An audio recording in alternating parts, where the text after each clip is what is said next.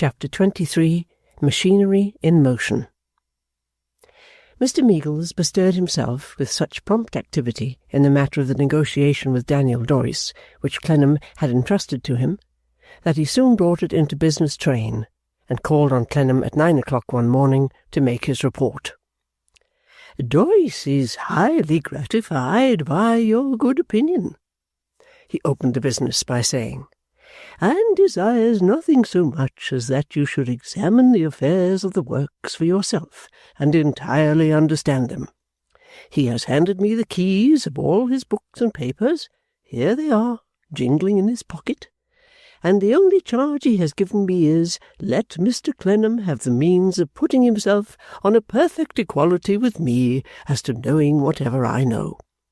If it should come to nothing after all, he will respect my confidence. Unless I was sure of that to begin with, I should have nothing to do with him. And there you see," said Mr. Meagles, "you have Daniel Doyce all over." "A very honourable character." "Oh, yes, to be sure, not a doubt of it. Odd, but very honourable. Very odd, though. Now, would you believe, Clennam," said Mr. Meagles, with a hearty enjoyment of his friend's eccentricity, "that I had a whole morning in what's-his-name yard?" "Bleeding Heart?"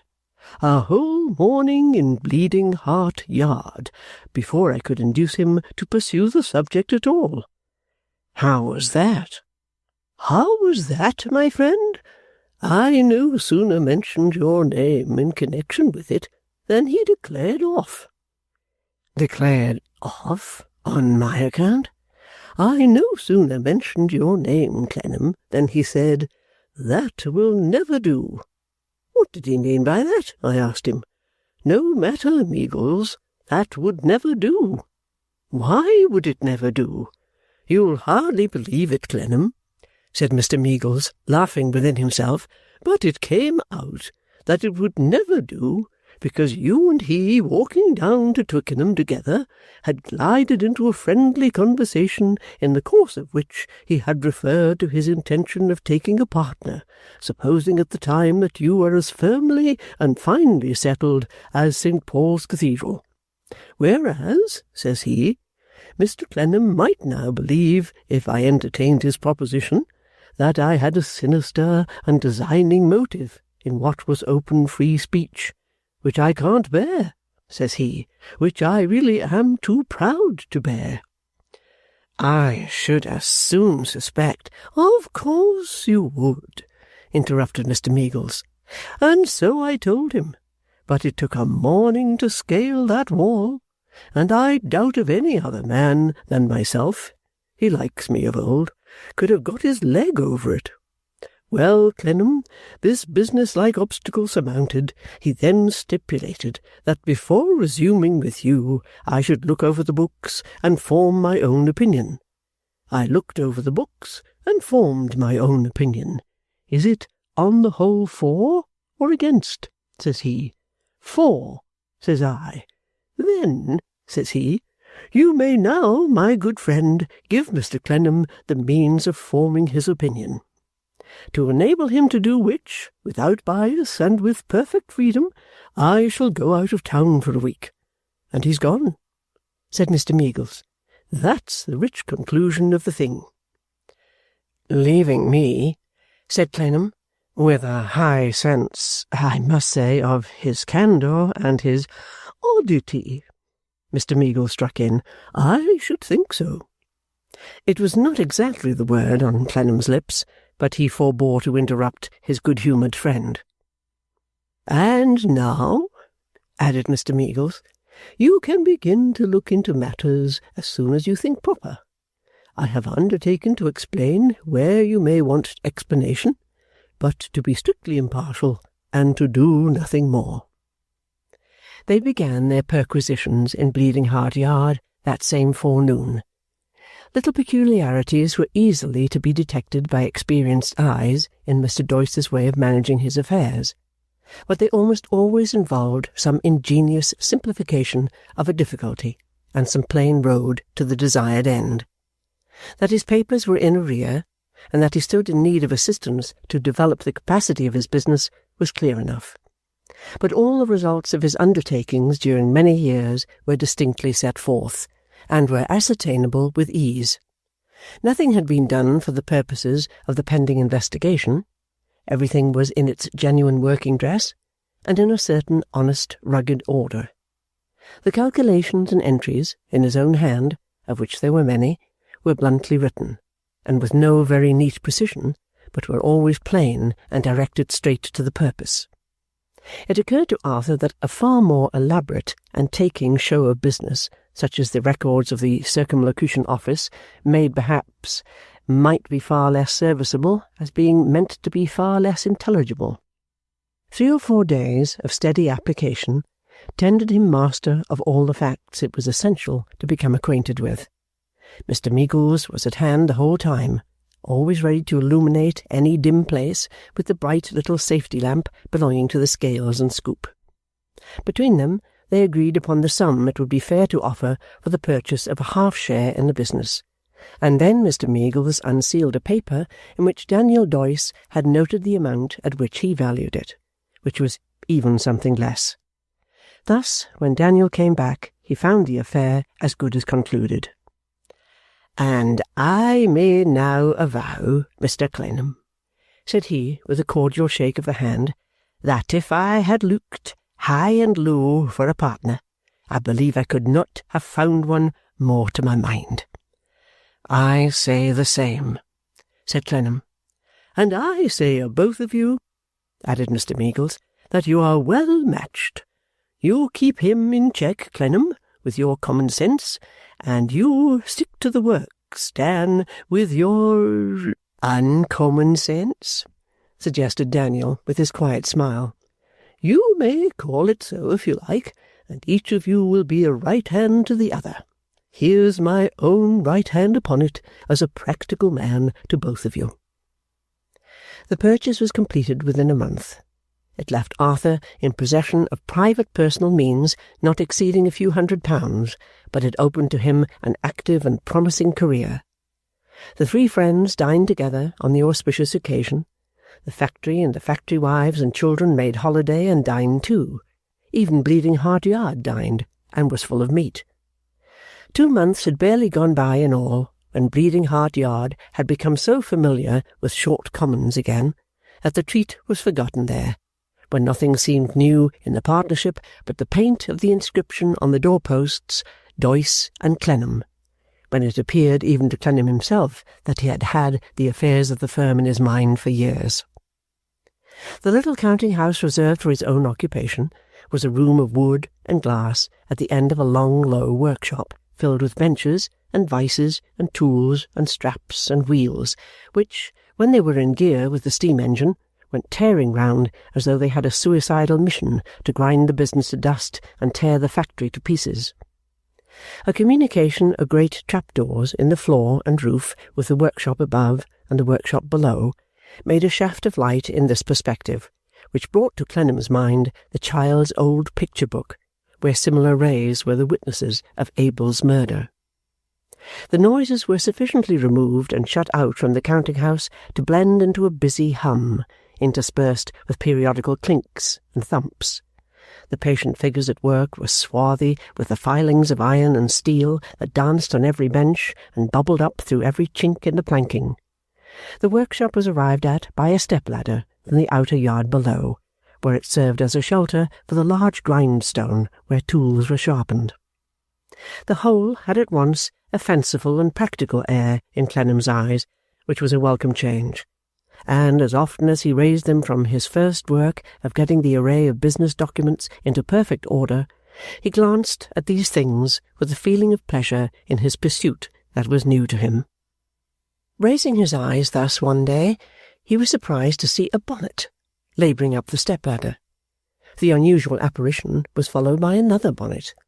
He then perceived that the first bonnet was on the head of Mr. F.'s aunt, and that the second bonnet was on the head of Flora, who seemed to have propelled her legacy up the steep ascent with considerable difficulty. Though not altogether enraptured at the sight of these visitors, Clennam lost no time in opening the counting-house door and extricating them from the workshop, a rescue which was rendered the more necessary by Mr. F.'s aunt already stumbling over some impediment and menacing steam power as an institution with a stony reticule she carried. Good gracious, Arthur! I should say, Mr. Clennam, far more proper. The climb we've had to get up here and however to get down again without a fire escape, and Mr. F.'s aunt slipping through the steps and bruised all over, and you in the machinery and foundry where to only think, and never told us. Thus Flora, out of breath. Meanwhile Mr. F.'s aunt rubbed her esteemed insteps with her umbrella and vindictively glared. Most unkind, never to have come back to see us since that day, though naturally it was not to be expected that there should be any attraction at our house, and you were much more pleasantly engaged, that's pretty certain. And is she fair or dark, blue eyes or black, I wonder? Not that I expect you should be anything but a perfect contrast to me in all particulars, for I am a disappointment, as I very well know, and you are quite right to be devoted, no doubt. Though what I am saying, Arthur, never mind, I hardly know myself, good gracious. By this time he had placed chairs for them in the counting-house. As Flora dropped into hers, she bestowed the old look upon him. "And to think of Doyce and Clennam, and who Doyce can be," said Flora. "Delightful man, no doubt, and married perhaps, or perhaps a daughter. Now has he really? Then one understands the partnership and sees it all. Don't tell me anything about it, for I know I've no claim to ask the question. The golden chain that once was forged being snapped and very proper." Flora put her hand tenderly on his, and gave him another of the youthful glances. "Dear Arthur, force of habit, Mr. Clennam, every way more delicate and adapted to existing circumstances, I must beg to be excused for taking the liberty of this intrusion, but I thought I might so far presume upon old times for ever faded, never more to bloom as to call with Mr. F.'s aunt to congratulate and offer best wishes. A great deal superior to China, not to be denied, much nearer, though higher up." "I am very happy to see you," said Clennam, "and I thank you, Flora, very much for your kind remembrance." "More than I can say it myself, at any rate," returned Flora, "for I might have been dead and buried 20 distinct times over, and no doubt whatever should have been before you had genuinely remembered me or anything like it, in spite of which one last remark I wish to make, one last explanation I wish to offer." "My dear Mrs. Finching," Arthur remonstrated in alarm. "Oh, not that disagreeable name. Say Flora." "Flora, is it worth troubling yourself afresh to enter into explanations? I assure you none are needed. I am satisfied. I am perfectly satisfied." A diversion was occasioned here by Mr. F.'s aunt making the following inexorable and awful statement. "There's milestones on the Dover Road." With such mortal hostility towards the human race did she discharge this missile, that Clennam was quite at a loss how to defend himself. The rather, as he had been already perplexed in his mind by the honour of a visit from this venerable lady, when it was plain she held him in the utmost abhorrence, he could not but look at her with disconcertment as she sat breathing bitterness and scorn and staring leagues away. Flora, however, received the remark as if it had been of a most apposite and agreeable nature, approvingly observing aloud that Mr. F.'s aunt had a great deal of spirit. Stimulated either by this compliment or by her burning indignation, that illustrious woman then added, "Let him meet it if he can," and with a rigid movement of her stony reticule, an appendage of great size and of a fossil appearance, indicated that Clennam was the unfortunate person at whom the challenge was hurled. "One last remark," resumed Flora. "I was going to say, I wish to make one last explanation. I wish to offer, Mr. F.'s aunt and myself would not have intruded on business hours, Mr. F. having been in business, and though the wine trade still business is equally business, call it what you will, and business habits are just the same as witness Mr. F. himself, who had his slippers always on at the mat at 10 minutes before 6 in the afternoon, and his boots inside the fender at 10 minutes before 8 in the morning, to the moment, in all weathers, light or dark, would not therefore have intruded without a motive, which being kindly meant, it may be hoped will be kindly taken, Arthur, Mr. Clennam, far more proper, even Doyce and Clennam probably more businesslike." "Pray say nothing in the way of apology," Arthur entreated. "You are always welcome." "Very polite of you to say so, Arthur. Oh, cannot remember, Mr. Clennam, until the word is out. Such is the habit of times for ever fled, and so true it is that often the stilly night ere slumber's chain has bound people, fond memories brings the light of other days around people. Very polite, but more polite than true, I'm afraid, for to go into the machinery business without so much as sending a line or a card to papa. I don't say me, though there was a time, but that is past, and stern reality is now, my gracious, never mind. Oh, does not look like it, you must confess." Even Flora's commas seemed to have fled on this occasion. She was so much more disjointed and voluble than in the preceding interview. "No, indeed," she hurried on. "Nothing else is to be expected, and why should it be expected? And if it's not to be expected, why should it be? And I am far from blaming you or any one. When your mamma and my papa worried us to death and severed the golden bowl, I mean bond, but I dare say you know what I mean, and if you don't lose much and care just as little, I will venture to add, when they severed the golden bond that bound us and threw us into fits of crying on the sofa, nearly choked at least myself, everything was changed, and in giving my hand to Mr. F., I know I did so with my eyes open, but he was so very unsettled and in such low spirits that he had distractedly alluded to the river, if not oil of something from the chemist's, and I did it for the best." "My good Flora, we settled that before. It was all quite right." "It's perfectly clear you think so," returned Flora, "for you take it very coolly. If I hadn't known it to be China, I should have guessed myself the polar regions. Dear Mr. Clennam, you're right, however, and I cannot blame you, but after Dorrit, Clennam papa's property being about here, we heard it from Pancks, and but for him we never should have heard one word about it, I am satisfied." No, don't say that." "What nonsense not to say it, Arthur. Dorrit and Clennam. Easier and less trying to me than Mr. Clennam, when I know it and you know it too and can't deny it." "But I do deny it, Flora. I should soon have made you a friendly visit." "Ah," said Flora, tossing her head. "I dare say."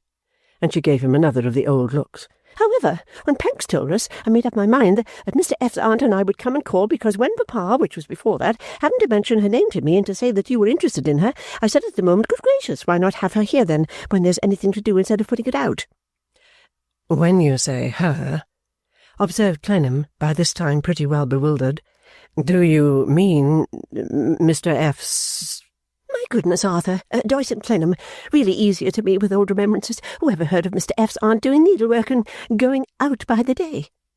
"Going out by the day? Do you speak of little Dorrit?" "Why, yes, of course," returned Flora. "And of all the strangest names I ever heard, the strangest, like a place down in the country with a turnpike, or a favourite pony, or a puppy, or a bird, or something from a seed shop to be put in a garden or a flower pot and come up speckled." "Then, Flora," said Arthur, with a sudden interest in the conversation, "Mr. Casby was so kind as to mention little Dorrit to you, was he? What did he say?" "Oh, you know what papa is," rejoined Flora, "and how aggravatingly he sits looking beautiful and turning his thumbs over and over one another till he makes me giddy. If one keeps one's eyes upon him, he said, when we were talking of you, I don't know who began the subject, Arthur, but I'm sure it wasn't me, at least I hope not, but you really must excuse my confessing more on that point."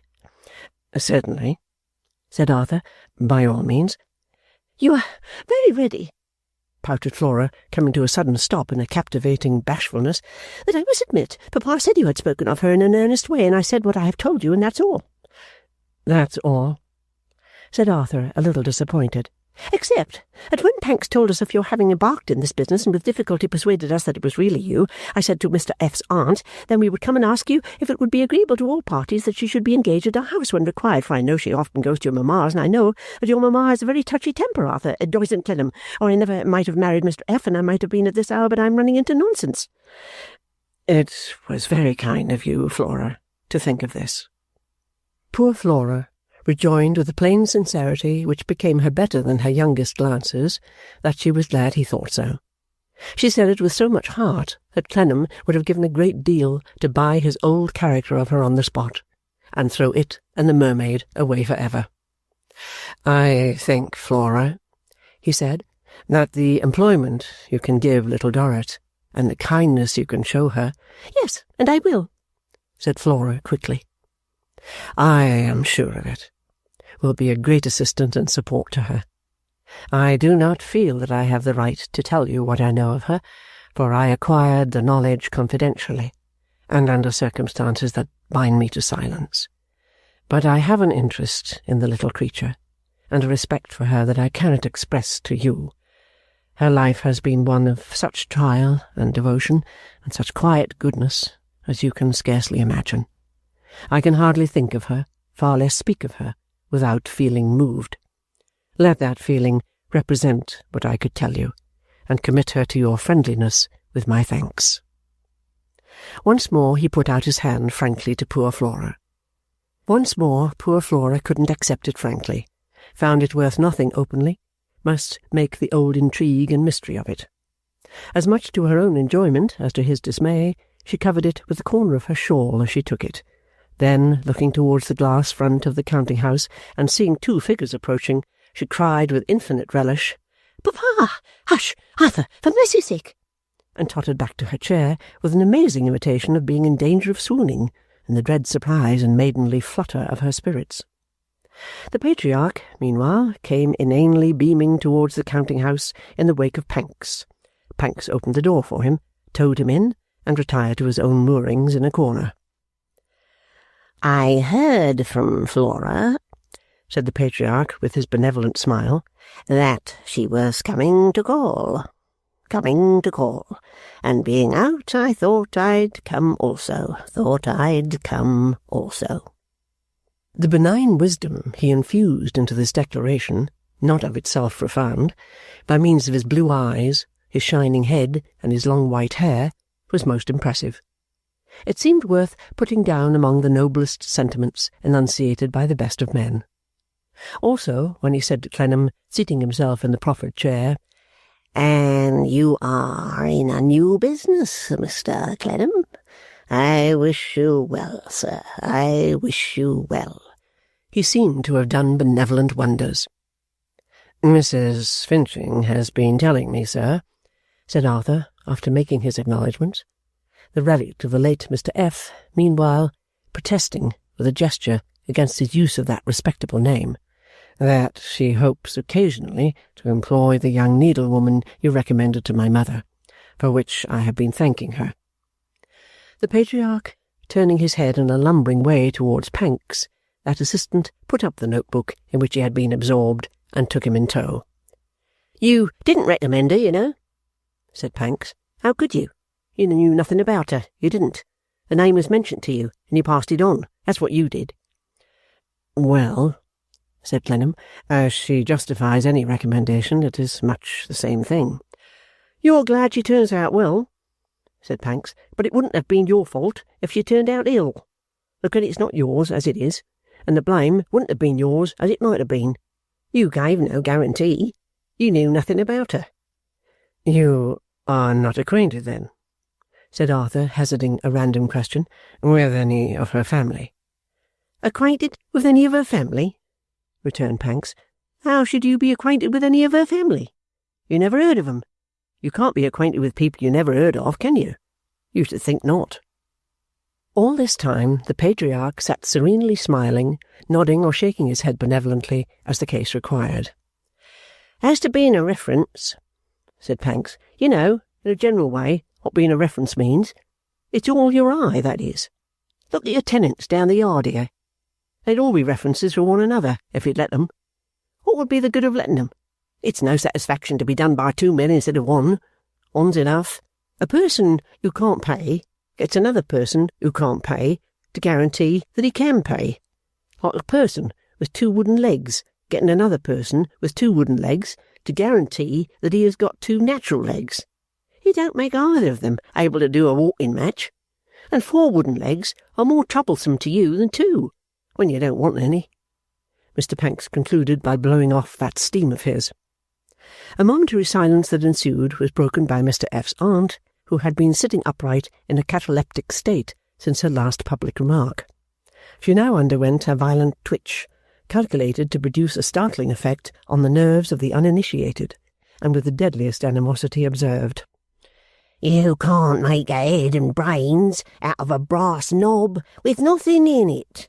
You can't do it when your Uncle George was living, much less when he's dead." Mr. Pancks was not slow to reply with his usual calmness. "Indeed, ma'am. Bless my soul, I'm surprised to hear it." Despite his presence of mind, however, the speech of Mr. F.'s aunt produced a depressing effect on the little assembly. Firstly, because it was impossible to disguise that Clennam's unoffending head was the particular temple of reason depreciated, and secondly, because nobody ever knew on these occasions whose Uncle George was referred to, or what spectral presence might be invoked under that appellation.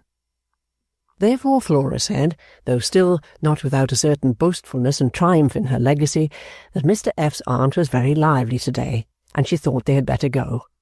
But Mr. F.'s aunt proved so lively as to take the suggestion in unexpected dudgeon and declare that she would not go, adding, with several injurious expressions, that if he, too evidently meaning Clennam, wanted to get rid of her, let him chuck her out of window, and urgently expressing her desire to see him perform that ceremony.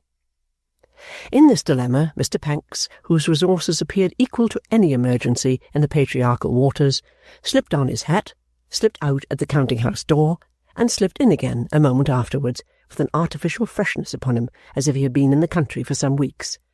"Why, bless my heart, ma'am," said Mr. Pancks, rubbing up his hair in great astonishment. "Is that you? How do you do, ma'am? You're looking charming to-day. I'm delighted to see you. Favour me with your arm, ma'am. We'll have a little walk together, you and me, if you'll honour me with your company." And so escorted Mr. F.'s aunt down the private staircase of the counting-house with great gallantry and success. The patriarchal Mr. Casby then rose with the air of having done it himself, and blandly followed, leaving his daughter, as she followed in her turn, to remark to her former lover in a distracted whisper, which she very much enjoyed, that they had drained the cup of life to the dregs, and further to hint mysteriously that the late Mr. F. was at the bottom of it. Alone again, Clennam became a prey to his old doubts in reference to his mother and little Dorrit, and revolved the old thoughts and suspicions. They were all in his mind, blending themselves with the duties he was mechanically discharging, when a shadow on his papers caused him to look up for the cause. The cause was Mr. Pancks, with his hat thrown back upon his ears as if his wiry prongs of hair had darted up like springs and cast it off, with his jet-black beads of eyes inquisitively sharp, with the fingers of his right hand in his mouth that he might bite the nails, and with the fingers of his left hand in reserve in his pocket for another course. Mr. Pancks cast his shadow through the glass upon the books and papers. Mr. Pancks asked, with a little inquiring twist of his head, if he might come in again. Clennam replied with a nod of his head in the affirmative. Mr. Pancks worked his way in, came alongside the desk, made himself fast by leaning his arms upon it, and started conversation with a puff and a snort. "Mr. F.'s aunt is appeased, I hope," said Clennam. "All right, sir," said Pancks. "I am so unfortunate as to have awakened a strong animosity in the breast of that lady," said Clennam. "Do you know why?" "Does she know why?" said Pancks. "I suppose not." "I suppose not," said Pancks. He took out his notebook, opened it, shut it, dropped it into his hat, which was beside him on the desk, and looked in it as it lay at the bottom of the hat, all with a great appearance of consideration. "Mr. Clennam," he then began, "I am in want of information, sir." "Connected with this firm?" asked Clennam. "No," said Pancks. "With what then, Mr. Pancks? That is to say, assuming that you want it of me." "Yes, sir, yes, I want it of you," said Pancks. "If I could persuade you to furnish it. A, B, C, D, D, A, D, E, D, I, D, O. Dictionary order. Dorrit. That's the name, sir." Mr. Pancks blew off his peculiar noise again, and fell to at his right-hand nails. Arthur looked searchingly at him. He returned the look.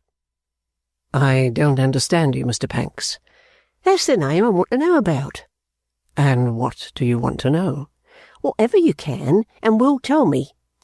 This comprehensive summary of his desires was not discharged without some heavy labouring on the part of Mr. Pancks' machinery. "This is a singular visit, Mr. Pancks. It strikes me as rather extraordinary that you should come with such an object to me." "It may be all extraordinary altogether," returned Pancks. "It may be out of the ordinary course, and yet be business. In short, it is business. I am a man of business. What business have I in this present world except to stick to business? No business." With his former doubt whether this dry-hard personage were quite in earnest, Clennam again turned his eyes attentively upon his face. It was as scrubby and dingy as ever, and as eager and quick as ever, and he could see nothing lurking in it that was at all expressive of a latent mockery that had seemed to strike upon his ear in the voice. "Now," said Pancks, "to put this business on its own footing, it's not my proprietor's." "Do you refer to Mr. Casby as your proprietor?" Pancks nodded. "My proprietor. Put a case. Say, at my proprietor's, I hear name. name of young person Mr. Clennam wants to serve. Say, name first mentioned to my proprietor by Plornish in the yard. Say, I go to Plornish. Say, I ask Plornish, as a matter of business, for information. Say, Plornish, though 6 weeks in arrear to my proprietor, declines. Say, Mrs. Plornish declines. Say, both refer to Mr. Clennam. Put the case. Well, sir, returned Pancks. Say I come to him. Say, here I am. With those prongs of hair sticking up all over his head, and his breath coming and going very hard and short, the busy Pancks fell back a step, in tug metaphor took half a turn astern, as if to show his dingy hull complete, then forged ahead again, and directed his quick glance by turns into his hat where his notebook was, and into Clennam's face. Mr. Pancks, not to trespass on your grounds of mystery, I will be as plain with you as I can. Let me ask 2 questions. First— All right, said Pancks, holding up his dirty forefinger with his broken nail. I see. What's your motive? Exactly. Motive, said Pancks. Good. Nothing to do with my proprietor. Not stateable at present. Ridiculous to state at present, but good desiring to serve your young person, name of Dorrit, said Pancks, with his forefinger still up as a caution. Better admit motive to be good. Secondly, and lastly, what do you want to know? Mr. Pancks fished up his notebook before the question was put, and buttoning it with care in an inner breast pocket, and looking straight at Clennam all the time, replied with a pause and a puff, I want supplementary information of any sort. Clennam could not withhold a smile, as the panting little steam-tug, so useful to that unwieldy ship, the Casby, waited on and watched him, as if it were seeking an opportunity of running in and rifling him of all he wanted before he could resist its manoeuvres, though there was that in Mr. Pancks' eagerness too, which awakened many wondering speculations in his mind. After a little consideration, he resolved to supply Mr. Pancks with such leading information as it was in his power to impart him, well knowing that Mr. Pancks, if he failed in his present research, was pretty sure to find other means of getting it. He therefore, first requesting Mr. Pancks to remember his voluntary declaration that his proprietor had no part in the disclosure, and that his own intentions were good, 2 declarations which that coaly little gentleman with the greatest ardour repeated, openly told him that as to the Dorrit lineage, or former place of habitation, he had no information to communicate, and that his knowledge of the family did not extend beyond the fact that it appeared to be now reduced to 5 members, namely, to 2 brothers, of whom one was single and one a widower with 3 children. The ages of the whole family he made known to Mr. Pancks, as nearly as he could guess at them, and finally he described to him the position of the father of the Marshalsea, and the course of time and events through which he had become invested with that character. To all this Mr. Pancks, snorting and blowing in a more and more portentous manner as he became more interested, listened with great attention, appearing to derive the most agreeable sensations from the painfullest parts of the narrative, and particularly to be quite charmed by the account of William Dorrit's long imprisonment. In conclusion, Mr. Pancks, said Arthur, I have but to say this. I have reasons beyond a personal regard for speaking as little as I can of the Dorrit family, particularly at my mother's house. Mr. Pancks nodded. And for knowing as much as I can. So devoted a man of business as you are, eh? For Mr. Pancks had certainly made that blowing effort with unusual force. It's nothing, said Pancks. So devoted a man of business as yourself has a perfect understanding of a fair bargain. I wish to make a fair bargain with you, that you shall enlighten me concerning the Dorrit family when you have it in your power, as I have enlightened you.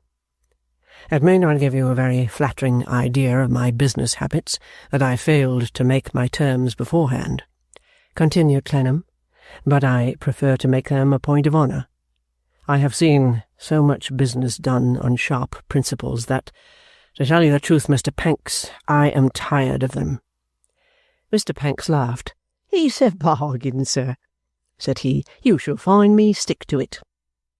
After that, he stood a little while looking at Clennam, and biting his 10 nails all round, evidently while he fixed in his mind what he had been told, and went over it carefully before the means for supplying a gap in his memory should be no longer at hand. "It's all right," he said at last.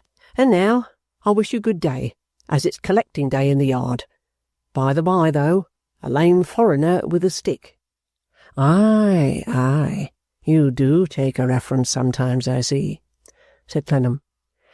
"When he can pay, sir," replied Pancks. "Take all you can, and keep back all you can't be forced to give up. That's business. The lame foreigner with the stick wants a top room down the yard. Is he good for it?" "I am," said Clennam. "I will answer for him." "That's enough. What I must have a bleeding heart yard," said Pancks, making a note of the case in his book, "is my bond. I want my bond, you see. Pay up or produce your property. That's the watchword down the yard. The lame foreigner with the stick represented that you sent him, but he could represent as far as that goes that the great Mogul sent him. He was in the hospital, I believe."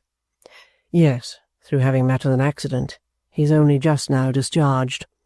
"It's pauperising a man, sir, I've been shown, to let him into a hospital," said Pancks, and again blew off that remarkable sound. "I have been shown so, too," said Clennam coldly. Mr. Pancks, being by that time quite ready for a start, got under steam in a moment, and, without any other signal or ceremony, was snorting down the step-ladder and working into Bleeding Heart Yard before he seemed to be well out of the counting-house. Throughout the remainder of the day, Bleeding Heart Yard was in consternation, as the grim Pancks cruised in it, haranguing the inhabitants on their backslidings in respect of payment, demanding his bond, breathing notices to quit and executions, running down defaulters, sending a swell of terror on before him, and leaving it in his wake. Knots of people, impelled by a fatal attraction, lurked outside any house in which he was known to be, listening for fragments of his discourses to the inmates, and, when he was rumoured to be coming down the stairs, often could not disperse so quickly but that he would be prematurely in among them, demanding their own arrears and rooting them to the spot. Throughout the remainder of the day, Mr. Panks's "What were they up to?" and "What did they mean by it?" sounded all over the yard. Mr. Pancks wouldn't hear of excuses, wouldn't hear of complaints, wouldn't hear of repairs, wouldn't hear of anything but unconditional money down.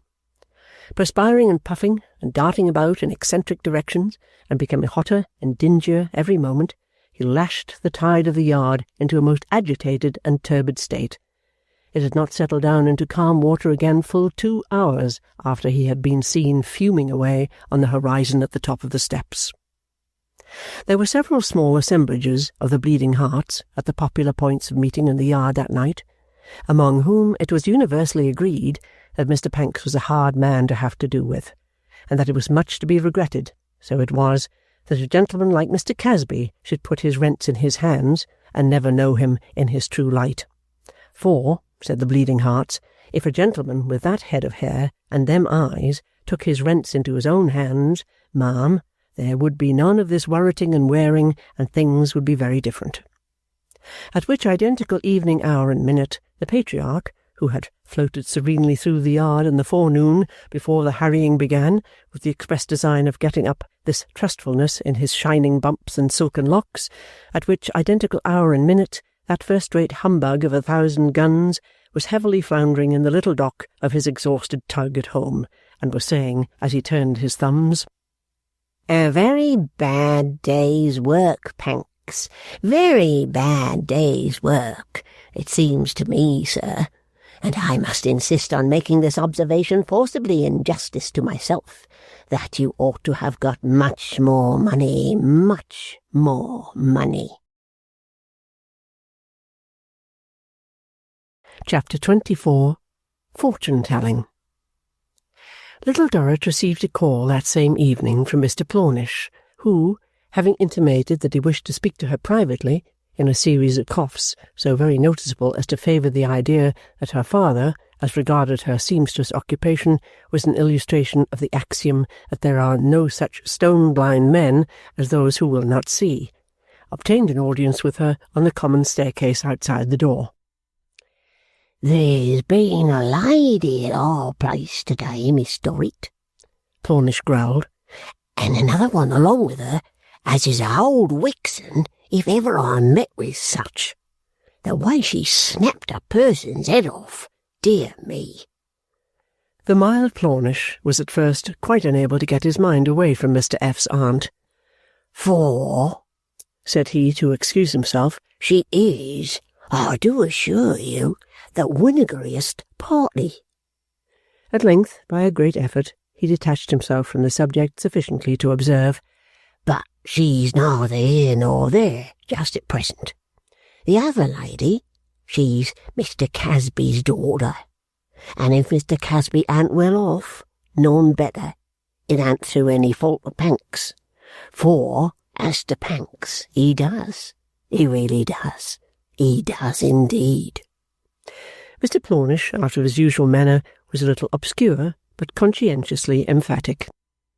"And what she come to our place for," he pursued, "was to leave word that if Miss Dorrit would step up to that card, which it's Mr. Casby's house, that is, and Pancks, he has office at the back, where he really does, beyond belief, she will be glad for to engage her. She was a old and a dear friend, she said, particular, of Mr. Clennam, and hoped for to prove herself a useful friend to his friend. Them was her words. Wishing to know whether Miss Dorrit could come tomorrow morning, I said I would see you, miss, and inquire, and look round there tonight to say yes, or, if you was engaged tomorrow, when."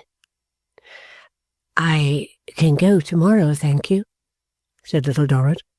"This is very kind of you, but you're always kind." Mr. Plornish, with a modest disavowal of his merits, opened the room door for her readmission, and followed her in with such an exceedingly bald pretence of not having been out at all, that her father might have observed it without being very suspicious. In his affable unconsciousness, however, he took no heed.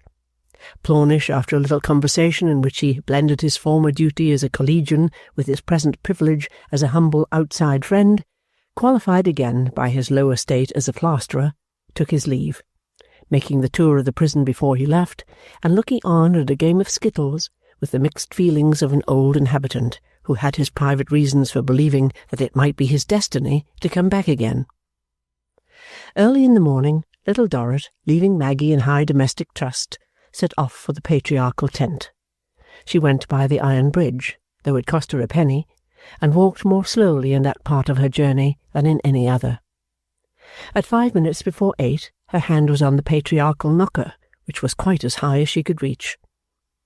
She gave Mrs. Finching's card to the young woman who opened the door, and the young woman told her that Miss Flora, having on her return to the parental roof reinvested herself with the title under which she had lived there, was not yet out of her bedroom, but she was to please to walk up into Miss Flora's sitting-room. She walked up into Miss Flora's sitting-room, as in duty bound, and there found a breakfast table comfortably laid for two, with a supplementary tray upon it laid for one.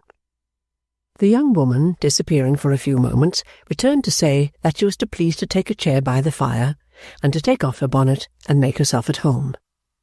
But Little Dorrit, being bashful, and not used to make herself at home on such occasions, felt at a loss how to do it. So she was still sitting near the door with her bonnet on, when Flora came in a hurry, half an hour afterwards. Flora was so sorry to have kept her waiting, and good gracious, why did she sit out there in the cold, when she had expected to find her by the fire reading the paper, and hadn't that heedless girl given her the message then, and had she really been in her bonnet all this time, and pray for goodness sake let Flora take it off. Flora, taking it off in the best-natured manner in the world, was so struck with the face disclosed that she said, "Why, what a good little thing you are, my dear," and pressed her face between her hands like the gentlest of women. It was the word and the action of a moment. Little Dorrit had hardly time to think how kind it was when Flora dashed at the breakfast table full of business and plunged over head and ears into loquacity. Really so sorry that I should happen to be late on this morning of all mornings, because my intention and my wish was to be ready to meet you when you came in, and to say that anyone that interested Arthur Clennam half so much must interest me, and that I gave you the heartiest welcome and was so glad, instead of which they never called me, and there I still am snoring. I dare say if the truth was known, and if you don't like either cold fowl or hot-boiled ham, which many people don't, I dare say, besides Jews, and there's our scruples of conscience, which you must all respect, though I must say I wish they had them equally strong when they sell us false articles, for real, it certainly ain't worth the money. I shall be quite vexed," said Flora. Little Dorrit thanked her and said shyly bread and butter and tea was all she usually— "Oh, nonsense, my dear child, I can never hear of that," said Flora, turning on the urn in the most reckless manner and making herself wink by splashing hot water into her eyes as she bent down to look into the teapot. "You're coming here on the footing of a friend and companion, you know. If you'll let me take that liberty, and I should be ashamed of myself indeed if you could come here upon any other, besides which Arthur Clennam spoke in such terms. You are tired, my dear?" "No, ma'am." "You turn so pale. You have walked too far before breakfast, and I dare say live a great way off and ought to have had a ride," said Flora. "Dear, dear, is there anything that would do you good?" "Indeed, I'm quite well, ma'am. I thank you again and again, but I'm quite well." "Then take your tea at once, I beg," said Flora. "And this wing of fowl and bit of ham. Don't mind me or wait for me, because I always carry in this tray myself to Mr. F.'s aunt, who breakfasts in bed, and a charming old lady too, and very clever. Portrait of Mr. F. behind the door, and very like, though. Too much forehead, and as to a pillar with a marble pavement and balustrades in a mountain, I never saw him near it, or not likely in the wine trade. Excellent man, but not at all in that way." Little Dorrit glanced at the portrait, very imperfectly following the references to that work of art. "Mr. F. was so devoted to me that he never could bear me out of his sight," said Flora, "though of course I am unable to say how long that might have lasted if he hadn't been cut short while I was a new broom. Worthy man, but not poetical, manly prose, but not romance." Little Dorrit glanced at the portrait again. The artist had given it a head that would have been, in an intellectual point of view, top-heavy for Shakespeare. "Romance, however," Flora went on, busily arranging Mr. F.'s aunt's toast, "as I openly said to Mr. F. when he proposed to me, and you will be surprised to hear that he proposed 7 times, once in a hackney coach, once in a boat, once in a pew, once on a donkey at Tunbridge Wells, and the rest on his knees. Romance was fled with the early days of Arthur Clennam. Our parents tore us asunder. We became marble, and stern reality usurped the throne. Mr. F. said, very much to his credit, that he was perfectly aware of it, and even preferred that state of things accordingly. The word was spoken, the fiat went forth, and such is life, you see, my dear, and yet we do not break but bend. Pray make a good breakfast while I go in with the tray." She disappeared, leaving Little Dorrit to ponder over the meaning of her scattered words. She soon came back again, and at last began to take her own breakfast, talking all the while.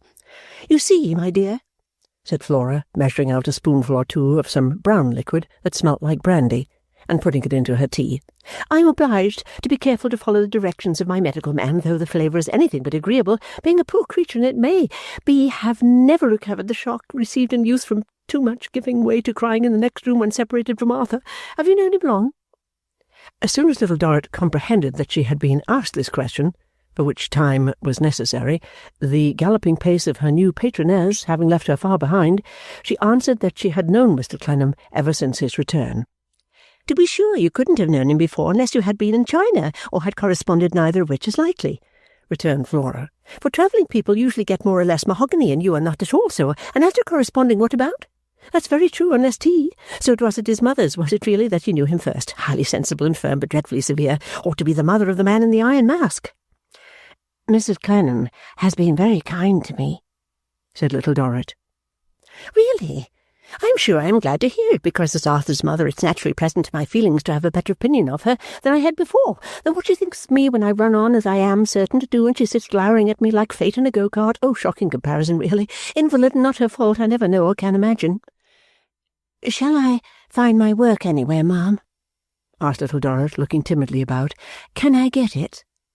"You industrious little fairy," returned Flora, taking, in another cup of tea, another of the doses prescribed by her medical man. "There's not the slightest hurry, and it's better that we should begin by being confidential about our mutual friend. Too cold a word for me, at least, I don't mean that. Very proper expression, mutual friend. Then become, through mere formalities, not you, but me, like the Spartan boy with the fox biting him, which I hope you'll excuse my bringing up for all of the tiresome boys that will go tumbling into every sort of company with boys that tiresome." Little Dorrit, her face very pale, sat down again to listen. "Hadn't I better work the while?" she asked. "I can work and attend, too. I would rather, if I may." Her earnestness was so expressive of her being uneasy without her work that Flora answered, "Well, my dear, whatever you like best," and produced a basket of white handkerchiefs. Little Dorrit gladly put it by her side, took out her little pocket housewife, threaded the needle, and began to hem.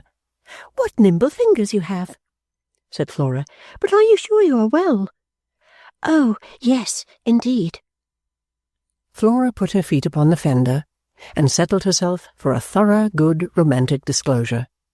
She started off at score, tossing her head, sighing in the most demonstrative manner, making a great deal of use of her eyebrows, and occasionally, but not often, glancing at the quiet face that bent over the work.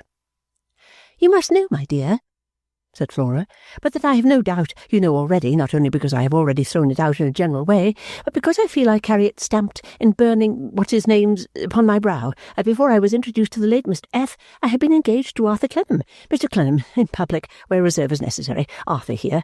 We are all in all to one another. It was the morning of life. It was bliss. It was frenzy. It was everything else of that sort in the highest degree. One rent asunder, we turned to stone, in which capacity Arthur went to China, and I became the statue bride of the late Mr. F." Flora, uttering these words in a deep voice, enjoyed herself immensely.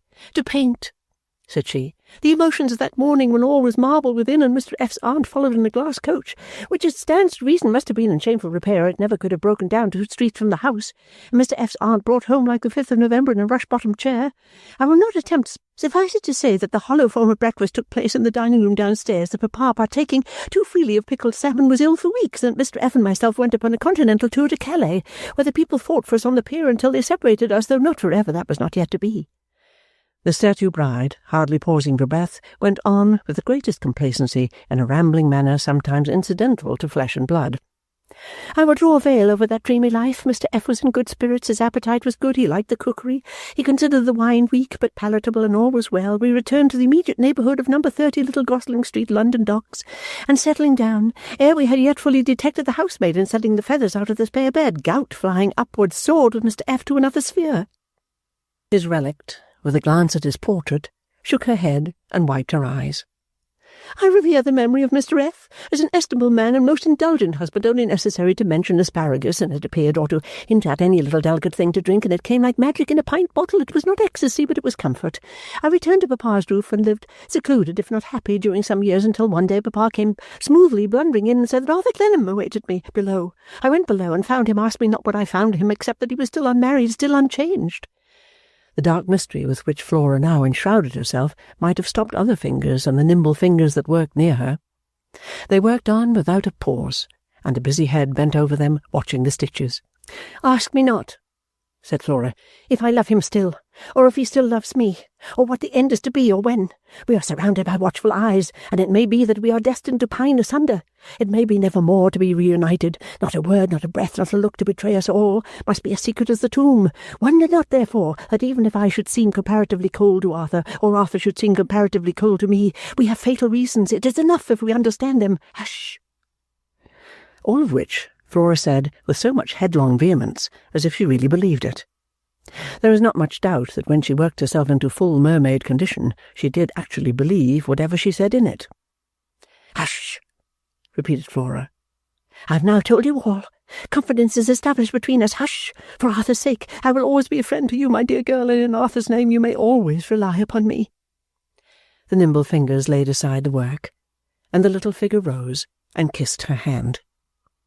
"You are very cold," said Flora, changing to her own natural, kind-hearted manner, and gaining greatly by the change.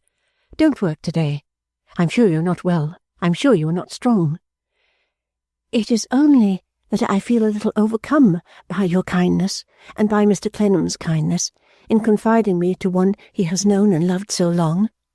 "Well, really, my dear," said Flora, who had a decided tendency to be always honest when she gave herself time to think about it, "it's as well to leave that alone for now, for I couldn't undertake to say after all, but it doesn't signify. Lie down a little while."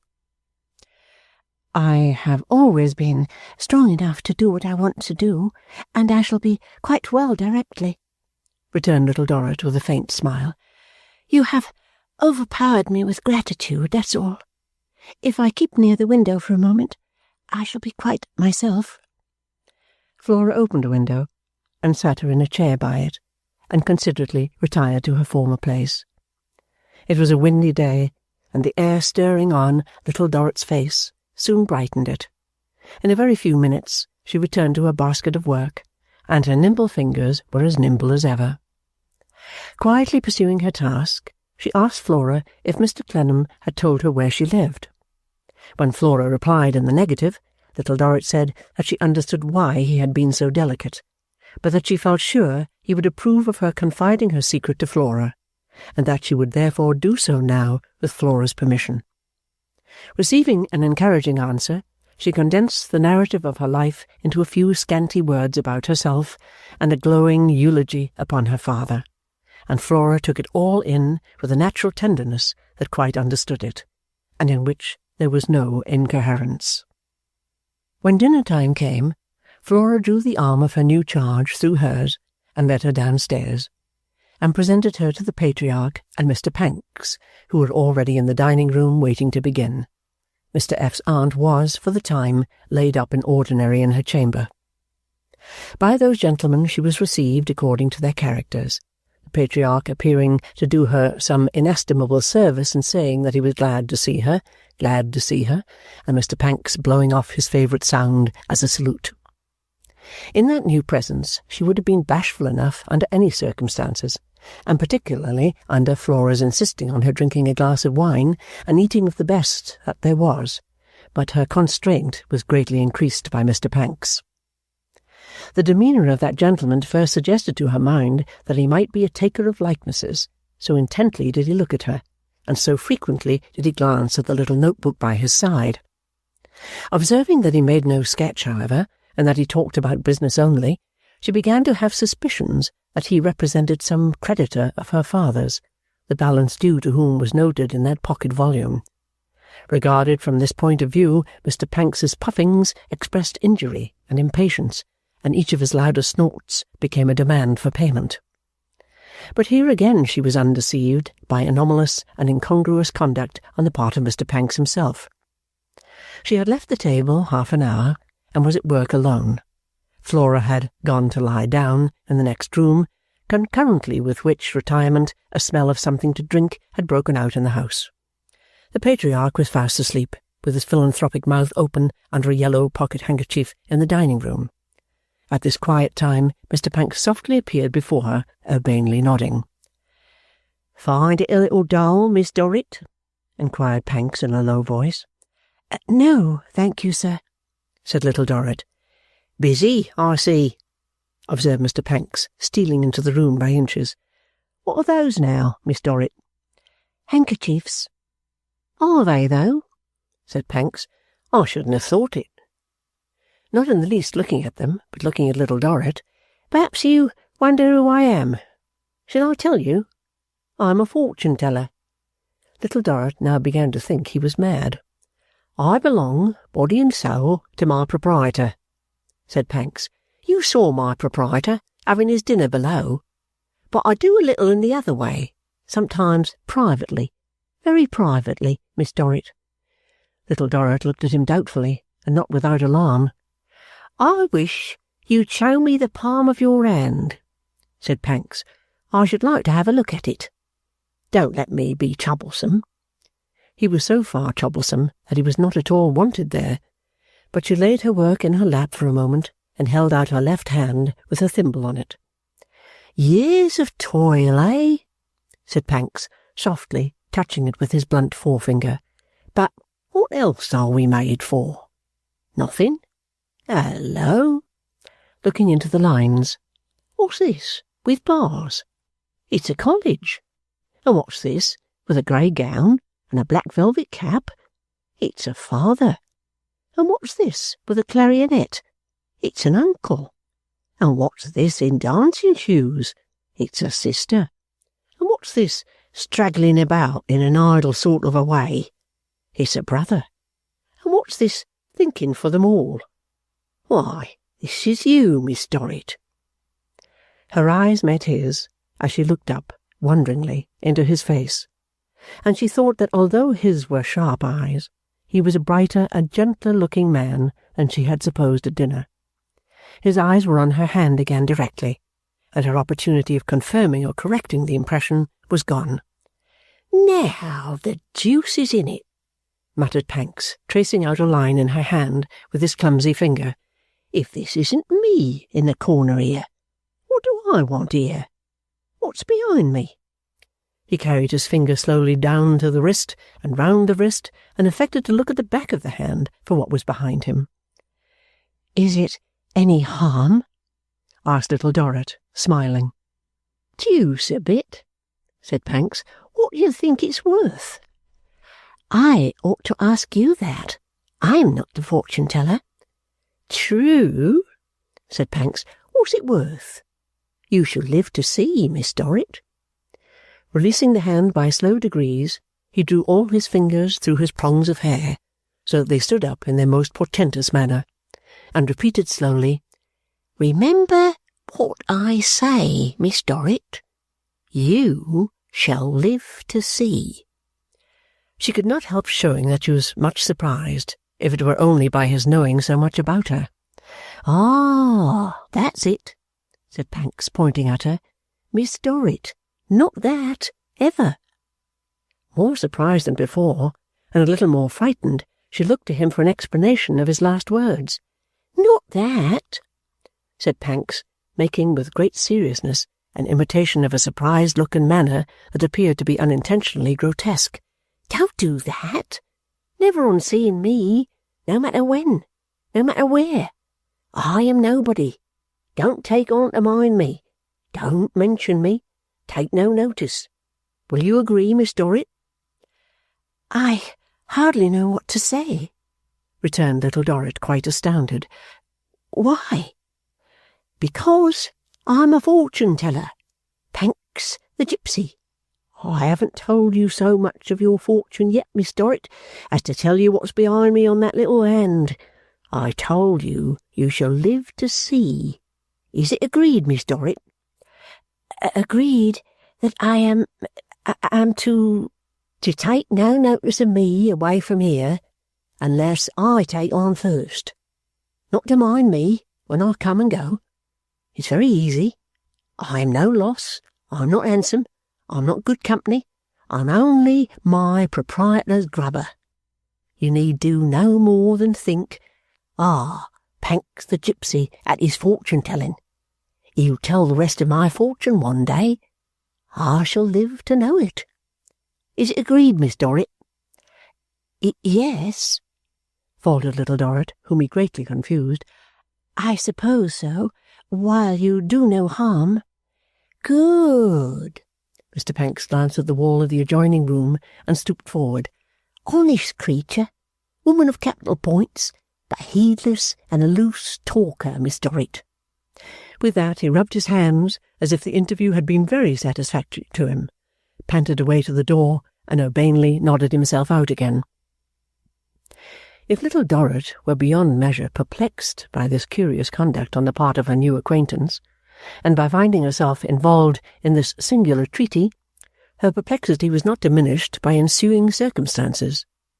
Besides that Mr. Pancks took every opportunity afforded him in Mr. Casby's house of significantly glancing at her and snorting at her, which was not much after what he had done already, he began to pervade her daily life. She saw him in the street constantly. When she went to Mr. Casby's, he was always there. When she went to Mrs. Clennam's, he came there on any pretence, as if to keep her in his sight. A week had not gone by when she found him, to her astonishment, in the lodge one night, conversing with the turnkey on duty, and to all appearance one of his familiar companions.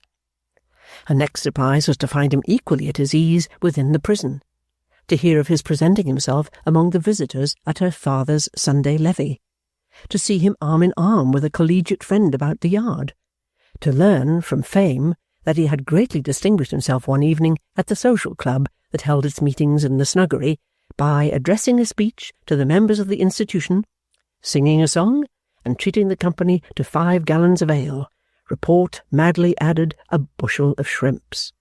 The effect on Mr. Plornish of such of these phenomena as he became an eye-witness of in his faithful visits made an impression on Little Dorrit only second to that produced by the phenomena themselves.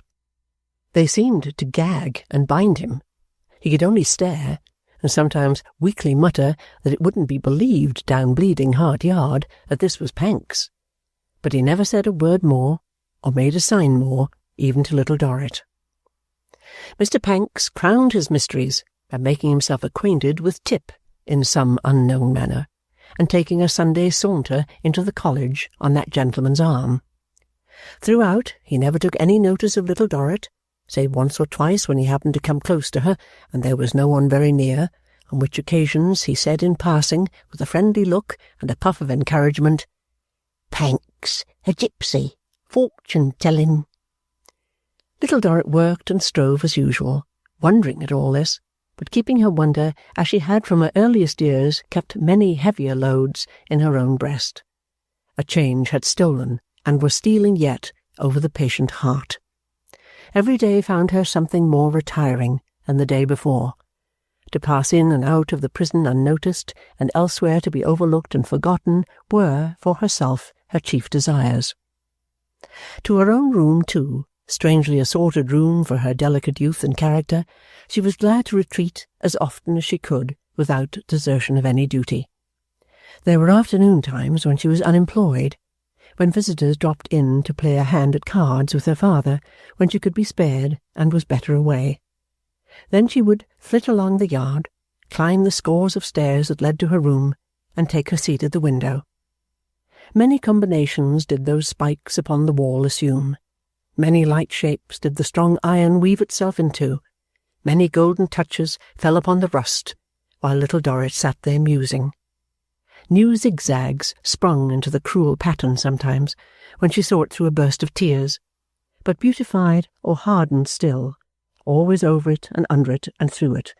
She was fain to look in her solitude, seeing everything with that ineffaceable brand. A garret, and a Marshalsea garret without compromise, was Little Dorrit's room. Beautifully kept, it was ugly in itself, and had little but cleanliness and air to set it off. For what embellishment she had ever been able to buy had gone to her father's room. Howbeit, for this poor place she showed an increasing love, and to sit in it alone became her favourite rest. Insomuch that on a certain afternoon during the Pancks mysteries, when she was seated at her window, and heard Maggie's well-known step coming up the stairs, she was very much disturbed by the apprehension of being summoned away. As Maggie's step came higher up and nearer, she trembled and faltered, and it was as much as she could do to speak when Maggie at length appeared. "Please, little mother," said Maggie, panting for breath, "you must come down and see him. He's here." "Who, Maggie?" "Who? Of course, Mr. Clennam. He's in your father's room, and he says to me, 'Maggie, will you be so kind and go and say it's only me?'" "I'm not very well, Maggie. I had better not go. I'm going to lie down. See, I lie down now to ease my head. Say, with my grateful regard, that you left me so, or I would have come." "Well, it ain't very polite, though, little mother," said the staring Maggie, "to turn your face away, neither." Maggie was very susceptible to personal slights, and very ingenious in inventing them. "Putting both your hands afore your face, too," she went on. "If you can't bear the looks of a poor thing, it will be better to tell her so at once, and not go and shut her out like that, hurting her feelings and breaking her heart at 10-year-old, poor thing." "It's to ease my head, Maggie." "Well, and if you cry to ease your head, little mother, let me cry too. Don't go and have all the crying to yourself," expostulated Maggie. "That ain't not being greedy," and immediately began to blubber. It was with some difficulty that she could be induced to go back with the excuse, but the promise of being told a story, of old her great delight, on condition that she concentrated her faculties upon the errand and left her little mistress to herself for an hour longer, combined with the misgiving on Maggie's part that she had left her good temper at the bottom of the staircase, prevailed. So away she went, muttering her message all the way to keep it in her mind, and at the appointed time came back. "He was very sorry, I can tell you," she announced, "and wanted to send a doctor. And he's coming again tomorrow, he is, and I don't think he'll have a good sleep tonight, along of hearing about your head, little mother. Oh, my! Ain't you been a-crying?" "I think I have, a little, Maggie." "A little? Oh!" "But it's all over now. All over for good, Maggie, and my head is much better and cooler, and I am quite comfortable. I'm very glad I did not go down." Her great staring child tenderly embraced her, and having smoothed her hair and bathed her forehead and eyes with cold water, offices in which her awkward hands became skilful, hugged her again, exulted in her brighter looks, and stationed her in her chair by the window. Over against this chair, Maggie, with apoplectic exertions that were not at all required, dragged the box which was her seat on story-telling occasions, sat down upon it, hugged her own knees, and said, with a voracious appetite for stories and with widely opened eyes, "Now, little mother, let's have a good 'un."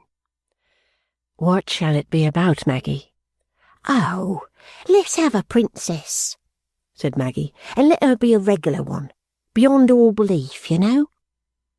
Little Dorrit considered for a moment, and with a rather sad smile upon her face, which was flushed by the sunset, began, "Maggie, there was once upon a time a fine king, and he had everything he could wish for, and a great deal more. He had gold and silver, diamonds and rubies, riches of every kind. He had palaces, and he had—" "Hospitals," interposed Maggie, still nursing her knees. "Let him have hospitals, because they're so comfortable. Hospitals with lots of chicken." "Yes, he had plenty of them, and he had plenty of everything." "Plenty of baked potatoes, for instance," said Maggie. "Plenty of everything." "Law!" chuckled Maggie, giving her knees a hug. "Wasn't it prime?" This king had a daughter who was the wisest and most beautiful princess that ever was seen. When she was a child, she understood all her lessons before her masters taught them to her, and when she was grown up, she was the wonder of the world. Now, near the palace where this princess lived, there was a cottage in which there was a poor little tiny woman who lived all alone by herself. "An old woman?" said Maggie, with an unctuous smack of her lips. "No, not an old woman, quite a young one." "I wonder she warn't afraid," said Maggie. "Go on, please." "The princess passed the cottage nearly every day, and whenever she went by in her beautiful carriage, she saw the poor tiny woman spinning at her wheel, and she looked at the tiny woman, and the tiny woman looked at her. So one day she stopped the coachman a little way from the cottage, and got out and walked on and peeped in at the door, and there, as usual, was the tiny woman spinning at her wheel, and she looked at the princess, and the princess looked at her. "Like trying to stare one another out," said Maggie. "Please go on, little mother." The princess was such a wonderful princess that she had the power of knowing secrets, and she said to the tiny woman, "Why do you keep it there?" This showed her directly that the princess knew why she lived all alone by herself, spinning at her wheel, and she kneeled down at the princess's feet and asked her never to betray her. So the princess said, "I never will betray you. Let me see it." So the tiny woman closed the shutter of the cottage window and fastened the door, and trembling from head to foot for fear that anyone should suspect her, opened a very secret place and showed the princess a shadow. "Law!" said Maggie. It was the shadow of someone who had gone by long before, of someone who had gone on far away, quite out of reach, never, never to come back. It was bright to look at, and when the tiny woman showed it to the princess, she was proud of it with all her heart as a great, great treasure. When the princess had considered it a little while, she said to the tiny woman, "And you keep watch over this every day?" And she cast down her eyes and whispered, "Yes." Then the princess said, "Remind me why." To which the other replied that no one so good and kind had ever passed that way, and that was why in the beginning. She said, too, that nobody missed it, that nobody was the worse for it, that someone had gone on to those who were expecting him. "Someone was a man, then?" interposed Maggie. Little Dorrit timidly said yes, she believed so, and resumed. "Had gone on to those who were expecting him, and that this remembrance was stolen or kept back from nobody." The princess made answer, "Ah, but when the cottager died, it would be discovered there." The tiny woman told her, no, when that time came, it would sink quietly into her own grave and would never be found. "Well, to be sure," said Maggie. "Go on, please." The princess was very much astonished to hear this, as you may suppose, Maggie. "And well she might be," said Maggie. So she resolved to watch the tiny woman, and see what came of it. Every day she drove in her beautiful carriage by the cottage door, and there she saw the tiny woman, always alone by herself, spinning at her wheel. And she looked at the tiny woman, and the tiny woman looked at her. At last, one day, the wheel was still, and the tiny woman was not to be seen. When the princess made inquiries why the wheel had stopped, and where the tiny woman was, she was informed that the wheel had stopped because there was nobody to turn it, the tiny woman being dead. "They ought to have took her to the hospital," said Maggie, "and then she'd have got over it." The princess, after crying a very little for the loss of the tiny woman, dried her eyes and got out of her carriage at the place where she had stopped it before, and went to the cottage and peeped in at the door. There was nobody to look at her now, and nobody for her to look at, so she went in at once to search for the treasured shadow. But there was no sign of it to be found anywhere, and then she knew that the tiny woman had told her the truth, and that it would never give anybody any trouble, and that it had sunk quietly into her own grave, and that she and it were at rest together. That's all, Maggie.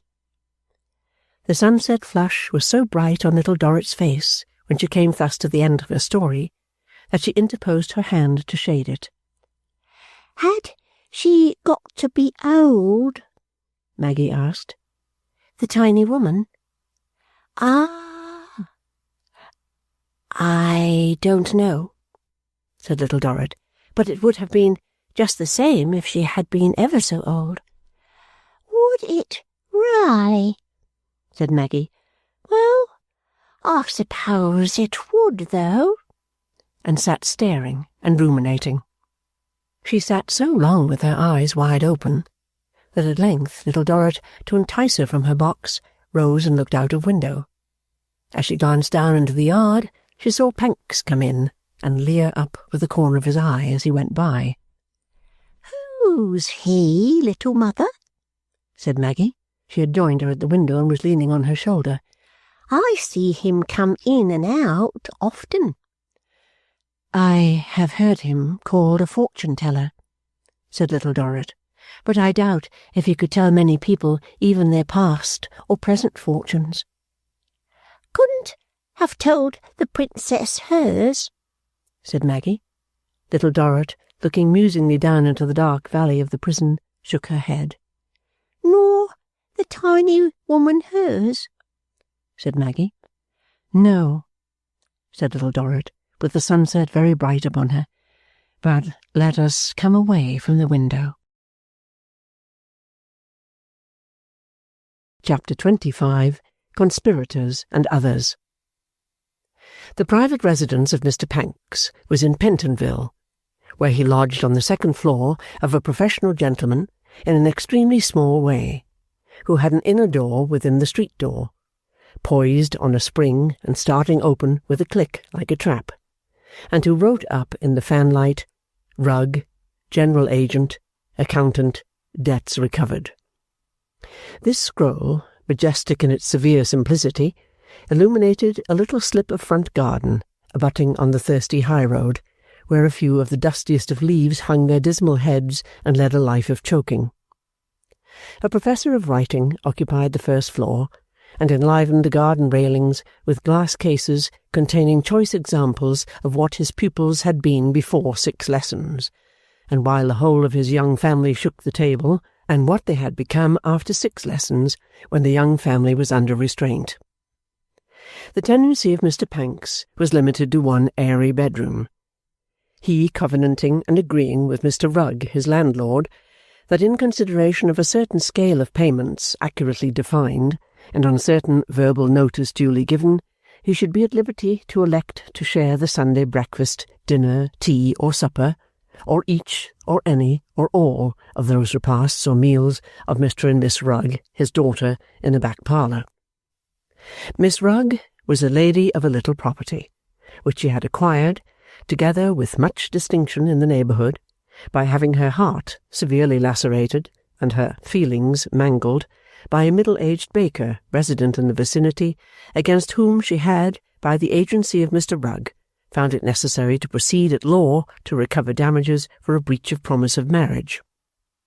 The baker having been, by the counsel for Miss Rugg, witheringly denounced on that occasion up to the full amount of 20 guineas, at the rate of about 18 pence an epithet, and having been cast in corresponding damages, still suffered occasional persecution from the youth of Pentonville.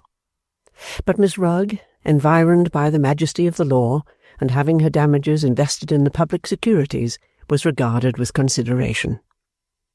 In the society of Mr. Rugg, who had a round white visage, as if all his blushes had been drawn out of him long ago, and who had a ragged yellow head like a worn-out hearth-broom, and in the society of Miss Rugg, who had little nankeen spots, like shirt-buttons, all over her face, and whose own yellow tresses were rather scrubby than luxuriant, Mr. Pancks had usually dined on Sundays for some years, and had twice a week, or so, enjoyed an evening collation of bread, Dutch cheese, and porter.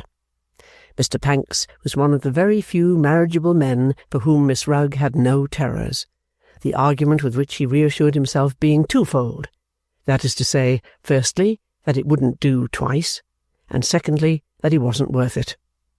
Fortified within this double armour, Mr. Pancks snorted at Miss Rugg on easy terms.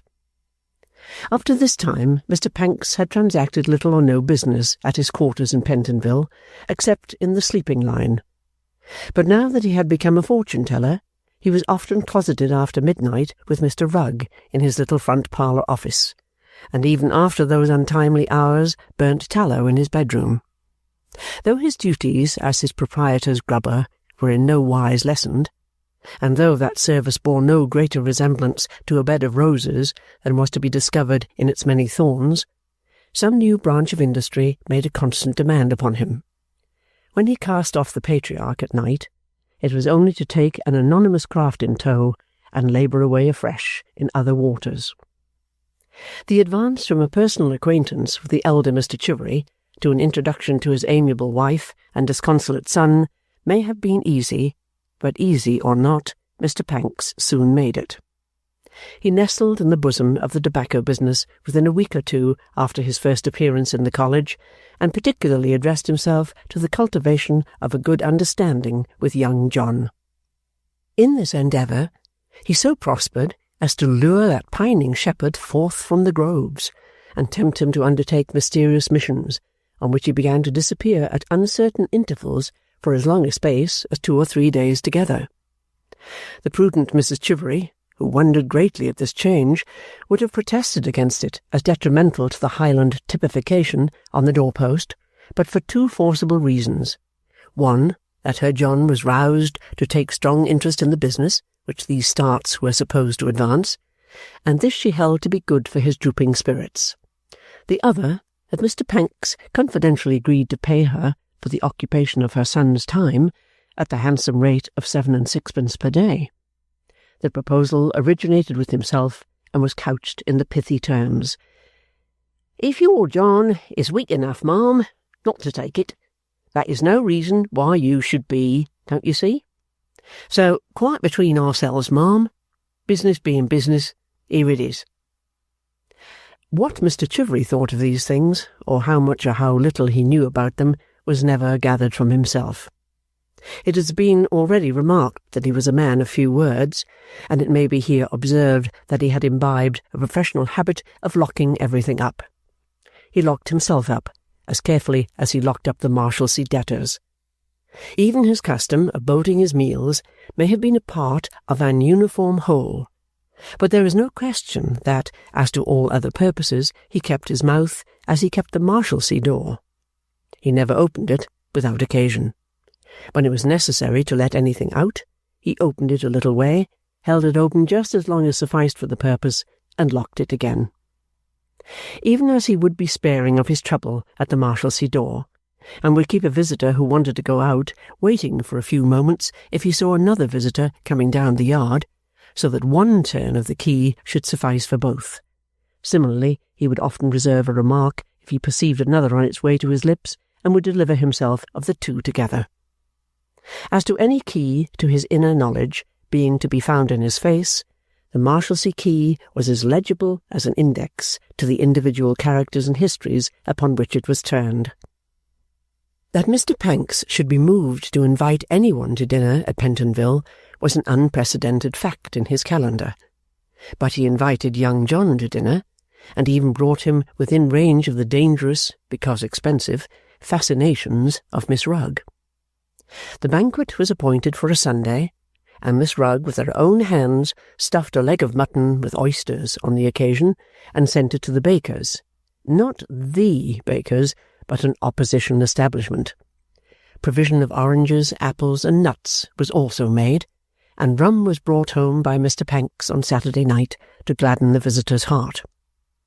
The store of creature comforts was not the chief part of the visitor's reception. Its special feature was a foregone family confidence and sympathy. When young John appeared at 1:30 without the ivory hand and waistcoat of golden sprigs, the sun shorn of his beams by disastrous clouds, Mr. Pancks presented him to the yellow-haired Ruggs as the young man he had so often mentioned who loved Miss Dorrit. "I am glad," said Mr. Rugg, challenging him specially in that character, "to have the distinguished gratification of making your acquaintance, sir. Your feelings do you honour.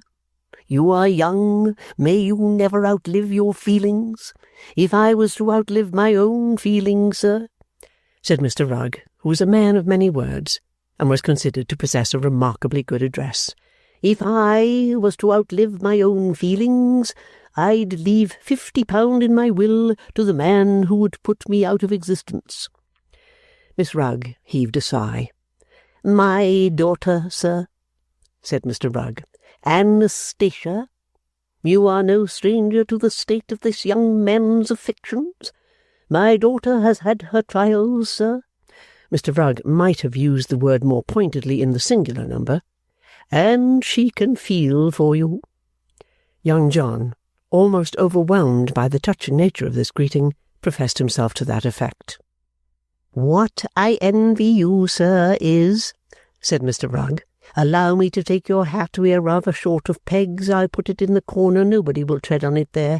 What I envy you, sir, is the luxury of your own feelings. I belong to a profession in which that luxury is sometimes denied us." Young John replied, with acknowledgments, that he only hoped he did what was right, and what showed how entirely he was devoted to Miss Dorrit. He wished to be unselfish, and he hoped he was. He wished to do anything as laid in his power to serve Miss Dorrit, altogether putting himself out of sight, and he hoped he did. It was but little that he could do, but he hoped he did it. Sir, said Mr. Rugg, taking him by the hand, you are a young man that it does one good to come across. You are a young man that I should like to put in the witness box to humanize the minds of the legal profession. I hope you have brought your appetite with you and intend to play a good knife and fork. Thank you, sir, returned young John. I don't eat much at present. Mr. Rugg drew him a little apart. My daughter's case, sir, said he, at the time when, in vindication of her outraged feelings and her sex, she became the plaintiff in Rugg and Borkins. I suppose I could have put it in evidence, Mr. Chivery, if I had thought it worth my while, that the amount of solid sustenance my daughter consumed at that period did not exceed 10 ounces per week. I think I go a little beyond that, sir, returned the other, hesitating, as if he confessed it with some shame. But in your case there's no fiend in human form, said Mr. Rugg, with argumentative smile and action of hand. Observe, Mr. Chivery, no fiend in human form. No, sir, certainly, young John added with simplicity. I should be very sorry if there was. The sentiment, said Mr. Rugg, is what I should have expected from your known principles. It would affect my daughter greatly, sir, if she heard it, as I perceive the mutton. I am glad she didn't hear it. Mr. Pancks, on this occasion, pray face me. My dear, face Mr. Chivery. For what we are going to receive, may we, and Miss Dorrit, be truly thankful. But for a grave waggishness in Mr. Rugg's manner of delivering this introduction to the feast, it might have appeared that Miss Dorrit was expected to be one of the company. Pancks recognized the sally in his usual way, and took in his provender in his usual way. Miss Rugg, perhaps making up some of her arrears, likewise took very kindly to the mutton, and it rapidly diminished to the bone. A bread-and-butter pudding entirely disappeared, and a considerable amount of cheese and radishes vanished by the same means. Then came the dessert. Then also, and before the broaching of the rum and water, came Mr. Panks's notebook. The ensuing business proceedings were brief but curious, and rather in the nature of a conspiracy. Mr. Pancks looked over his notebook, which was now getting full, studiously, and picked out little extracts which he wrote on separate slips of paper on the table. Mr. Rugg, in the meanwhile, looking at him with close attention, and young John losing his uncollected eye in mists of meditation, when Mr. Pancks, who supported the character of chief conspirator, had completed his extracts, he looked them over, corrected them, put up his notebook, and held them like a hand at cards. Now, there's a churchyard in Bedfordshire, said Pancks. Who takes it? I'll take it, sir, returned Mr. Rugg, if no one bids. Mr. Pancks dealt him his card, and looked at his hand again. Now, there's an inquiry in York, said Pancks. Who takes it? I'm not good for York, said Mr. Rugg. Then perhaps, pursued Pancks, you'll be so obliging, John Chivery. Young John assenting, Pancks dealt him his card, and consulted his hand again. There's a church in London, I may as well take that, and a family Bible, I may as well take that too. That's 2 to me. 2 to me, repeated Pancks, breathing hard over his cards. Here's a clerk at Durham for you, John, and an old seafaring gentleman at Dunstable for you, Mr. Rugg. 2 to me, was it? Yes, 2 to me. Here's a stone, 3 to me, and a stillborn baby, 4 to me, and all for the present told. When he had thus disposed of his cards, all being done very quietly and in a suppressed tone, Mr. Pancks puffed his way into his own breast-pocket and tugged out a canvas bag, from which, with a sparing hand, he told forth money for travelling expenses in 2 little portions. Cash goes out fast, he said anxiously, as he pushed a portion to each of his male companions. Very fast. I can only assure you, Mr. Pancks, said young John, that I deeply regret my circumstances being such that I can't afford to pay my own charges, or that it's not advisable to allow me the time necessary for my doing the distances on foot, because nothing would give me greater satisfaction than to walk myself off my legs without fee or reward. This young man's disinterestedness appeared so very ludicrous in the eyes of Miss Rugg that she was obliged to effect a precipitate retirement from the company and to sit upon the stairs until she had had her laugh out. Meanwhile, Mr. Pancks, looking not without some pity at young John, slowly and thoughtfully twisted up his canvas bag as if he were wringing its neck. The lady, returning as he restored it to his pocket, mixed rum and water for the party, not forgetting her fair self, and handed to every one his glass.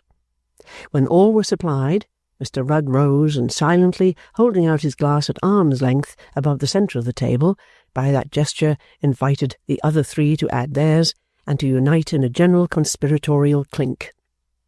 The ceremony was effective up to a certain point, and would have been wholly so throughout, if Miss Rugg, as she raised her glass to her lips in completion of it, had not happened to look at young John, when she was again so overcome by the contemptible comicality of his disinterestedness as to splutter some ambrosial drops of rum and water around, and withdraw in confusion. Such was the dinner without precedent given by Pancks at Pentonville, and such was the busy and strange life Pancks led. The only waking moments at which he appeared to relax from his cares and to recreate himself by going anywhere or saying anything without a pervading object were when he showed a dawning interest in the lame foreigner with the stick down Bleeding Heart Yard. The foreigner, by name John Baptiste Cavaletto, they called him Mr. Baptist in the yard, was such a chirping, easy, hopeful little fellow that his attraction for Pancks was probably in the force of contrast.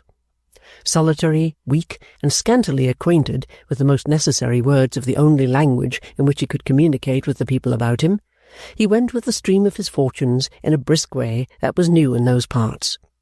With little to eat and less to drink, and nothing to wear but what he wore upon him, or had brought tied up in one of the smallest bundles that ever were seen, he put as bright a face upon it as if he were in the most flourishing circumstances when he first hobbled up and down the yard, humbly propitiating the general goodwill with his white teeth. It was uphill work for a foreigner, lame or sound, to make his way with the Bleeding Hearts. In the first place, they were vaguely persuaded that every foreigner had a knife about him. In the second, they held it to be a sound constitutional national axiom they ought to go home to his own country. They never thought of inquiring how many of their own countrymen would be returned upon their hands from divers parts of the world if the principle were generally recognized. They considered it particularly and peculiarly British. In the third place, they had a notion that it was a sort of divine visitation upon a foreigner that he was not an Englishman, and that all kinds of calamities happened to his country because it did things that England did not, and did not do things that England did. In this belief, to be sure, they had long been carefully trained by the Barnacles and Stiltstalkings, who were always proclaiming to them, officially, that no country which failed to submit itself to those two large families could possibly hope to be under the protection of Providence, and who, when they believed it, disparaged them in private as the most prejudiced people under the sun. This, therefore, might be called a political position of the Bleeding Hearts, but they entertained other objections to having foreigners in the yard. They believed that foreigners were always badly off, and though they were as ill off themselves as they could desire to be, that did not diminish the force of the objection. They believed that foreigners were dragooned and bayoneted, and though they certainly got their own skulls promptly fractured if they showed any ill humour, still it was with a blunt instrument, and that didn't count. They believed that foreigners were always immoral, and though they had an occasional assize at home, and now and then a divorce case or so, that had nothing to do with it. They believed that foreigners had no independent spirit, as never being escorted to the pole in droves by Lord Decimus Tight, Barnacle, with colours flying and the tune of Rule Britannia playing. Not to be tedious, they had many other beliefs of a similar kind. Against these obstacles, the lame foreigner with the stick had to make head as well as he could. Not absolutely single-handed, because Mr. Arthur Clennam had recommended him to the Plornishes. He lived at the top of the same house, but still at heavy odds. However, The Bleeding Hearts were kind hearts, and when they saw the little fellow cheerily limping about with a good-humoured face, doing no harm, drawing no knives, committing no outrageous immoralities, living chiefly on farinaceous and milk diet, and playing with Mrs. Plornish's children of an evening, they began to think that although he could never hope to be an Englishman, still it would be hard to visit that affliction on his head. They began to accommodate themselves to his level, calling him Mr. Baptist, but treating him like a baby, and laughing immoderately at his lively gestures and his childish English, more because he didn't mind it, and laughed too. They spoke to him in very loud voices, as if he were stone deaf. They constructed sentences by way of teaching him the language in its purity, such as were addressed by the savages to Captain Cook, or by Friday to Robinson Crusoe. Mrs. Plornish was particularly ingenious in this art, and attained so much celebrity for saying, "Me hope you leg well soon," that it was considered in the yard but a very short remove indeed from speaking Italian. Even Mrs. Plornish herself began to think that she had a natural call towards that language. As he became more popular, household objects were brought into requisition for his instruction in a copious vocabulary, and whenever he appeared in the yard, ladies would fly out at their doors crying, "Mr. Baptist, teapot. Mr. Baptist, dustpan. Mr. Baptist, flour dredger. Mr. Baptist, coffee, biggin." At the same time exhibiting those articles and penetrating him with a sense of the appalling difficulties of the Anglo-Saxon tongue. It was in this stage of his progress, and in about the third week of his occupation, that Mr. Panks's fancy became attracted by the little man. Mounting to his attic, attended by Mrs. Plornish as interpreter, he found Mr. Baptist with no furniture but his bed on the ground, a table and a chair, carving with the aid of a few simple tools in the blithest way possible. "Now, old chap," said Mr. Pancks, "pay up." He had his money ready, folded in a scrap of paper, and laughingly handed it in. Then, with a free action, threw out as many fingers of his right hand as there were shillings, and made a cut crosswise in the air for an odd sixpence. "Oh," said Mr. Pancks, watching him wonderingly, "that's it, is it? You're a quick customer. It's all right. I didn't expect to receive it, though." Mrs. Plornish here interposed with great condescension and explained to Mr. Baptist, please, glad get money." The little man smiled and nodded. His bright face seemed uncommonly attractive to Mr. Pancks. "How's he getting on in his limb?" he asked Mrs. Plornish. "Oh, he's a deal better, sir," said Mrs. Plornish. "We expect next week he'll be able to leave off his stick entirely." The opportunity being too favourable to be lost, Mrs. Plornish displayed her great accomplishment by explaining with pardonable pride to Mr. Baptist, hope you leg well soon." "He's a merry fellow, too," said Mr. Pancks, admiring him as if he were a mechanical toy. "How does he live?" "Why, sir," rejoined Mrs. Plornish, "he turns out to have quite a power of carving them flowers that you see him at now." Mr. Baptist, watching their faces as they spoke, held up his work. Mrs. Plornish interpreted in her Italian manner on behalf of Mr. Pancks. Please, double good." "Can he live by that?" asked Mr. Pancks. "He can live on very little, sir, and it is expected as he will be able in time to make a very good living. Mr. Clennam got it him to do, and gives him odd jobs besides in at the works next door. Makes them for him, in short, when he knows he wants them." "And what does he do with himself now when he ain't hard at it?" said Mr. Pancks. "Why, not much as yet, sir, on account, I suppose, of not being able to walk much. But he goes about the yard, and he chats without particular understanding or being understood, and he plays with the children, and he sits in the sun.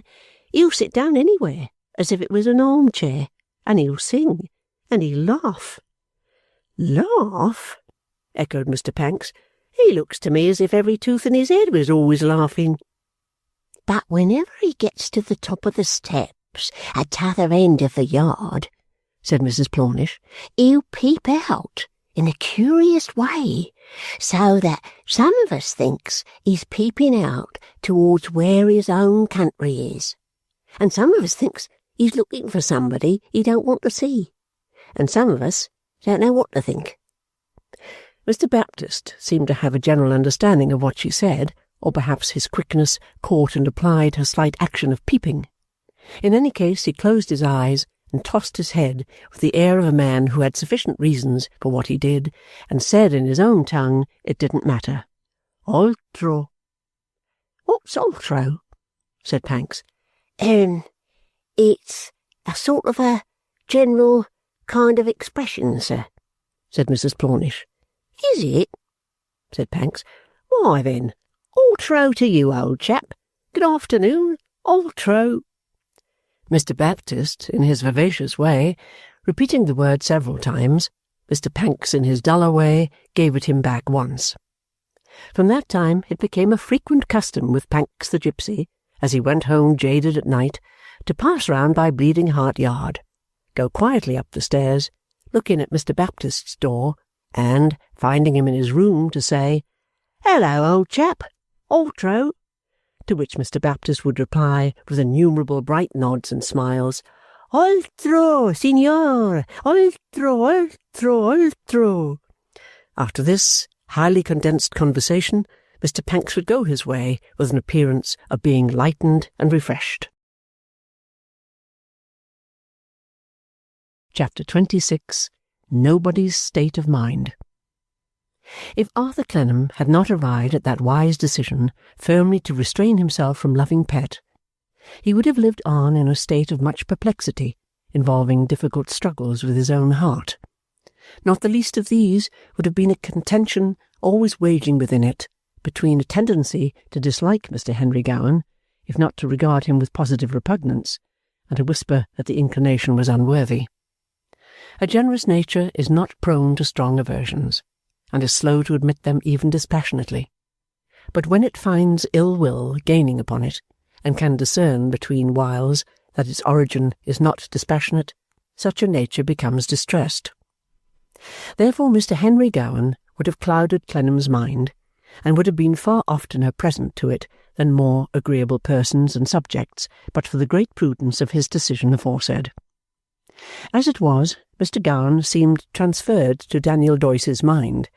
At all events, it so happened that it usually fell to Mr. Doyce's turn, rather than to Clennam's, to speak of him in the friendly conversations they held together. These were of frequent occurrence now, as the two partners shared a portion of a roomy house in one of the grave, old-fashioned city streets, lying not far from the Bank of England by London Wall. Mr. Doyce had been to Twickenham to pass the day.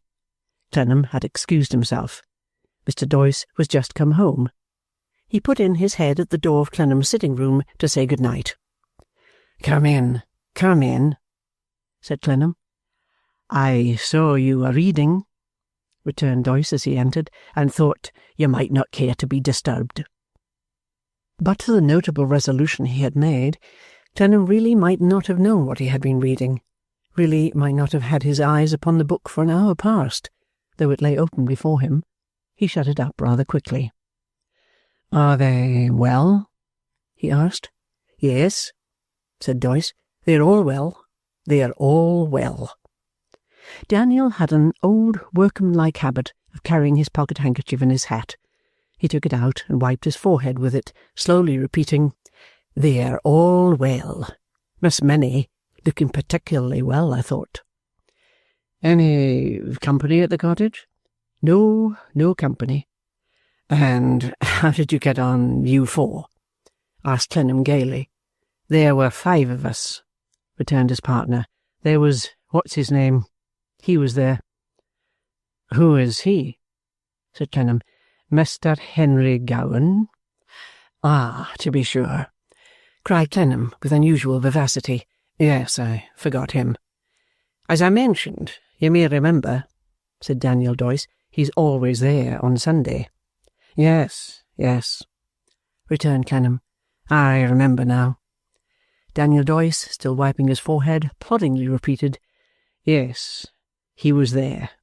He was there. Oh, yes, he was there. And his dog. He was there too." "Miss Meagles is quite attached to the dog," observed Clennam. "Quite so," assented his partner. "More attached to the dog than I am to the man." "You mean I mean Mr. Gowan, most decidedly," said Daniel Doyce. There was a gap in the conversation, which Clennam devoted to winding up his watch. "Perhaps you are a little hasty in your judgment," he said.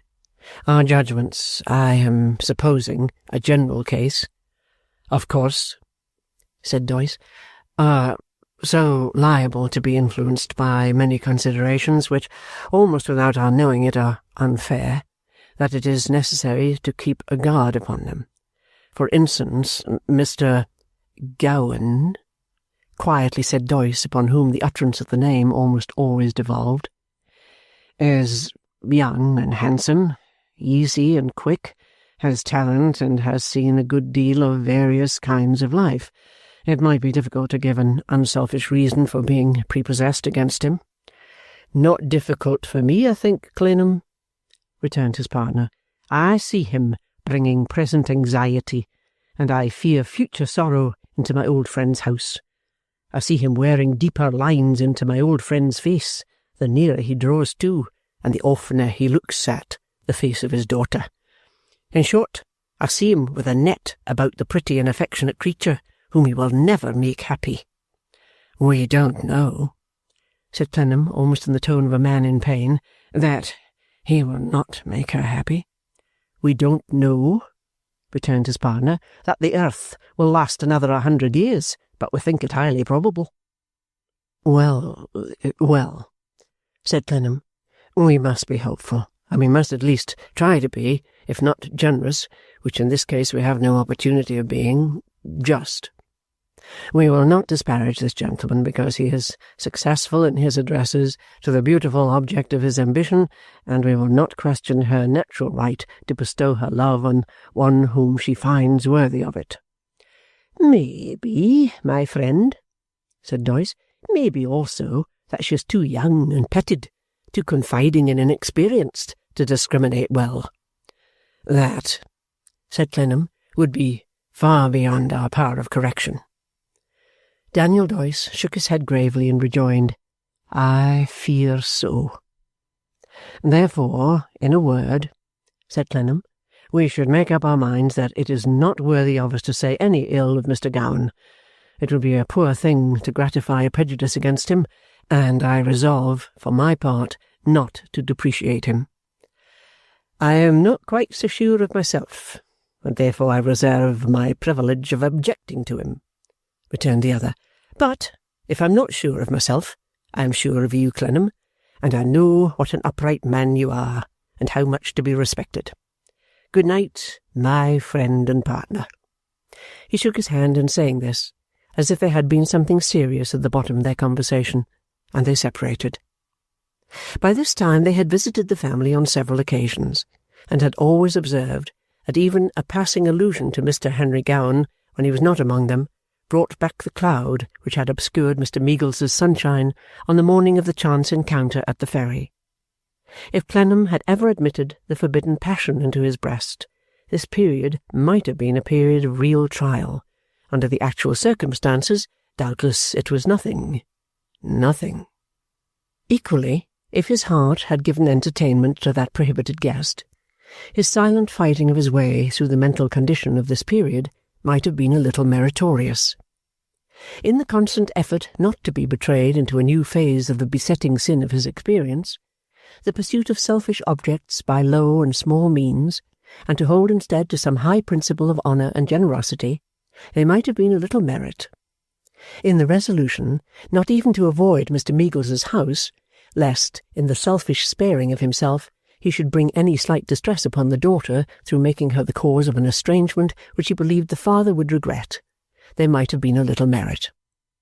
In the modest truthfulness of always keeping in view the greater equality of Mr. Gowan's years, and the greater attractions of his person and manner, there might have been a little merit.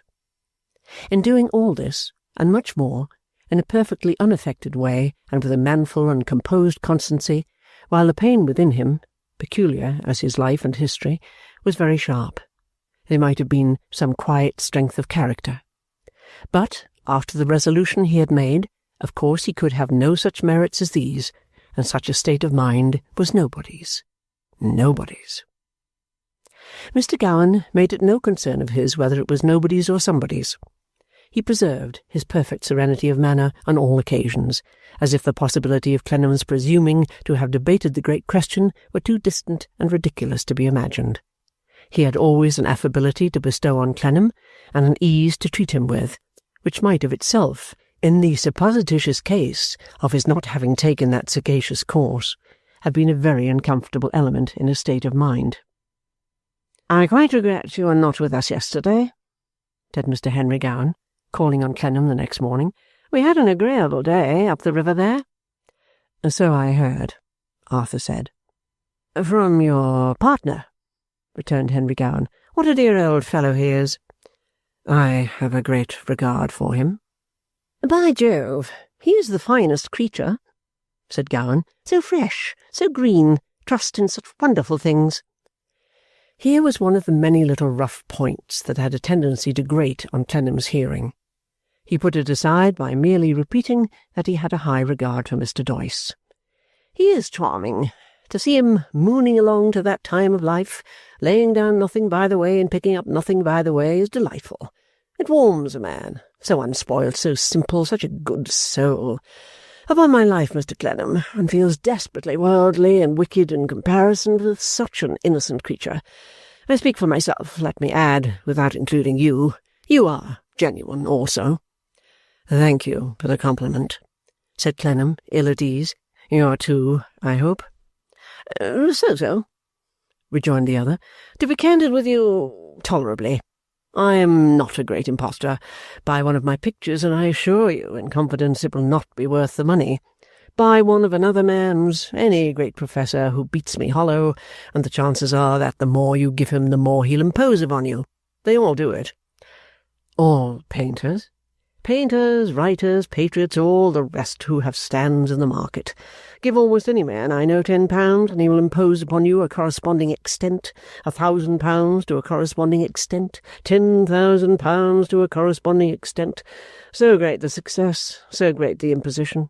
But what a capital world it is!" cried Gowan with warm enthusiasm. "What a jolly, excellent, lovable world it is!" "I had rather thought," said Clennam, "that the principle you mention was chiefly acted on by—" "By the Barnacles?" interrupted Gowan, laughing. "By the political gentlemen who condescend to keep the Circumlocution Office." "Ah, don't be hard upon the Barnacles," said Gowan, laughing afresh. "They're darling fellows. Even poor little Clarence, the born idiot of the family, is the most agreeable and most endearing blockhead. And by Jupiter, with a kind of cleverness in him too that would astonish you." "It would, very much," said Clennam dryly. "And after all," cried Gowan, with that characteristic balancing of his, which reduced everything in the wide world to the same light weight, "though I can't deny that the Circumlocution Office may ultimately shipwreck everybody, and everything still, that will probably not be in our time, and it's a school for gentlemen." "It's a very dangerous, unsatisfactory, and expensive school to the people who pay to keep the pupils there, I am afraid," said Clennam, shaking his head. "Ah, you are a terrible fellow," returned Gowan airily. "I can understand how you have frightened that little donkey, Clarence, the most estimable of moon-calves. I really love him, nearly out of his wits. But enough of him, and of all the rest of them. I want to present you to my mother, Mr. Clennam. Pray do me the favour to give me the opportunity." In nobody's state of mind, there was nothing Clennam would have desired less, or would have been more at a loss how to avoid.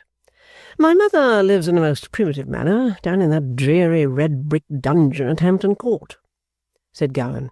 "If you would make your own appointment, suggest your own day for permitting me to take you there to dinner, you would be bored, and she would be charmed. Really, That's the state of the case. What could Clennam say after this?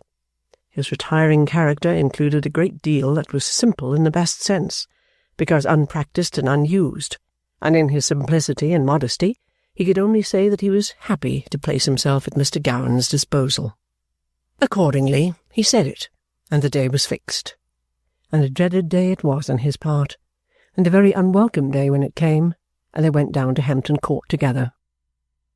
The venerable inhabitants of that venerable pile seemed, in those times, to be encamped there like a sort of civilized gypsies. There was a temporary air about their establishments, as if they were going away the moment they could get anything better. There was also a dissatisfied air about themselves, as if they took it very ill that they had not already got something much better. Genteel blinds and makeshifts were more or less observable as soon as their doors were opened. Screens not half high enough, which made dining-rooms out of arched passages, and warded off obscure corners where footboys slept at nights with their heads among the knives and forks. Curtains which called upon you to believe that they didn't hide anything. Panes of glass which requested you not to see them. Many objects of various forms feigning to have no connection with their guilty secret. A bed. Disguised traps in walls which were clearly coal cellars. Affectations of no thoroughfares, which were evidently doors to little kitchens. Mental reservations and artful mysteries grew out of these things. Callers looking steadily into the eyes of their receivers pretended not to smell cooking 3 feet off. People, confronting closets accidentally left open, pretended not to see bottles. Visitors with their heads against a partition of thin canvas, and a page and a young female at high words on the other side, made believe to be sitting in a primeval silence. There was no end to the small social accommodation bills of this nature which the gypsies of gentility were constantly drawing upon and accepting for one another.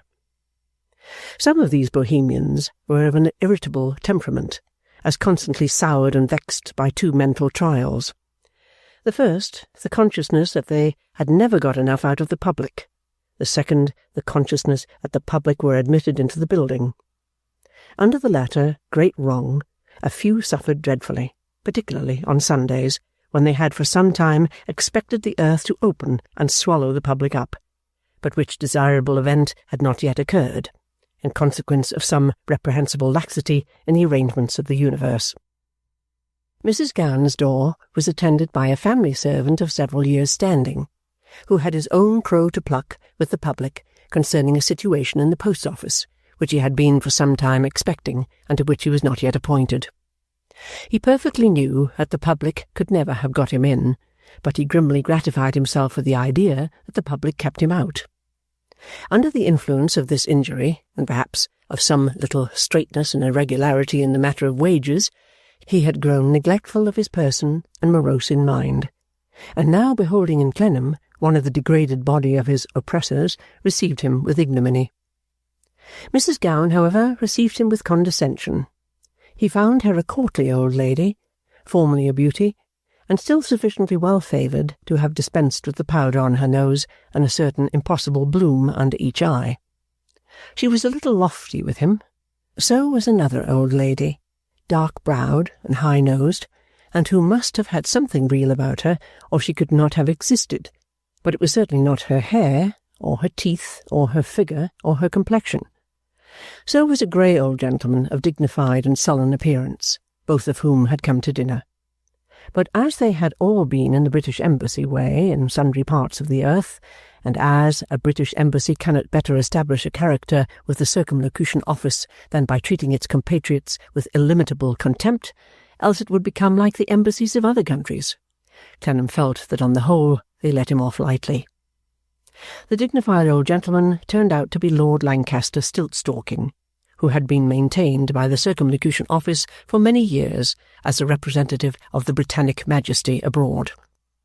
This noble refrigerator had iced several European courts in his time, and had done it with such complete success that the very name of Englishman yet struck cold to the stomachs of foreigners who had the distinguished honour of remembering him at a distance of 25 centuries.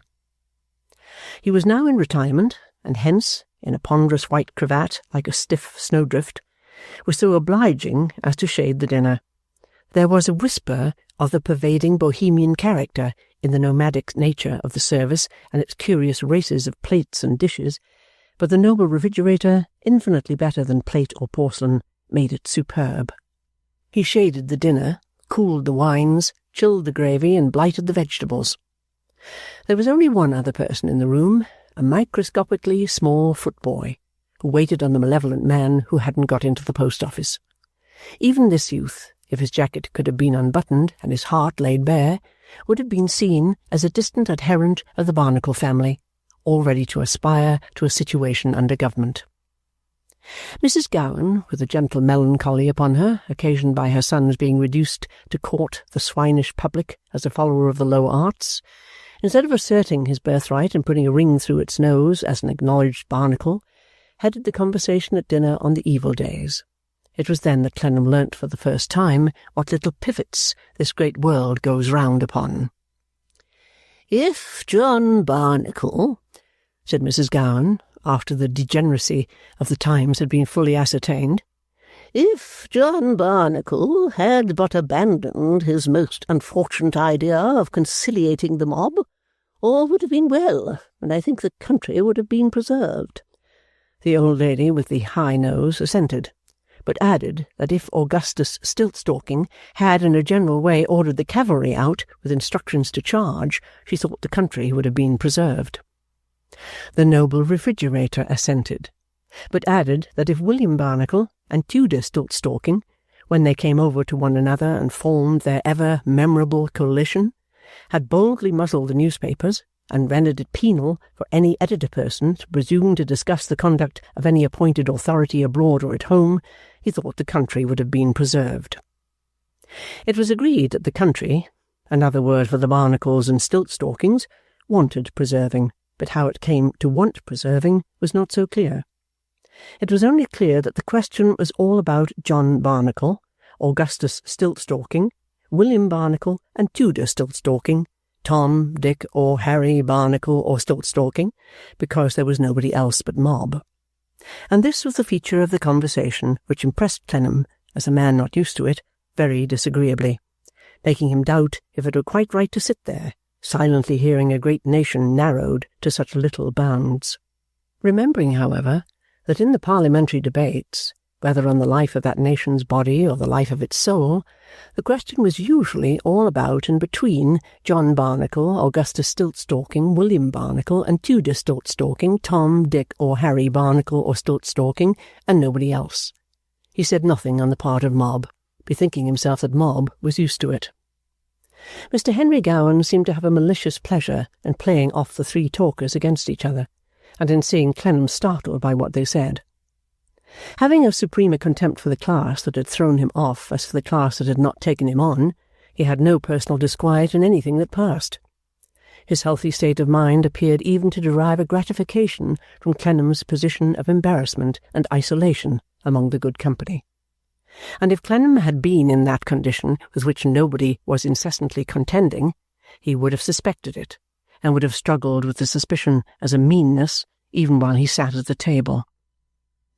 In the course of a couple of hours, the noble refrigerator, at no time less than 100 years behind the period, got about 5 centuries in arrears, and delivered solemn political oracles appropriate to that epoch. He finished by freezing a cup of tea for his own drinking, and retiring at his lowest temperature. Then Mrs. Gowan, who had been accustomed in her days of a vacant armchair beside her to which to summon state to retain her devoted slaves, one by one, for short audience as marks of her especial favour, invited Clennam with a turn of her fan to approach the presence. He obeyed, and took the tripod recently vacated by Lord Lancaster Stiltstalking. "Mr. Clennam," said Mrs. Gowan, "apart from the happiness I have in becoming known to you, though in this odiously inconvenient place a mere barrack, there is a subject on which I am dying to speak to you. It is the subject in connection with which my son first had, I believe, the pleasure of cultivating your acquaintance." Clennam inclined his head as a generally suitable reply to what he did not yet quite understand. "First," said Mrs. Gowan, "now is she really pretty?" In nobody's difficulties, he would have found it very difficult to answer, very difficult indeed to smile and say, "Who?" "Oh, you know," she returned, "this flame of Henry's, this unfortunate fancy. There. If it is a point of honour that I should originate the name, Miss Miggles? "Miss Meagles," said Clennam. "It is very beautiful." "Men are so often mistaken on those points," returned Mrs. Gowan, shaking her head, "that I candidly confess to you I feel anything but sure of it even now, though it is something to have Henry corroborated with so much gravity and emphasis. He picked the people up at Rome, I think." The phrase would have given nobody mortal offence. Clennam replied, "Excuse me, I doubt if I understand your expression." "Picked the people up," said Mrs. Gowan, tapping the sticks of her closed fan, a large green one which she used as a hand-screen, on her little table. "Came upon them, found them out, stumbled up against them." "The people?" "Yes, the Miggles's people." "I really cannot say," said Clennam, "where my friend Mr. Meagles first presented Mr. Henry Gowan to his daughter." "I'm pretty sure he picked her up at Rome, but never mind where. Somewhere. Now, this is entirely between ourselves. Is she very plebeian?" "Really, ma'am," returned Clennam, "I am so undoubtedly plebeian myself that I do not feel qualified to judge." "Very neat," said Mrs. Gowan, coolly unfurling her screen. "Very happy, from which I infer that you secretly think her manner equal to her looks." Clennam, after a moment's stiffness, bowed. "That's comforting, and I hope you may be right. Did Henry tell me you had travelled with them?" "I travelled with my friend Mr. Meagles and his wife and daughter during some months." Nobody's heart might have been wrung by the remembrance. "Really comforting, because you must have had a large experience of them. You see, Mr. Clennam, this thing has been going on for a long time, and I find no improvement in it. Therefore, to have the opportunity of speaking to one so well informed about it as yourself is an immense relief to me. Quite a boon. Quite a blessing, I am sure." "Pardon me," returned Clennam, "but I am not in Mr. Henry Gowan's confidence. I am far from being so well informed as you suppose me to be. Your mistake makes my position a very delicate one. No word on this topic has ever passed between Mr. Henry Gowan and myself." Mrs. Gowan glanced at the other end of the room, where her son was playing écarté on a sofa with the old lady who was for a charge of cavalry. "Not in his confidence? No?" said Mrs. Gowan. "No word has passed between you?" "No? That I can imagine. But there are unexpressed confidences, Mr. Clennam, and as you have been together intimately among these people, I cannot doubt that a confidence of that sort exists in the present case. Perhaps you have heard that I have suffered the keenest distress of mind from Henry's having taken to a pursuit which, well," shrugging her shoulders, "a very respectable pursuit, I dare say, and some artists are, as artists, quite superior persons. Still, we never yet in our family have gone beyond an amateur, and it is a pardonable weakness to feel a little—" As Mrs. Gowan broke off to heave a sigh, Clennam, however resolute to be magnanimous, could not keep down the thought that there was mighty little danger of the family's ever going beyond an amateur, even as it was. "Henry," the mother resumed, "is self-willed and resolute, and as these people naturally strain every nerve to catch him, I can entertain very little hope, Mr. Clennam, that the thing will be broken off. I apprehend the girl's fortune will be very small. Henry might have done much better. There is scarcely anything to compensate for the connection. Still, he acts for himself, and if I find no improvement within a short time, I see no other course than to resign myself and make the best of these people. I am infinitely obliged to you for what you have told me." As she shrugged her shoulders, Clennam stiffly bowed again. With an uneasy flush upon his face and hesitation in his manner, he then said in a still lower tone than he had adopted yet, "Mrs. Gowan, I scarcely know how to acquit myself of what I feel to be a duty, and yet I must ask you for your kind consideration in attempting to discharge it. A misconception on your part, a very great misconception, if I may venture to call it so, seems to require setting right. You have supposed Mr. Meagles and his family to strain every nerve, I think you said?" "Every nerve," repeated Mrs. Gowan, looking at him in calm obstinacy, with a green fan between her face and the fire. "To secure Mr. Henry Gowan." The lady placidly assented. "Now, that is so far," said Arthur, "from being the case, that I know Mr. Meagles to be unhappy in this matter, and to have interposed all reasonable obstacles with the hope of putting an end to it." Mrs. Gowan shut up her great green fan, tapped him on the arm with it, and tapped her smiling lips. "Why, of course," said she, "just what I mean." Arthur watched her face for some explanation of what she did mean. "Are you really serious, Mr. Clennam? Don't you see?" Arthur did not see, and said so. "Why, don't I know my son? And don't I know that this is exactly the way to hold him?" said Mrs. Gowan contemptuously. "And do not these Miggles people know it, at least as well as I? Oh, shrewd people, Mr. Clennam, evidently people of business. I believe Miggles belonged to a bank. It ought to have been a very profitable bank, if he had much to do with its management. This is very well done indeed." "I beg and entreat you, ma'am," Arthur interposed. "Oh, Mr. Clennam, can you really be so credulous?" It made such a painful impression upon him to hear her talking in this haughty tone, and to see her patting her contemptuous lips with her fan, that he said very earnestly, "Believe me, ma'am, this is unjust, a perfectly groundless suspicion." "Suspicion?" repeated Mrs. Gowan. "Not a suspicion, Mr. Clennam. Certainty. It is very knowingly done indeed, and seems to have taken you in completely." She laughed, and again sat tapping her lips with her fan, and tossing her head, as if she added, "Don't tell me. I know such people would do anything for the honour of such an alliance." At this opportune moment the cards were thrown up, and Mr. Henry Gowan came across the room, saying, "Mother, if you can spare Mr. Clennam for this time, we've a long way to go, and it's getting late."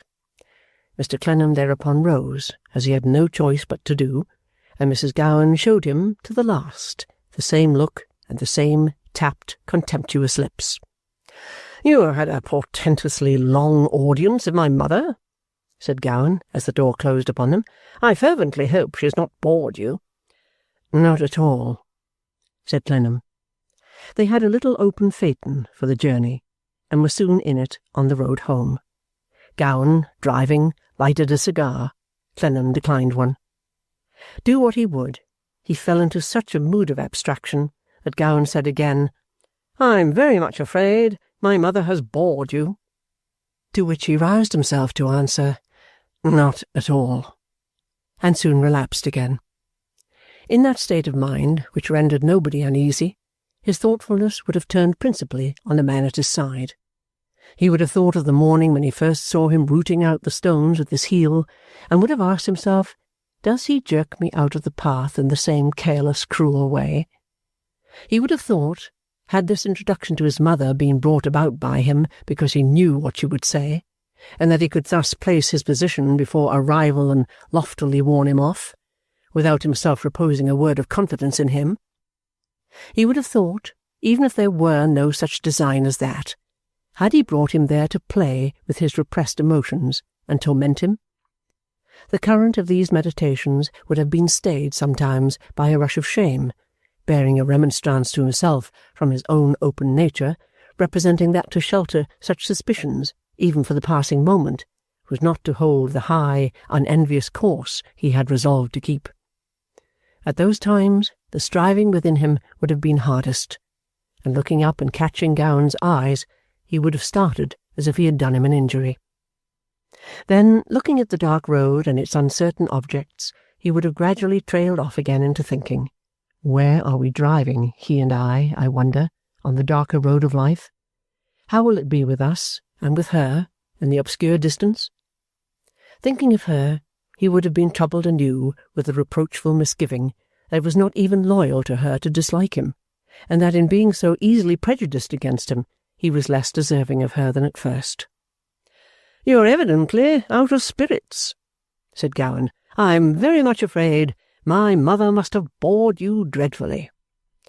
"Believe me, not at all," said Clennam. "It's nothing.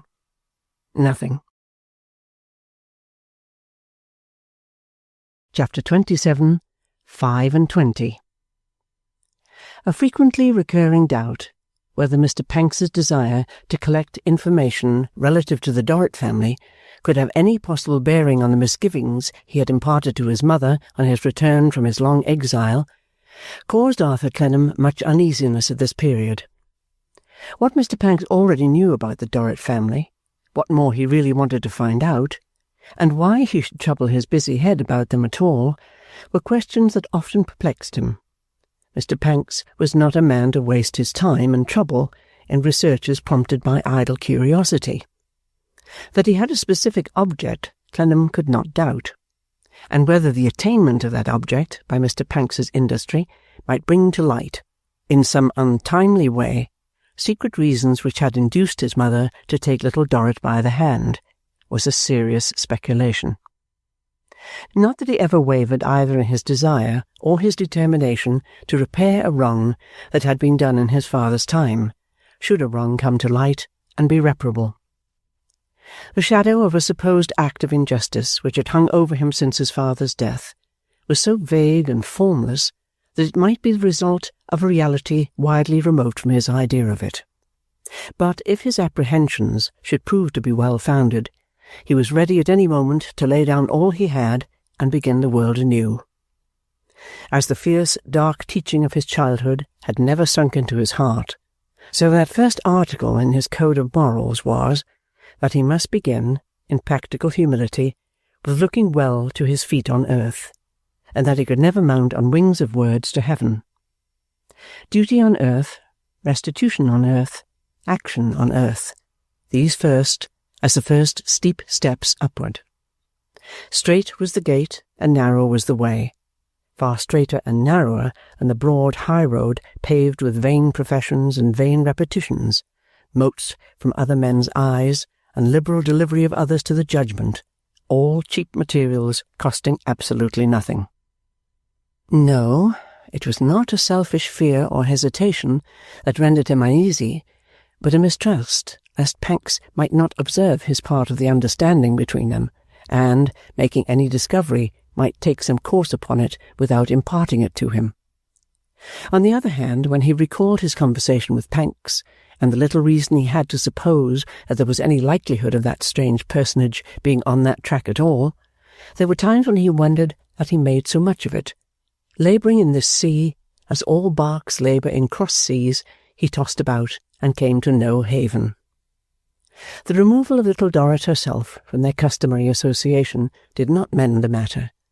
She was so much out, and so much in her own room, that he began to miss her and to find a blank in her place.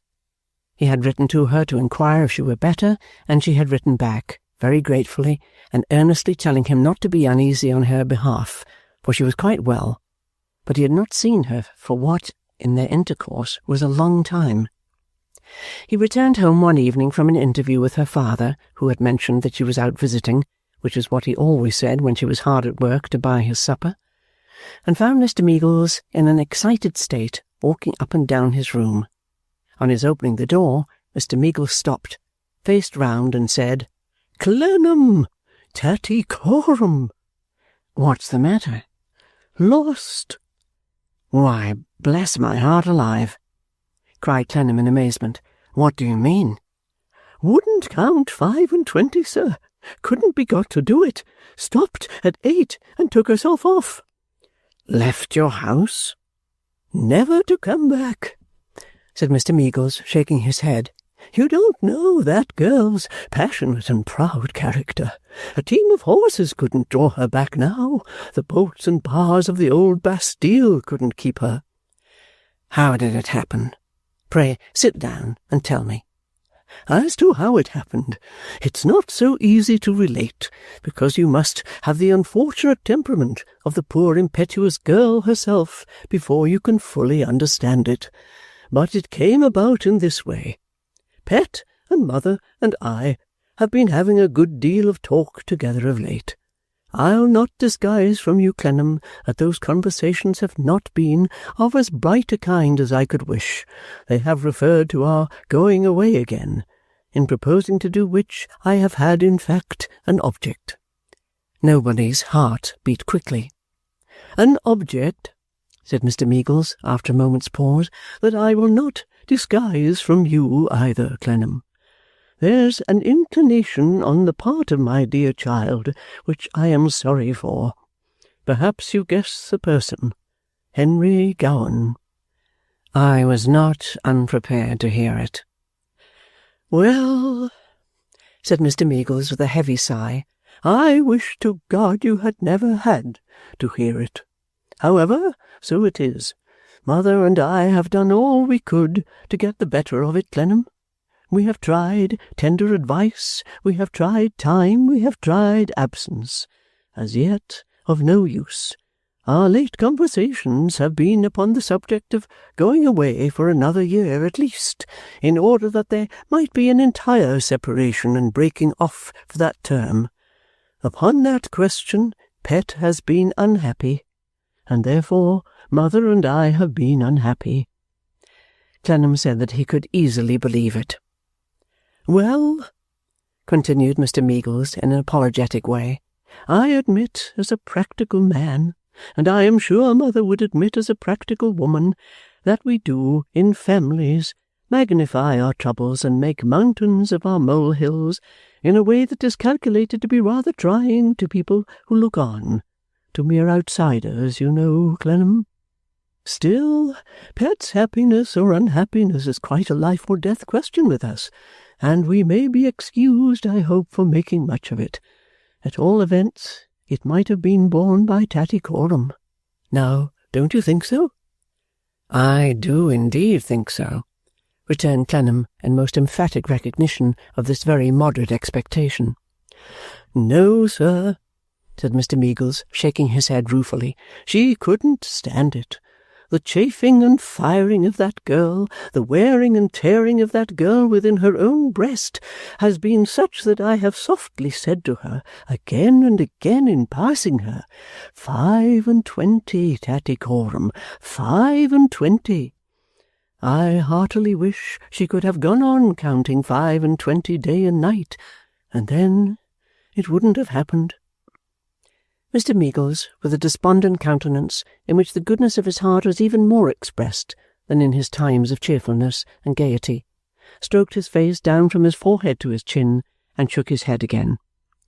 "I said to Mother, not that it was necessary, for she would have thought it all for herself, we are practical people, my dear, and we know her story. We see in this unhappy girl some reflection of what was raging in her mother's heart before ever such a creature as this poor thing was in the world. We'll gloss her temper over, Mother. We won't notice it at present, my dear. We'll take advantage of some better disposition in her another time. So we said nothing. But do what we would, it seems as if it was to be. She broke out violently one night." "How and why?" "If you ask me why," said Mr. Meagles, a little disturbed by the question, for he was far more intent on softening her case than the family's, "I can only refer you to what I have just repeated as having been pretty near my words to Mother. As to how, we had said good night to Pet in her presence, very affectionately, I must allow, and she had attended Pet upstairs. You remember, she was her maid. Perhaps Pet, having been out of sorts, may have been a little more inconsiderate than usual in requiring services of her, but I don't know that I have any right to say so. She was always thoughtful and gentle. The gentlest mistress in the world. Thank you, Clennam, said Mr. Meagles, shaking him by the hand. You have often seen them together. Well, we presently heard this unfortunate Tattycoram loud and angry, and before we could ask what was the matter, Pet came back in a tremble, saying she was frightened of her. Close after her came Tattycoram in a flaming rage. I hate you all three, says she, stamping her foot at us. I am bursting with hate of the whole house.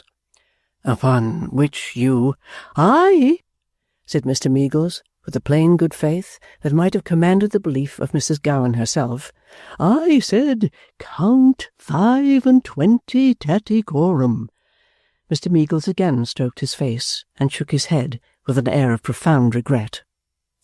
She was so used to do it, Clennam, that even then, such a picture of passion as you never saw, she stopped short, looked me full in the face, and counted, as I made out, to 8. But she couldn't control herself to go any further. There she broke down, poor thing, and gave the other 17 to the 4 winds. Then it all burst out. She detested us, she was miserable with us, she couldn't bear it, she wouldn't bear it, she was determined to go away. She was younger than her young mistress, and would she remain, to see her always held up as the only creature who was young and interesting, and to be cherished and loved? No, she wouldn't, she wouldn't, she wouldn't. What did we think she, Tattycoram, might have been if she had been caressed and cared for in her childhood like her young mistress? As good as her?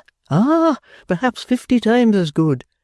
When we pretended to be so fond of one another, we exulted over her. That was what we did. We exulted over her and shamed her, and all in the house did the same. They talked about their fathers and mothers and brothers and sisters. They liked to drag them up before her face.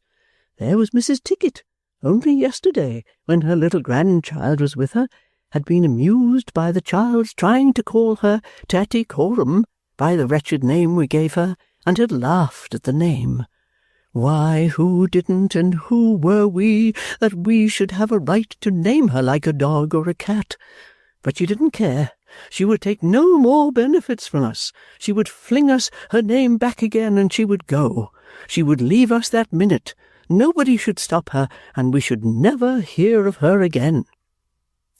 Mr. Meagles had recited all this with such a vivid remembrance of his original that he was almost as flushed and hot by this time as he described her to have been. "Ah, well," he said, wiping his face, "it was of no use trying reason then. With that vehement, panting creature, heaven knows what her mother's story must have been. So I quietly told her that she should not go at that late hour of night, and I gave her my hand and took her to her room and locked the house doors. But she was gone this morning." "And you know no more of her?" "No more," returned Mr. Meagles. "I have been hunting about all day. She must have gone very early and very silently. I have found no trace of her down about us." "Stay, you want," said Clennam after a moment's reflection, "to see her? I assume that." "Yes, assuredly. I want to give her another chance. Mother and Pet want to give her another chance. Come, you yourself," said Mr. Meagles persuasively, as if the provocation to be angry were not his own at all, "want to give the poor passionate girl another chance, I know, Clennam." "It would be strange and hard indeed if I did not," said Clennam, "when you are all so forgiving. What I was going to ask you was, have you thought of that Miss Wade?" "I have. I did not think of her until I had pervaded the whole of our neighbourhood, and I don't know that I should have done so then, but for finding mother and pet, when I went home, full of the idea that Tattycoram must have gone to her. Then, of course, I recalled what she said that day at dinner, when you were first with us." "Have you any idea where Miss Wade is to be found?" "To tell you the truth," returned Mr. Meagles, "it's because I have an addled jumble of a notion on that subject that you found me waiting here. There is one of those odd impressions in my house, which do mysteriously get into houses sometimes, which nobody seems to have picked up in a distinct form from anybody, and yet which everybody seems to have got hold of loosely from somebody, and let go again, that she lives, or was living, thereabouts." Mr. Meagles handed him a slip of paper, on which was written the name of one of the dull by-streets in the Grosvenor region near Park Lane. "Here is no number," said Arthur, looking it over. "No number, my dear Clennam," returned his friend. "No anything. The very name of the street may have been floating in the air, for, as I tell you, none of my people can say where they got it from. However, it's worth an inquiry, and as I would rather make it in company than alone, and as you, too, were a fellow traveller of that immovable woman's, I thought perhaps—" Clennam finished the sentence for him by taking up his hat again and saying he was ready. It was now summer-time, a grey, hot, dusty evening. They rode to the top of Oxford Street, and there, alighting, dived in among the great streets of melancholy stateliness, and the little streets that try to be as stately and succeed in being more melancholy, of which there is a labyrinth near Park Lane. Wildernesses of corner houses, with barbarous old porticos and appurtenances, horrors that came into existence under some wrong-headed person in some wrong-headed time, still demanding the blind admiration of all ensuing generations, and determined to do so until they tumbled down, frowned upon the twilight. Parasite little tenements, with a cramp in their whole frame from the dwarf hall door on the giant model of his Grace's in the square to the squeezed window of the boudoir, commanding the dunghills and the mews, made the evening doleful. Rickety dwellings, of undoubted fashion, but of a capacity to hold nothing comfortably except a dismal smell, looked like the last result of the great mansions breeding in, and where their little supplementary bows and balconies were supported on thin iron columns, seemed to be scrofulously resting upon crutches. Here and there a hatchment, with the whole science of heraldry in it, loomed down upon the street, like an archbishop discoursing on vanity. The shops, few in number, made no show, for popular opinion was as nothing to them. The pastry-cook knew who was on his books, and in that knowledge could be calm, with a few glass cylinders of dowager peppermint drops in his window, and half a dozen ancient specimens of currant jelly. A few oranges formed the greengrocer's whole concession to the vulgar mind. A single basket made of moss, once containing plovers' eggs, held all that the poulterer had to say to the rabble. Everybody in those streets seemed, which is always the case at that hour and season, to be gone out to dinner, and nobody seemed to be giving the dinners they had gone to. On the doorsteps there were lounging footmen, with bright, party-coloured plumage and white polls, like an extinct race of monstrous birds, and butlers, solitary men of recluse demeanour, each of whom appeared distrustful of all the other butlers. The roll of carriages in the park was done for the day.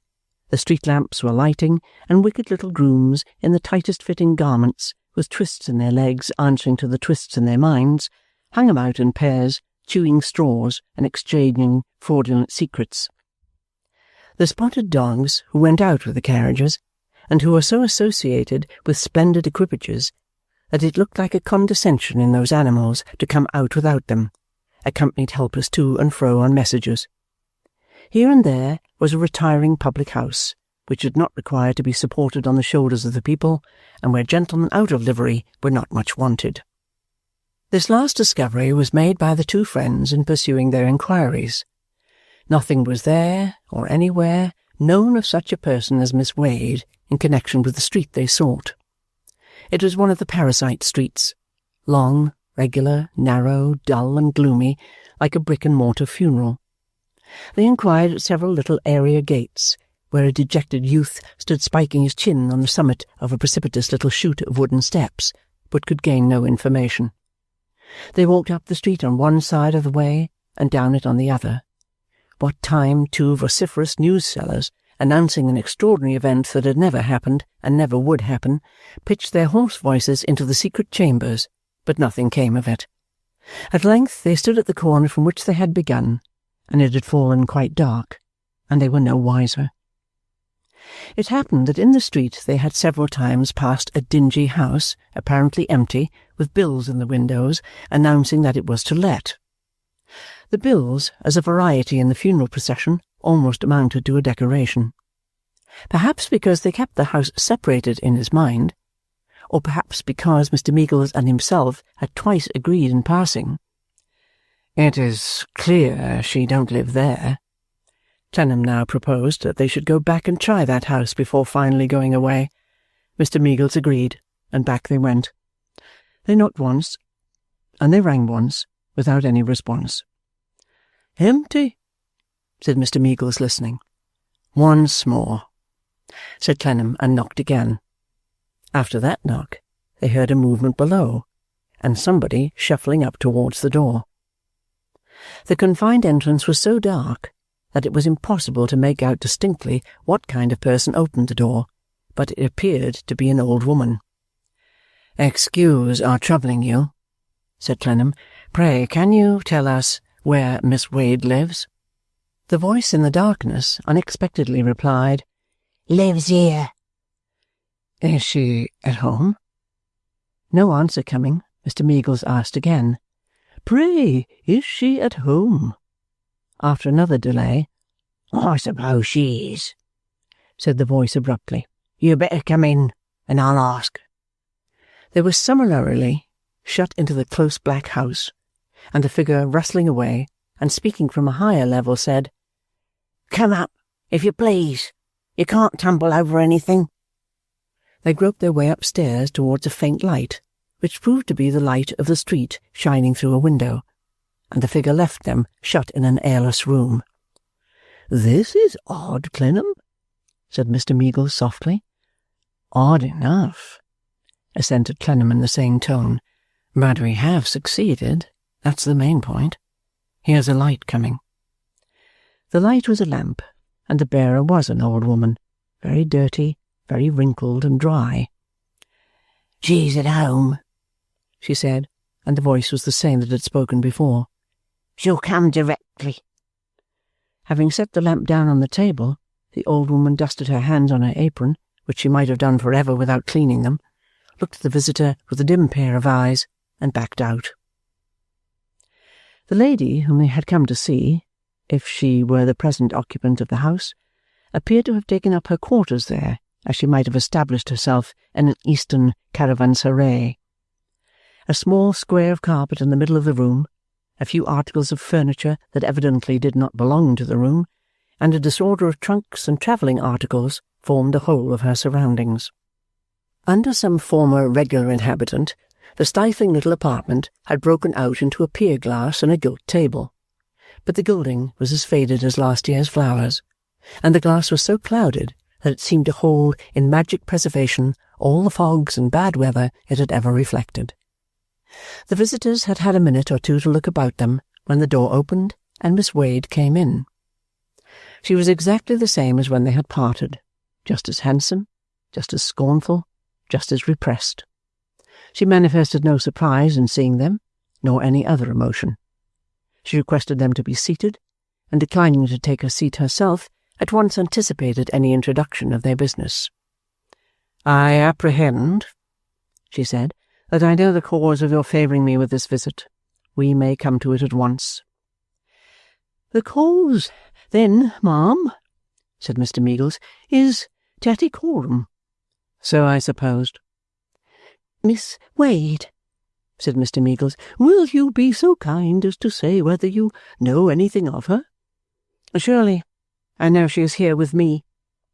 "Then, ma'am," said Mr. Meagles, "allow me to make known to you that I shall be happy to have her back, and that my wife and daughter will be happy to have her back. She has been with us a long time. we don't forget her claims upon us, and I hope we know how to make allowances." "You hope to know how to make allowances?" she returned in a level, measured voice. "For what?"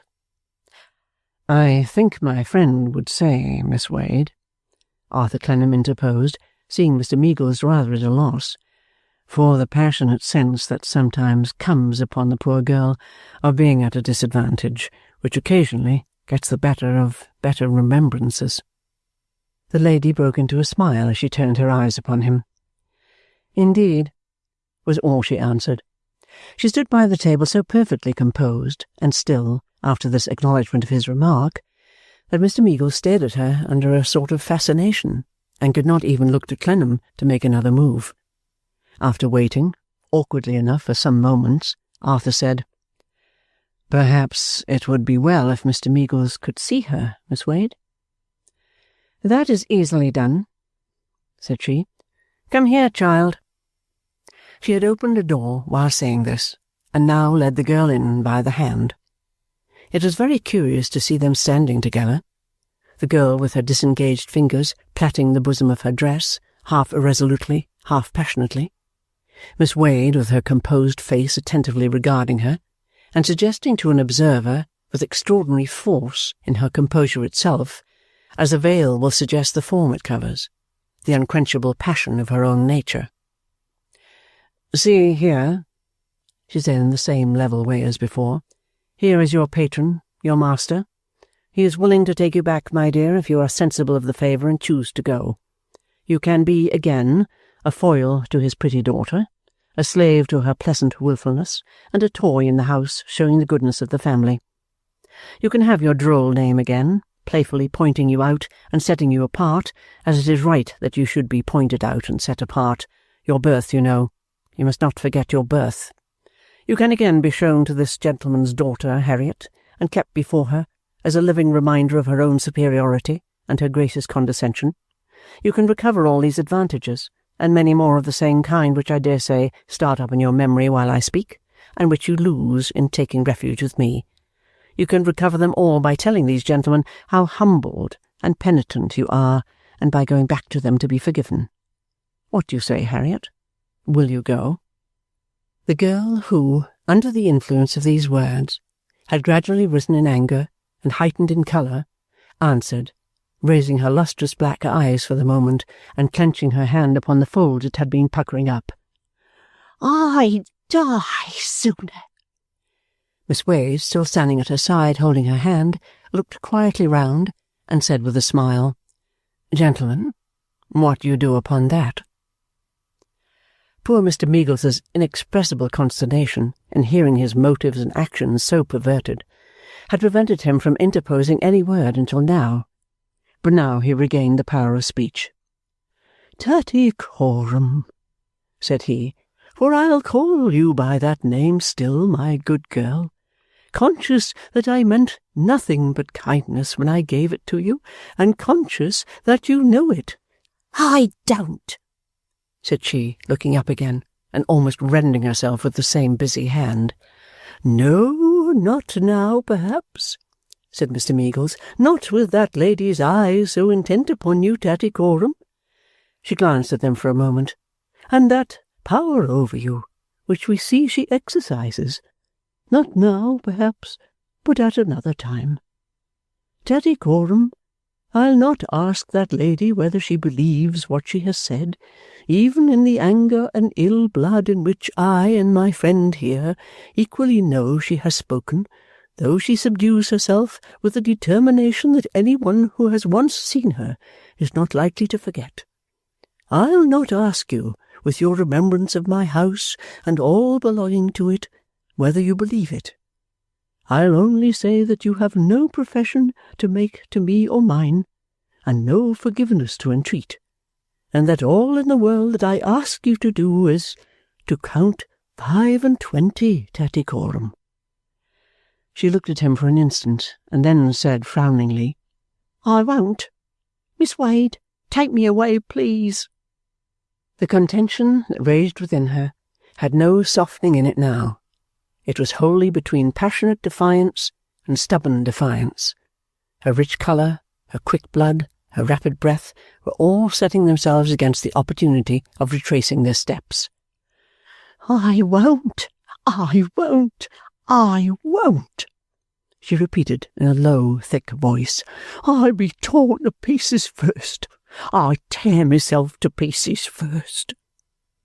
Miss Wade, who had released her hold, laid her hand protectingly on the girl's neck for a moment, and then said, looking round with her former smile, and speaking exactly in her former tone, "Gentlemen, what do you do upon that?"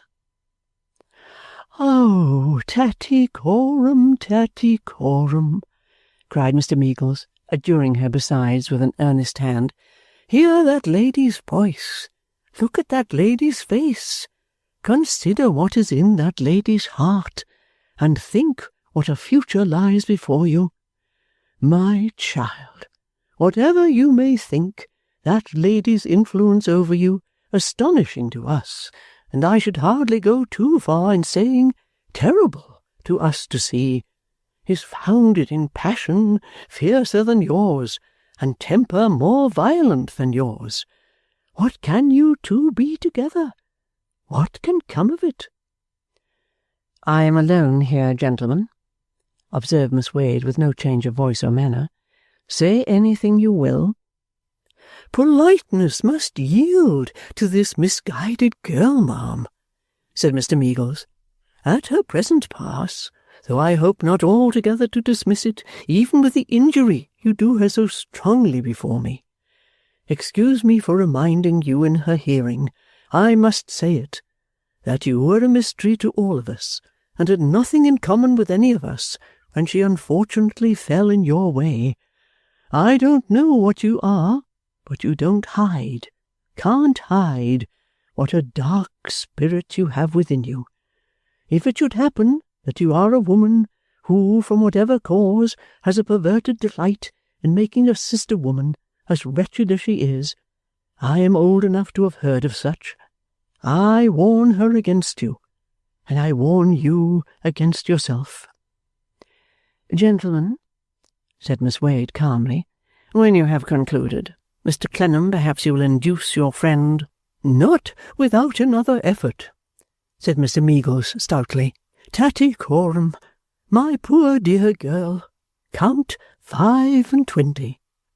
"Do not reject the hope, the certainty this kind man offers you," said Clennam in a low emphatic voice. "Turn to the friends you have not forgotten. Think once more." "I won't, Miss Wade," said the girl with her bosom swelling high and speaking with her hand held to her throat. "Take me away." "Tattycoram," said Mr. Meagles, "once more yet. The only thing I ask of you in the world, my child, count 25. She put her hands tightly over her ears, confusedly tumbling down her bright black hair in the vehemence of the action, and turned her face resolutely to the wall. Miss Wade, who had watched her under this final appeal with that strange attentive smile, and that repressing hand upon her own bosom, with which she had watched her in her struggle at Marseilles, then put her arm about her waist as if she took possession of her for evermore. And there was a visible triumph in her face when she turned it to dismiss the visitors. "As it is the last time I shall have the honour," she said, "and as you have spoken of not knowing what I am, and also of the foundation of my influence here, you may now know that it is founded in a common cause. What your broken plaything is as to birth, I am. She has no name. I have no name. Her wrong is my wrong. I have nothing more to say to you." This was addressed to Mr. Meagles, who sorrowfully went out. As Clennam followed, she said to him with the same external composure and in the same level voice, but with a smile that is only seen on cruel faces, a very faint smile, lifting the nostril, scarcely touching the lips, and not breaking away gradually, but instantly dismissed when done with. "I hope the wife of your dear friend Mr. Gowan may be happy in the contrast of her extraction to this girl's and mine, and in the high good fortune that awaits her." Chapter 28. Nobody's Disappearance. Not resting satisfied with the endeavours he had made to recover his lost charge, Mr. Meagles addressed a letter of remonstrance, breathing nothing but goodwill, not only to her, but to Miss Wade too. No answer coming to these epistles, or to another written to the stubborn girl by the hand of her late young mistress, which might have melted her if anything could, all 3 letters were returned weeks afterwards as having been refused at the house door. He deputed Mrs. Meagles to make the experiment of a personal interview. That worthy lady being unable to obtain one, and being steadfastly denied admission, Mr. Meagles besought Arthur to essay once more what he could do. All that came of his compliance was his discovery that the empty house was left in charge of the old woman, that Miss Wade was gone, that the waifs and strays of furniture were gone, and that the old woman would accept any number of half-crowns and thank the donor kindly, but had no information whatever to exchange for those coins, beyond constantly offering for perusal a memorandum relative to fixtures which the house-agent's young man had left in the hall.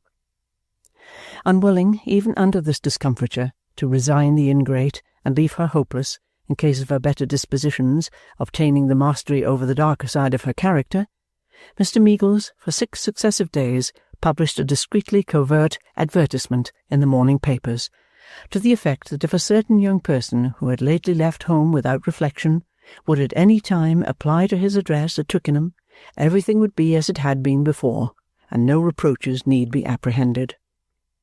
The unexpected consequences of this notification suggested to the dismayed Mr. Meagles for the first time that some hundreds of young persons must be leaving their homes without reflection every day, for shoals of wrong young people came down to Twickenham, who, not finding themselves received with enthusiasm, generally demanded compensation by way of damages in addition to coach hire there and back. Nor were these the only uninvited clients whom the advertisement produced. The swarm of begging letter writers, who would seem to be always watching eagerly for any hook, however small, to hang a letter upon, wrote to say that having seen the advertisement, they were induced to apply with confidence for various sums, ranging from 10 shillings to £50, not because they knew anything about the young person, but because they felt that to part with those donations would greatly relieve the advertiser's mind. Several projectors likewise availed themselves of the same opportunity to correspond with Mr. Meagles, as, for example, to apprise him that their attention having been called to the advertisement by a friend, they begged to state that if they should ever hear anything of the young person, they would not fail to make it known to him immediately, and that in the meantime, if he would oblige them with the funds necessary for bringing to perfection a certain entirely novel description of Pump, the happiest results would ensue to mankind. Mr. Meagles and his family, under these combined discouragements, had begun reluctantly to give up Tattycoram as irrecoverable, when the new and active firm of Dorrit and Clennam, in their private capacities, went down on a Saturday to stay at the cottage until Monday. The senior partner took the coach, and the junior partner took his walking-stick. A tranquil summer sunset shone upon him as he approached the end of his walk, and passed through the meadows by the riverside. He had that sense of peace, and of being lightened of a weight of care, which country quiet awakens in the breasts of dwellers in towns. Everything within his view was lovely and placid. The rich foliage of the trees, the luxuriant grass, diversified with wildflowers, the little green islands in the river, the beds of rushes, the water-lilies floating on the surface of the stream, the distant voices in boats borne musically towards him on the ripple of the water, and the evening air, were all expressive of rest. In the occasional leap of a fish, or dip of an oar, or twittering of a bird not yet at roost, or distant barking of a dog, or lowing of a cow, in all such sounds there was the prevailing breath of rest, which seemed to encompass him in every scent that sweetened the fragrant air. The long lines of red and gold in the sky, and the glorious track of the descending sun, were all divinely calm. Upon the purple tree-tops far away, and on the green height near at hand up which the shades were slowly creeping, there was an equal hush. Between the real landscape and its shadow in the water there was no division. Both were so untroubled and clear, and, while so fraught with solemn mystery of life and death, so hopefully reassuring to the gazer's soothed heart, because so tenderly and mercifully beautiful. Clennam had stopped, not for the first time by many times, to look about him and suffer what he saw to sink into his soul, as the shadows looked at seemed to sink deeper and deeper into the water. He was slowly resuming his way when he saw a figure in the path before him which he had, perhaps, already associated with the evening and its impressions. Minnie was there alone. She had some roses in her hand, and seemed to have stood still on seeing him, waiting for him. Her face was towards him, and she appeared to have been coming from the opposite direction. There was a flutter in her manner which Clennam had never seen in it before, and as he came near her, it entered his mind all at once that she was there for a set purpose to speak to him. She gave him her hand and said, "You wondered to see me here by myself? But the evening is so lovely. I've strolled further than I meant at first. I thought it likely I might meet you, and that made me more confident. You always come this way, do you not?" As Clennam said that it was his favourite way, he felt her hand falter on his arm, and saw the roses shake. "Will you let me give you one, Mr. Clennam? I gathered them as I came out of the garden. Indeed, I almost gathered them for you, thinking it so likely I might meet you. Mr. Dorrit arrived more than an hour ago, and told us you were walking down." His own hand shook as he accepted a rose or two from hers and thanked her. They were now by an avenue of trees. Whether they turned into it on his movement or on hers matters little. He never knew how that was. "It is very grave here," said Clennam, "but very pleasant at this hour. Passing along this deep shade and out at that arch of light at the other end, we come upon the ferry and the cottage by the best approach, I think." In her simple garden hat and her light summer dress, with her rich brown hair naturally clustering about her, and her wonderful eyes raised to his for a moment, with a look in which regard for him and trustfulness in him were strikingly blended with a kind of timid sorrow for him, she was so beautiful that it was well for his peace, or ill for his peace, he did not quite know which, that he had made that vigorous resolution he had so often thought about. She broke a momentary silence by inquiring if he knew that Papa had been thinking of another tour abroad. He said he had heard it mentioned. She broke another momentary silence by adding with some hesitation that Papa had abandoned the idea. At this he thought directly, "They are to be married." "Mr. Clennam," she said, hesitating more timidly yet, and speaking so low that he bent his head to hear her, "I should very much like to give you my confidence, if you would not mind having the goodness to receive it. I should have very much liked to have given it to you long ago, because I felt that you were becoming so much our friend." "How can I be otherwise than proud of it at any time? Pray give it to me. Pray trust me." "I could never have been afraid of trusting you," she returned, raising her eyes frankly to his face. "I think I would have done so some time ago if I had known how, but I scarcely know how, even now." "Mr. Gowan," said Arthur Clennam, "has reason to be very happy. God bless his wife and him." She wept as she tried to thank him. He reassured her, took her hand as it lay with the trembling roses in it on his arm, took the remaining roses from it, and put it to his lips. At that time, it seemed to him, he first finally resigned the dying hope that had flickered in nobody's heart so much to its pain and trouble, and from that time he became in his own eyes, as to any similar hope or prospect, a very much older man who had done with that part of life. He put the roses in his breast, and they walked on for a little while, slowly and silently under the umbrageous trees. Then he asked her, in a voice of cheerful kindness, was there anything else that she would say to him as her friend, and her father's friend, many years older than herself? Was there any trust she would repose in him, any service she would ask of him, any little aid to her happiness that she could give him the lasting gratification of believing it was in his power to render? She was going to answer, when she was so touched by some little hidden sorrow or sympathy, what could it have been, that she said, bursting into tears again, "Oh, Mr. Clennam, good, generous Mr. Clennam, pray tell me you do not blame me." "I blame you?" said Clennam. My dearest girl, I blame you? No.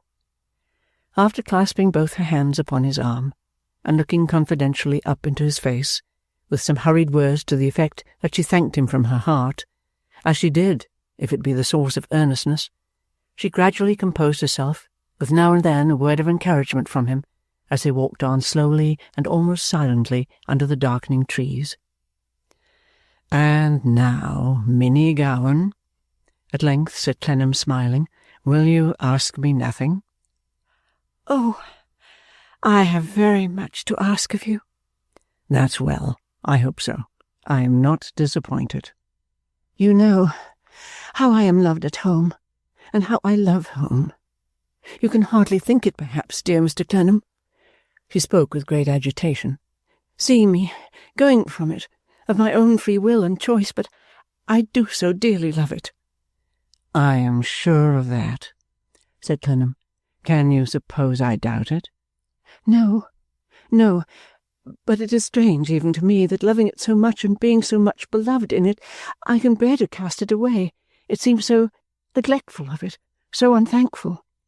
"My dear girl," said Clennam, "it is in the natural progress and change of time. All homes are left so." "Yes, I know, but all homes are not left with such a blank in them as they will be in mine when I am gone. Not that there is any scarcity of far better and more endearing and more accomplished girls than I am, not that I am much, but they have made so much of me." Pet's affectionate heart was overcharged, and she sobbed while she pictured what would happen. "I know what a change Papa will feel at first, and I know that at first I cannot be to him anything like what I have been these many years.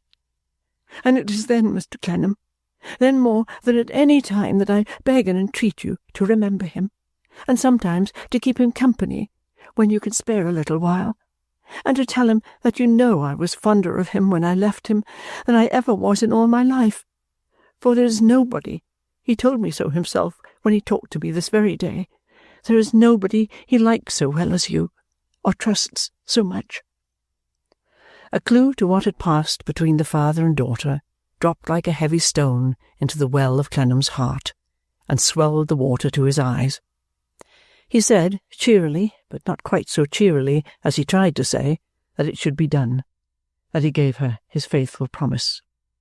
"If I do not speak of Mamma," said Pet, more moved by and more pretty in her innocent grief than Clennam could trust himself even to consider, for which reason he counted the trees between them and the fading light as they slowly diminished in number. "It is because Mamma will understand me better in this action, and will feel my loss in a different way, and will look forward in a different manner. But you know what a dear, devoted mother she is, and you will remember her too, will you not?" Let Minnie trust him, Clennam said. Let Minnie trust him to do all she wished. "And, dear Mr. Clennam," said Minnie, "because Papa, and one whom I need not name, do not fully appreciate and understand one another yet, as they will by and by, and because it will be the duty and the pride and pleasure of my new life to draw them to a better knowledge of one another, and to be a happiness to one another, and to be proud of one another, and to love one another, both loving me so dearly. Oh, as you are a kind, true man, when I am first separated from home, I am going a long distance away, try to reconcile Papa to him a little more, and use your great influence to keep him before Papa's mind free from prejudice and in his real form. Will you do this for me, as you are a noble-hearted friend?" Poor Pet! Self-deceived, mistaken child! When were such changes ever made in man's natural relations to one another? When was such reconcilement of ingrained differences ever effected? It has been tried many times by other daughters, Minnie.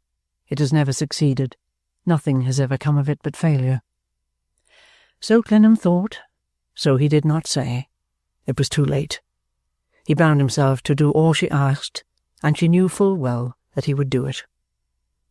They were now at the last tree in the avenue, She stopped and withdrew her arm, speaking to him with her eyes lifted up to his, and with the hand that had lately rested on his sleeve trembling by touching one of the roses in his breast. As an additional appeal to him, she said, "Dear Mr. Clennam, in my happiness, for I am happy, though you have seen me crying, I cannot bear to leave any cloud between us. If you have anything to forgive me, not anything that I have wilfully done, but any trouble I may have caused you without meaning it or having it in my power to help it, forgive me tonight, out of your noble heart." He stooped to meet the guileless face that met his without shrinking. He kissed it and answered, Heaven knew that he had nothing to forgive. As he stooped to meet the innocent face once again, she whispered, "Good-bye." And he repeated it. It was taking leave of all his old hopes, all nobody's old restless doubts. They came out of the avenue next moment arm in arm as they had entered it, and the trees seemed to close up behind them in the darkness, like their own perspective of the past. The voices of Mr. and Mrs. Meagles and Doyce were audible directly, speaking near the garden gate. Hearing Pet's name among them, Clennam called out, "She is here with me." There was some little wondering and laughing until they came up, but as soon as they had all come together, it ceased, and Pet glided away. Mr. Meagles, Doyce, and Clennam, without speaking, walked up and down on the brink of the river, in the light of the rising moon, for a few minutes, and then Doyce lingered behind and went into the house. Mr. Meagles and Clennam walked up and down together for a few minutes more without speaking, until at length the former broke silence. "Arthur," said he, using that familiar address for the first time in their communication, "do you remember my telling you, as we walked up and down one hot morning looking over the harbour at Marseilles, that Pet's baby sister, who was dead, seemed to Mother and me to have grown as she had grown, and changed as she had changed?" "Very well." "You remember my saying that our thoughts had never been able to separate those twin sisters, and that in our fancy, whatever Pet was, the other was?" "Yes, very well." "Arthur," said Mr. Meagles, much subdued, "I carry that fancy further tonight. I feel tonight, my dear fellow, as if you had loved my dead child very tenderly, and had lost her when she was like what Pet is now." "Thank you," murmured Clennam. "Thank you," and pressed his hand. "Will you come in?" said Mr. Meagles presently. "In a little while." Mr. Meagles fell away, and he was left alone. When he had walked on the river's brink in the peaceful moonlight for some half an hour, he put his hand in his breast and tenderly took out the handful of roses. Perhaps he put them to his heart, perhaps he put them to his lips, but certainly he bent down on the shore and gently launched them on the flowing river. Pale and unreal in the moonlight, the river floated them away. The lights were bright within doors when he entered, and the faces on which they shone, his own face not excepted, were soon quietly cheerful. They talked of many subjects. His partner never had such a ready store to draw upon for the beguiling of the time, and so to bed and to sleep, while the flowers, pale and unreal in the moonlight, floated away upon the river, and thus do greater things that once were in our breasts and near our hearts flow from us to the eternal seas. Chapter 29. Mrs. Flintwinch goes on dreaming. The house in the city preserved its heavy dullness through all these transactions, and the invalid within it turned the same unvarying round of life. Morning, noon, and night, morning, noon, and night, each recurring with its accompanying monotony, always the same reluctant return of the same sequences of machinery, like a dragging piece of clockwork. The wheel-chair had its associated remembrances and reveries, one may suppose, as every place that is made the station of a human being has. pictures of demolished streets and altered houses, as they formerly were when the occupant of the chair was familiar with them, images of people as they used to be, with little or no allowance made for the lapse of time since they were seen. Of these there must have been many in the long routine of gloomy days. To stop the clock of busy existence at the hour when they were personally sequestered from it, to suppose mankind stricken motionless when they were brought to a standstill, to be unable to measure the changes beyond our view by any larger standard than the shrunken one of our own uniform and contracted existence, is the infirmity of many invalids, and the mental unhealthiness of almost all recluses. What scenes and actors the stern woman most reviewed, as she sat from season to season in her one dark room, none knew but herself. Mr. Flintwinch, with his wry presence brought to bear upon her daily like some eccentric mechanical force, would perhaps have screwed it out of her, if there had been less resistance in her, but she was too strong for him. So far as Mistress Affery was concerned, to regard her liege lord and her disabled mistress with a face of blank wonder, to go about the house after dark with her apron over her head, always to listen for the strange noises and sometimes to hear them, and never to emerge from her ghostly, dreamy, sleep-waking state, was occupation enough for her. There was a fair stroke of business doing, as Mistress Affery made out, for her husband had abundant occupation in his little office, and saw more people than had been used to come there for some years. This might easily be, the house having been long deserted, but he did receive letters and comers and keep books and correspond. Moreover, he went about to other counting-houses, and to wharves and docks, and to the custom-house, and to Garraway's coffee-house, and the Jerusalem coffee-house, and on 'Change, so that he was much in and out. He began, too, sometimes of an evening, when Mrs. Clennam expressed no particular wish for his society, to resort to a tavern in the neighbourhood to look at the shipping news and closing prices in the evening paper, and even to exchange small socialities with mercantile sea captains who frequented that establishment.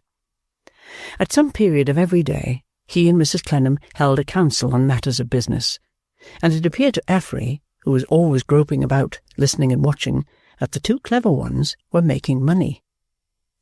The state of mind into which Flintwinch's dazed lady had fallen had now begun to be so expressed in all her looks and actions that she was held in very low account by the two clever ones as a person never of strong intellect who was becoming foolish. Perhaps because her appearance was not of a commercial cast, or perhaps because it occurred to him that his having taken her to wife might expose his judgment to doubt in the minds of customers, Mr. Flintwinch laid his commands upon her that she should hold her peace on the subject of her conjugal relations, and should no longer call him Jeremiah out of the domestic trio.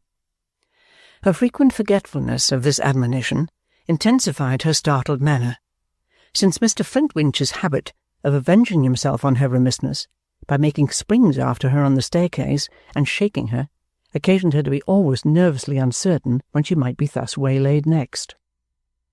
Little Dorrit had finished a long day's work in Mrs. Clennam's room, and was neatly gathering up her shreds and odds and ends before going home.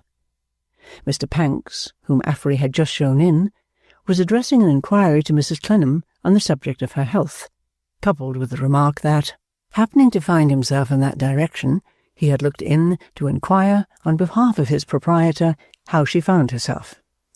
Mrs. Clennam, with a deep contraction of her brows, was looking at him. "Mr. Casby knows," said she, "that I am not subject to changes. The change that I await here is the great change." "Indeed, ma'am," returned Mr. Pancks, with a wandering eye towards the figure of the little seamstress, on her knee picking threads and fraying of her work from the carpet. "You look nicely, ma'am." "I bear what I have to bear," she answered. "Do you what you have to do." "Thank you, ma'am," said Mr. Pancks. "Such is my endeavour." "You are often in this direction, are you not?" asked Mrs. Clennam. "Why, yes, ma'am," said Pancks. "Rather so lately. I've lately been round this way a good deal, owing to one thing and another." "Beg Mr. Casby and his daughter not to trouble themselves by deputy about me. When they wish to see me, they know I am here to see them. They have no need to trouble themselves to send. You have no need to trouble yourself to come." "Not the least trouble, ma'am," said Mr. Pancks. "You really are looking uncommonly nicely, ma'am. Thank you. Good evening." The dismissal and its accompanying finger pointed straight at the door was so curt and direct that Mr. Pancks did not see his way to prolong his visit. He stirred up his hair with the sprightliest expression, glanced at the little figure again, said, "Good evening, ma'am. Don't come down, Mrs. Affery. I know the road to the door," and steamed out. Mrs. Clennam, her chin resting on her hand, followed him with attentive and darkly distrusting eyes, and Affery stood looking at her as if she were spellbound. Slowly and thoughtfully, Mrs. Clennam's eyes turned from the door by which Pancks had gone out, to little Dorrit rising from the carpet. With her chin drooping more heavily on her hand, and her eyes vigilant and lowering, the sick woman sat looking at her until she attracted her attention. Little Dorrit coloured under such a gaze, and looked down. Mrs. Clennam still sat intent. "Little Dorrit," she said, when she at last broke silence, "what do you know of that man?" "I don't know anything of him, ma'am, except that I have seen him about, and that he has spoken to me." "What has he said to you?" "I don't understand what he has said. He's so strange, but nothing rough or disagreeable." "Why does he come here to see you?" "I don't know, ma'am," said Little Dorrit with perfect frankness. "You know that he does come here to see you?"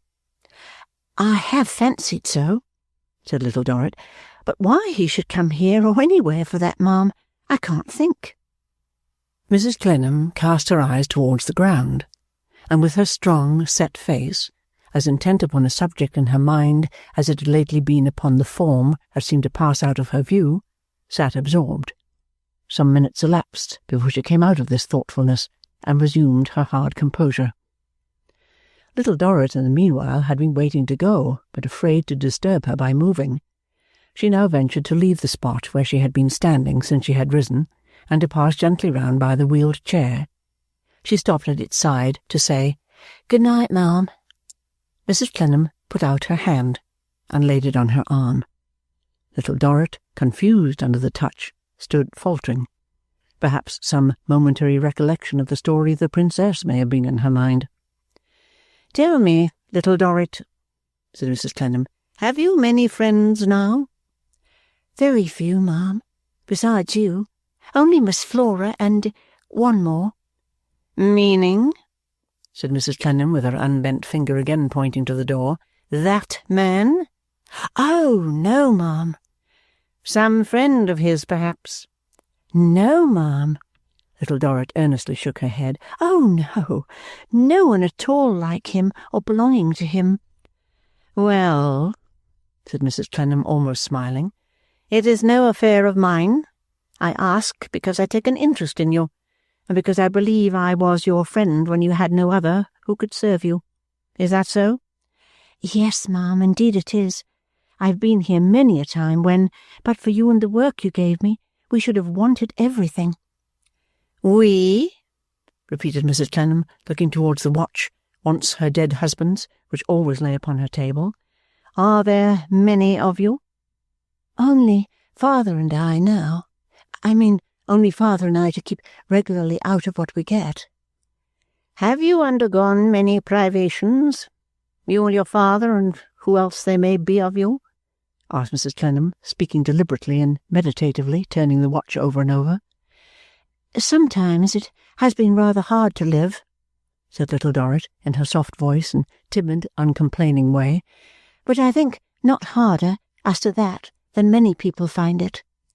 "That's well said," Mrs. Clennam quickly returned. "That's the truth. You're a good, thoughtful girl. You're a grateful girl, too, or I much mistake you." "It is only natural to be that. There is no merit in being that," said Little Dorrit. "I am indeed."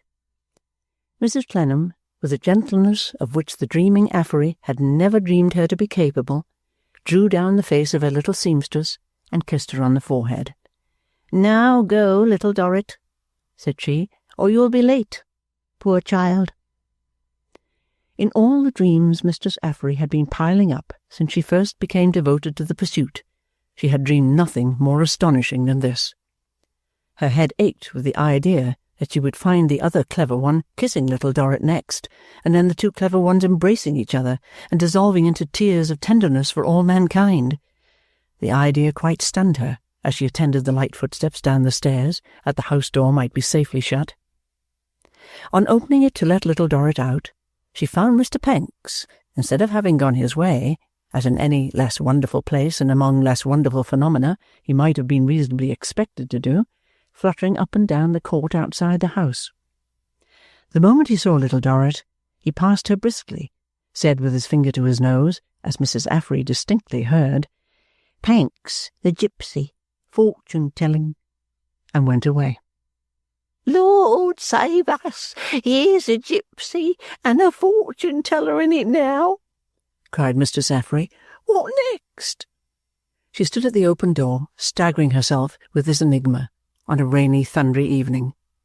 The clouds were flying fast, and the wind was coming up in gusts, banging some neighbouring shutters that had broken loose, twirling the rusty chimney cowls and weathercocks, and rushing round and round a confined adjacent churchyard, as if it had a mind to blow the dead citizens out of their graves.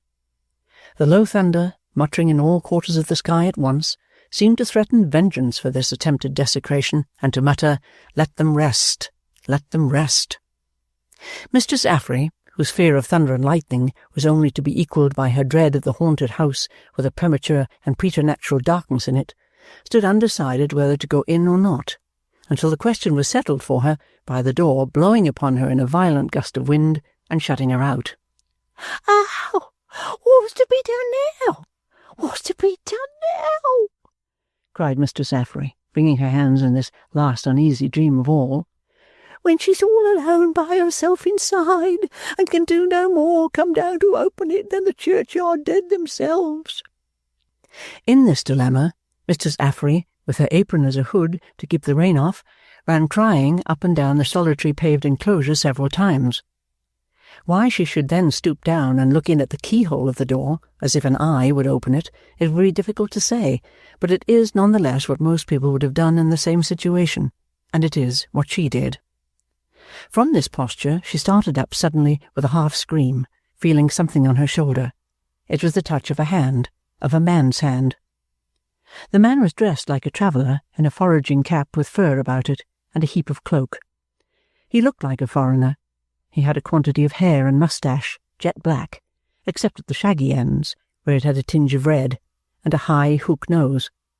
He laughed at Mistress Affery's start and cry, and as he laughed, his moustache went up under his nose, and his nose came down over his moustache. "What's the matter?" he asked in plain English. "What are you frightened at?" "At you," panted Affery. "Me, madame?" "And a dismal evening, and everything," said Affery. "And here, the wind has been and blown the door to, and I can't get in." "Ha!" said the gentleman, who took that very coolly. "Indeed. Do you know such a name as Clennam about here?" "Lord bless us, I should think I did. I should think I did," cried Affery, exasperated into a new wringing of hands by the inquiry. "Where about here?" "Where?" cried Affery, goaded into another inspection of the keyhole. "Where? But here in this house. And she's all alone in her room, and lost the use of her limbs, and can't stir to help herself or me, and t'other clever one's out, and oh, Lord, forgive me," cried Affery, driven into a frantic dance by these accumulated considerations, "if I ain't a-going headlong out of my mind." Taking a warmer view of the matter, now that it concerned himself, the gentleman stepped back to glance at the house, and his eye soon rested on the long narrow window of the little room near the hall door. "Where may the lady be who has lost the use of her limbs, madame?" he inquired, with that peculiar smile which Mistress Affery could not choose but keep her eyes upon. "Up there," said Affery, "them two windows." "Ha! I am of a fair size, but could not have the honour of presenting myself in that room without a ladder. Now, madame, frankness is a part of my character. Shall I open the door for you?" "Yes, bless you, sir, for a dear creature, and do it at once," cried Affery, "for she may be a-calling to me at this very present minute, or may be setting herself afire and burning herself to death, or there's not knowing what may be happening to her, and me going out of my mind at thinking of it." "Stay, my good madam." He restrained her impatience with the smooth white hand. "Business hours, I apprehend, are over for the day?" Yes, cried Affery, "long ago." "Let me make, then, a fair proposal. Fairness is a part of my character. I am just landed from the packet boat, as you may see." He showed her that his cloak was very wet, and that his boots were saturated with water. She had previously observed that he was dishevelled and sallow, as if from a rough voyage, and so chilled that he could not keep his teeth from chattering. "I am just landed from the packet boat, madame, and have been delayed by the weather. The infernal weather. In consequence of this, madame, some necessary business that I should otherwise have transacted here within the regular hours, necessary business because money business, still remains to be done. Now, if you will fetch any authorized neighbouring somebody to do it in return for my opening the door, I'll open the door. If this arrangement should be objectionable, I'll—" And with the same smile he made a significant feint of backing away. Mistress Affery, heartily glad to effect the proposed compromise, gave in her willing adhesion to it. The gentleman at once requested her to do him the favour of holding his cloak, took a short run at the narrow window, made a leap at the sill, clung his way up the bricks, and in a moment had his hand at the sash, raising it. His eyes looked so very sinister as he put his leg into the room and glanced round at Mistress Affery, that she thought with a sudden coldness, if he were to go straight upstairs to murder the invalid, what could she do to prevent him? Happily he had no such purpose, for he reappeared in a moment at the house door. "Now, my dear madame," he said as he took back his cloak and threw it on, "if you have the goodness to—" "What the devil's that?" The strangest of sounds, evidently close at hand from the peculiar shock it communicated to the air, yet subdued as if it were far off. A tremble, a rumble, and a fall of some light dry matter. "What the devil is it?" "I don't know what it is, but I've heard the like of it over and over again," said Affery, who had caught his arm. He could hardly be a very brave man, even she thought in her dreamy start and fright, for his trembling lips had turned colourless. After listening a few moments, he made light of it. "Bah! Nothing. Now, my dear madame, I think you spoke of some clever personage. Will you be so good as to confront me with that genius?" He held the door in his hand, as though he were quite ready to shut her out again if she failed. "Don't you say anything about the door and me, then," whispered Affery. "Not a word." "And don't you stir from here, or speak if she calls, while I run round the corner." "Madame, I am a statue." Affery had so vivid a fear of his going stealthily upstairs the moment her back was turned, that after hurrying out of sight, she returned to the gateway to peep at him. Seeing him still on the threshold, more out of the house than in it, as if he had no love for darkness and no desire to probe its mysteries, she flew into the next street, and sent a message into the tavern to Mr. Flintwinch, who came out directly. The two returning together, the lady in advance and Mr. Flintwinch coming up briskly behind, animated with the hope of shaking her before she could get housed, saw the gentleman standing in the same place in the dark, and heard the strong voice of Mrs. Clennam calling from her room. "Who is it? What is it? Why does no one answer? Who is that down there?" Chapter 30. The Word of a Gentleman. When Mr. and Mrs. Flintwinch panted up to the door of the old house in the twilight, Jeremiah, within a second of Affery, The stranger started back. "Death of my soul!" he exclaimed. "Why, how did you get here?" Mr. Flintwinch, to whom these words were spoken, repaid the stranger's wonder in full. He gazed at him with blank astonishment. He looked over his own shoulder, as expecting to see someone he had not been aware of standing behind him. He gazed at the stranger again, speechlessly, at a loss to know what he meant. He looked to his wife for explanation. Receiving none, he pounced upon her, and shook her with such heartiness that he shook her cap off her head, saying between his teeth with grim raillery as he did it, "Affery, my woman, you must have a doze, my woman. This is some of your tricks. You've been dreaming again, mistress. What's it about? Who is it? What does it mean? Speak out or be choked. It's the only choice I'll give you." Supposing Mistress Affery to have any power of election at the moment, her choice was decidedly to be choked, for she answered not a syllable to this adjuration, but with her bare head wagging violently backwards and forwards, resigned herself to her punishment. The stranger, however, picking up her cap with an air of gallantry, interposed. "Permit me," said he, laying his hand on the shoulder of Jeremiah, who stopped and released his victim. "Thank you. Excuse me. Husband and wife, I know, from this playfulness. Always agreeable to see that relation playfully maintained. Listen. May I suggest that somebody upstairs in the dark is becoming energetically curious to know what is going on here?" This reference to Mrs. Clennam's voice reminded Mr. Flintwinch to step into the hall and call up the staircase, "It's all right, I'm here. Affery is coming with your light." Then he said to the latter flustered woman who was putting her cap on, "Get out with you and get upstairs." And then turned to the stranger and said to him, "Now, sir, what might you please to want?" "I am afraid," said the stranger, "I must be so troublesome as to propose a candle." "True," assented Jeremiah. "I was going to do so. Please to stand where you are while I get one."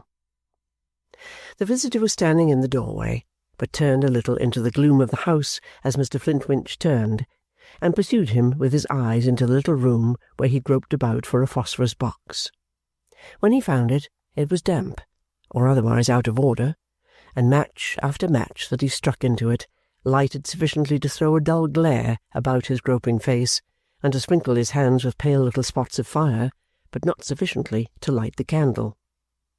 The stranger, taking advantage of this fitful illumination of his visage, looked intently and wonderingly at him. Jeremiah, when he at last lighted the candle, knew he had been doing this, by seeing the last shade of a lowering watchfulness clear away from his face, as it broke into the doubtful smile that was a large ingredient in its expression.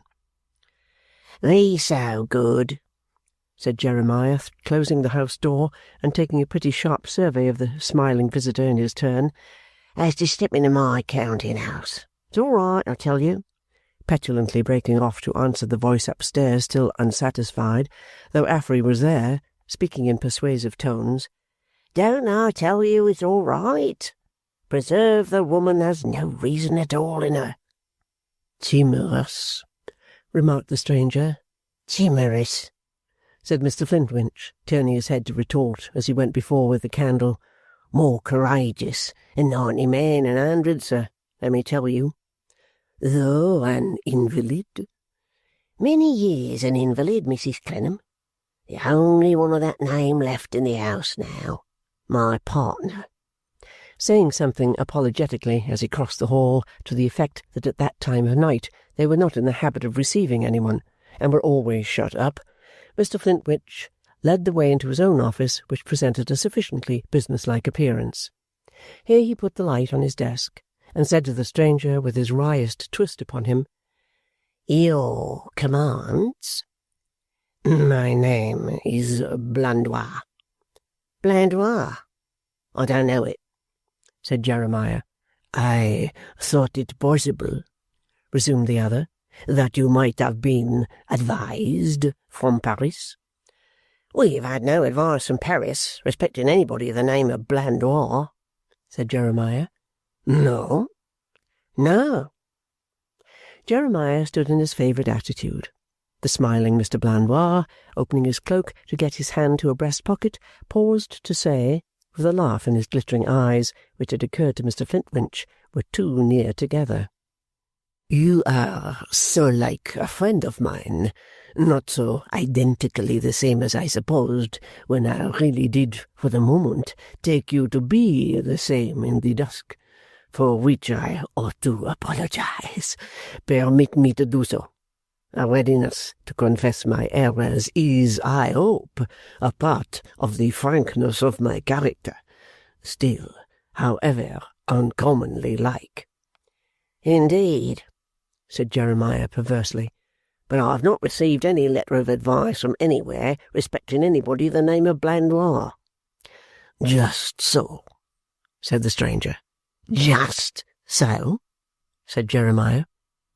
Mr. Blandois, not at all put out by this omission on the part of the correspondents of the house of Clennam and Co., took his pocket-book from his breast-pocket, selected a letter from that receptacle, and handed it to Mr. Flintwinch. No doubt you are well acquainted with the writing. Perhaps the letter speaks for itself and requires no advice. You are a far more competent judge of such affairs than I am. It is my misfortune to be not so much a man of business as what the world calls arbitrarily a gentleman.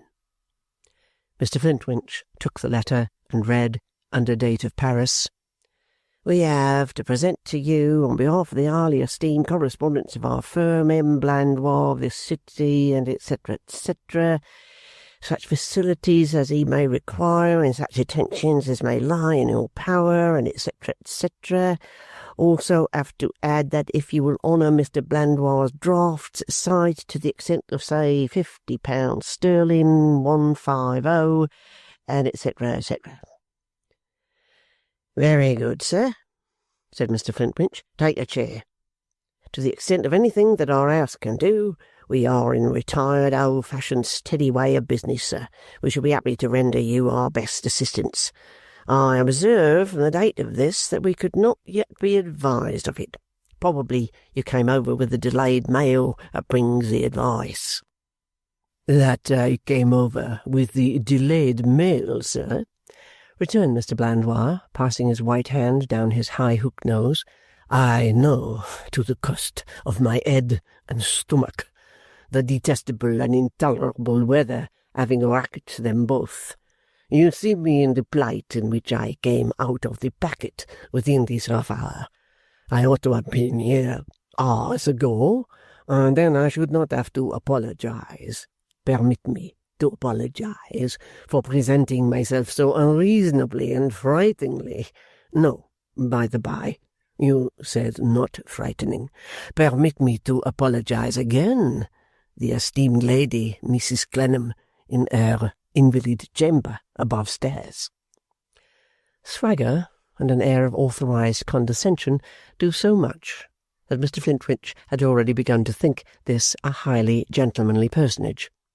Not the less unyielding with him on that account, he scraped his chin and said, what could he have the honour of doing for Mr. Blandois to-night, out of business hours?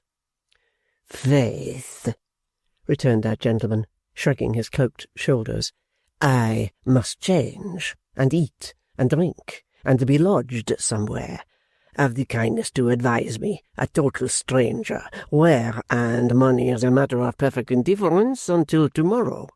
The nearer the place, the better. Next door, if that's all. Mr. Flintwinch was slowly beginning, For a gentleman of your habits, there is not in this immediate neighbourhood any hotel, when Mr. Blandois took him up. So much for my habits, my dear sir, snapping his fingers. A citizen of the world has no habits. that I am, in my poor way, a gentleman, by heaven, I will not deny, but I have no unaccommodating prejudiced habits. A clean room, a hot dish for dinner, and a bottle of not absolutely poisonous wine are all I want tonight. But I want that much without the trouble of going one unnecessary inch to get it.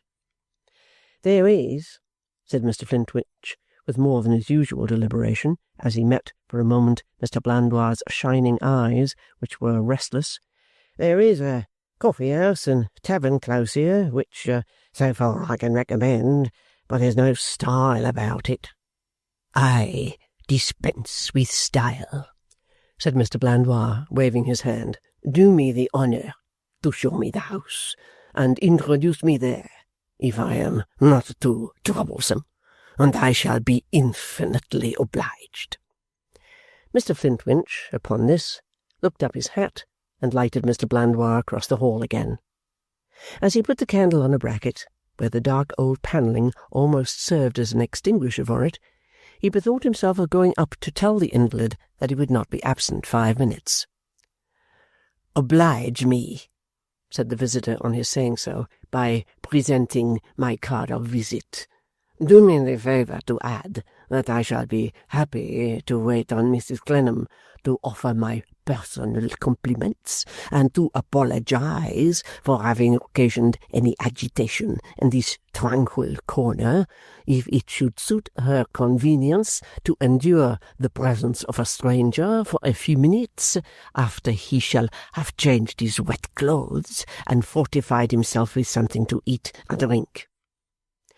Jeremiah made all dispatch, and said on his return, She'll be glad to see you, sir, but being conscious that the sick-room has no attractions, wishes me to say that she won't hold you to your offer in case you should think better of it. To think better of it, returned the gallant Blandois, would be to slight a lady. To slight a lady would be to be deficient in chivalry towards the sex, and chivalry towards the sex is a part of my character. Thus expressing himself, he drew the draggled skirt of his cloak over his shoulder, and accompanied Mr Flintwinch to the tavern, taking up on the road a porter who was waiting with his portmanteau on the outer side of the gateway. The house was kept in a homely manner, and the condescension of Mr Blandois was infinite. It seemed to fill to inconvenience the little bar in which the widow lady and her 2 daughters received him. It was much too big for the narrow wainscoted room with a bagatelle board in it that was first proposed for his reception.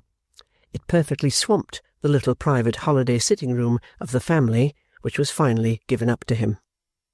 Here, in dry clothes and scented linen, with sleeked hair, a great ring on each forefinger and a massive show of watch-chain, Mr Blandois, waiting for his dinner, lolling on a window-seat with his knees drawn up, looked, for all the difference in the setting of the jewel, fearfully and wonderfully like a certain Monsieur Rigaud, who had once so waited for his breakfast lying on the stone ledge of the iron grating of a cell in the villainous dungeon at Marseilles.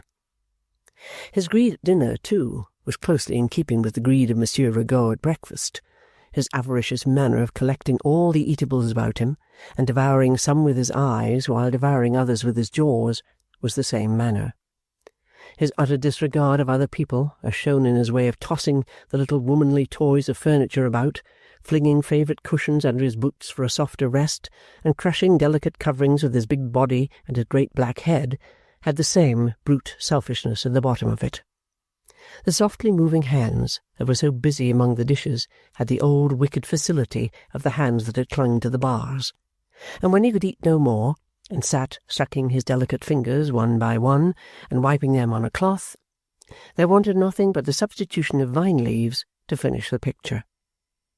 On this man, with his moustache going up and his nose coming down in that most evil of smiles, and with his surface eyes looking as if they belonged to his dyed hair, and had had their natural power of reflecting light stopped by some similar process, Nature, always true and never working in vain, had set the mark.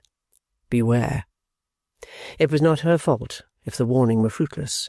She is never to blame in any such instance. Mr. Blandois, having finished his repast and cleaned his fingers, took a cigar from his pocket, and, lying on the window-seat again, smoked it out at his leisure, occasionally apostrophising the smoke as it parted from his thin lips in a thin stream. "Blandois, you shall turn the tables on society, my little child." "Holy Blue, you have begun well, Blandois. At a pinch, an excellent master in English or French, a man for the bosom of families. You have a quick perception, you have humour, you have ease, you have insinuating manners, you have a good appearance. In effect, you are a gentleman. A gentleman you shall live, my small boy, and a gentleman you shall die. You shall win, however the game goes. They shall all confess your merit, Blandois. You shall subdue the society which has grievously wronged you to your own high spirit.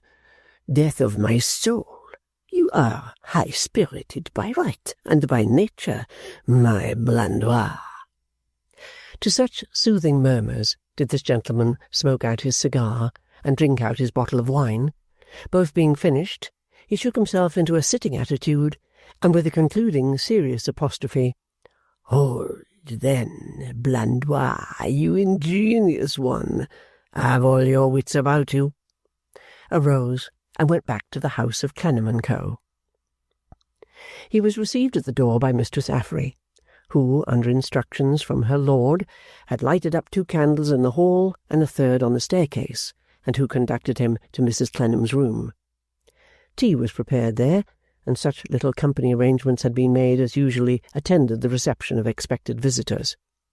They were slight, on the greatest occasion, never extending beyond the production of the china tea-service and the covering of the bed with a sober and sad drapery.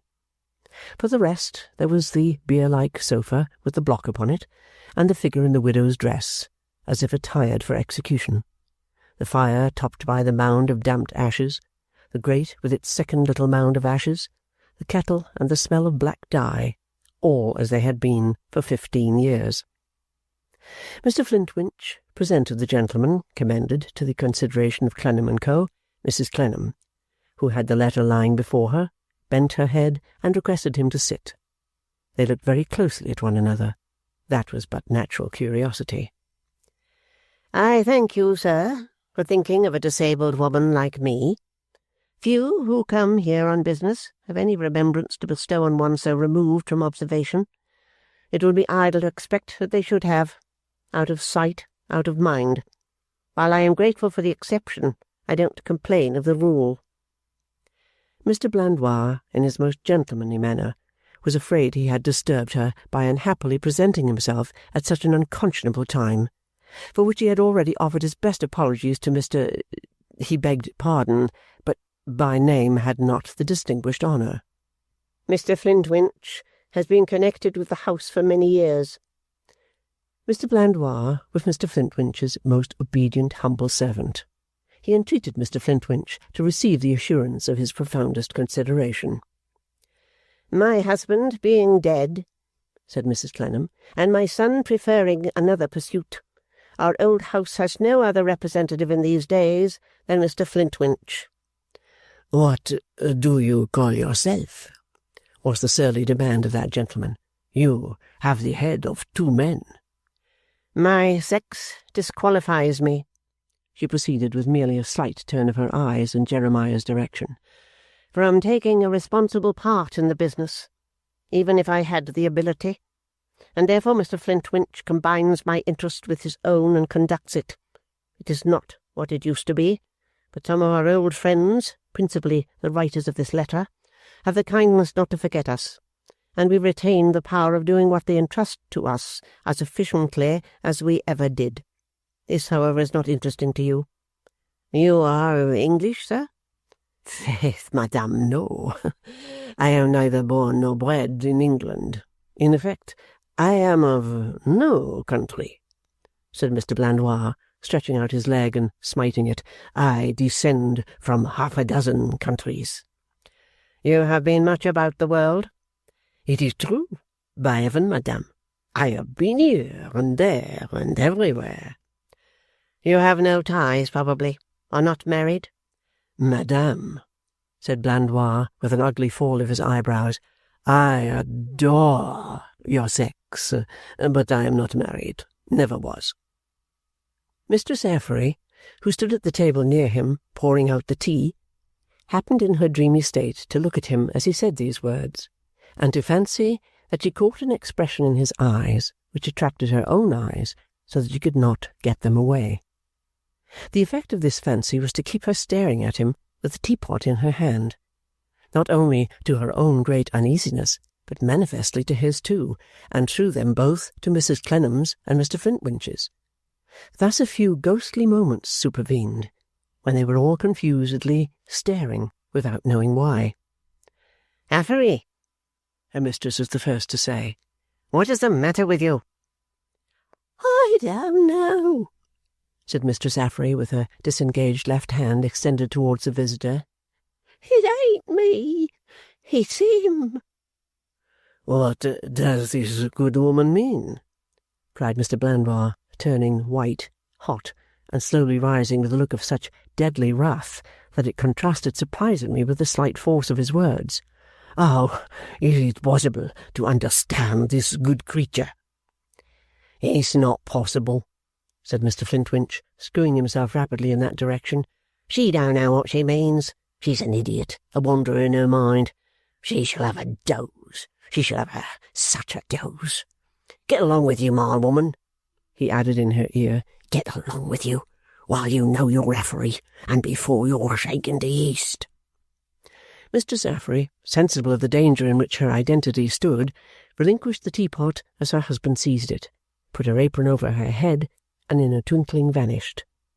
The visitor gradually broke into a smile and sat down again. "You'll excuse her, Mr. Blandois," said Jeremiah, pouring out the tea himself. "She's failing and breaking up. That's what she's about. Do you take sugar, sir?" "Thank you. No tea for me. Pardon my observing it, but that's a very remarkable watch." The tea-table was drawn up near the sofa, with a small interval between it and Mrs. Clennam's own particular table. Mr. Blandois, in his gallantry, had risen to hand that lady her tea. Her dish of toast was already there, and it was in placing the cup conveniently within her reach that the watch, lying before her as it always did, attracted his attention. Mrs. Clennam looked suddenly up at him. "May I be permitted?" "Thank you." A fine, old-fashioned watch," he said, taking it in his hand. "Heavy for use, but massive and genuine. I have a partiality for everything genuine. Such as I am, I am genuine myself. Ha! A gentleman's watch with 2 cases in the old fashion. May I remove it from the outer case? Ah, thank you. Aye, an old silk watch lining worked with beads. I have often seen these among old Dutch people and Belgians. Quaint things." "They are old-fashioned, too," said Mrs. Clennam. "Very. But this is not so old as the watch, I think." "I think not.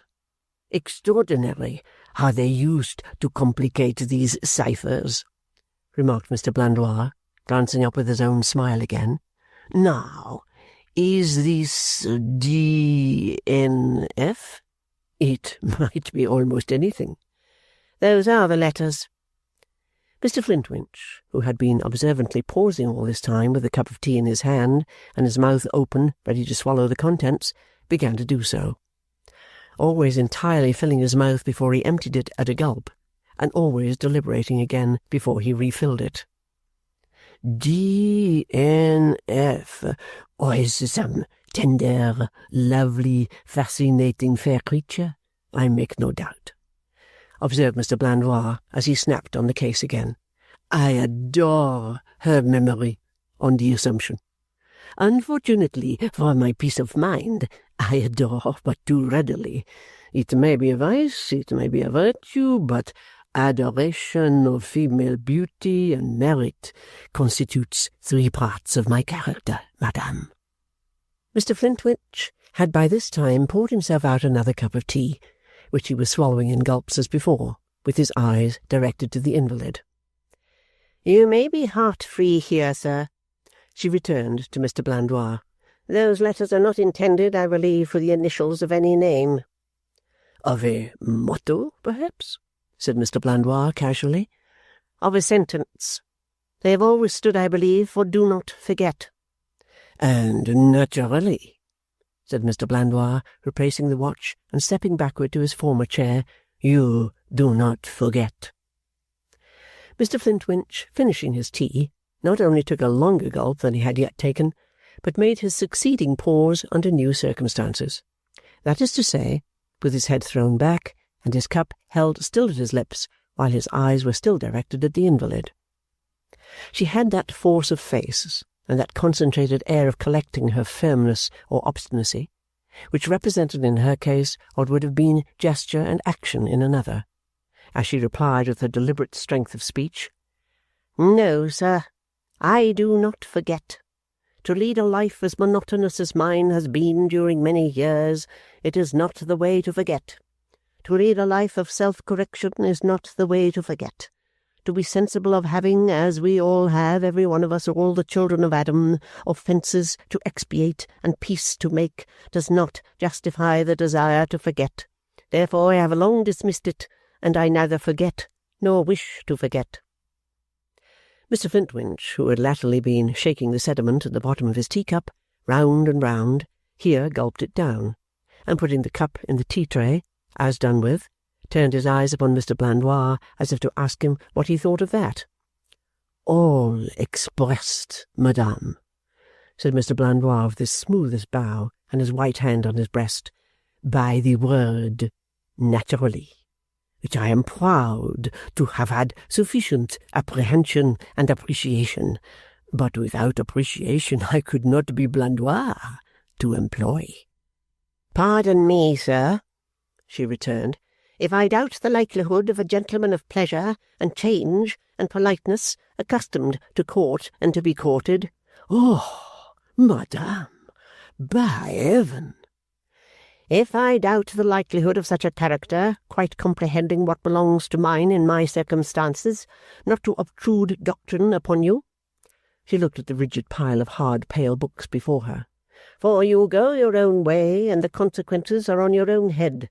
I will say this much, that I shape my course by pilots, strictly by proved and tried pilots, under whom I cannot be shipwrecked, can not be, and that, if I were unmindful of the admonition conveyed in those 3 letters, I should not be half as chastened as I am.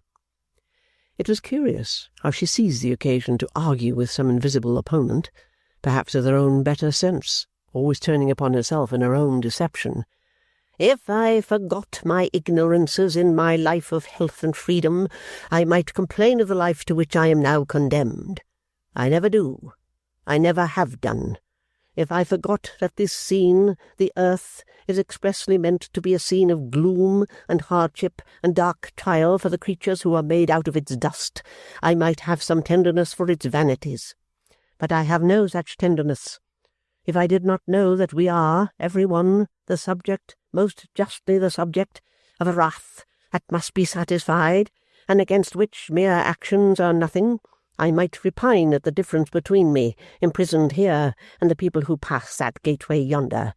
But I take it as a grace and favour to be elected, to make the satisfaction I am making here, to know what I know for certain here, and to work out what I have worked out here.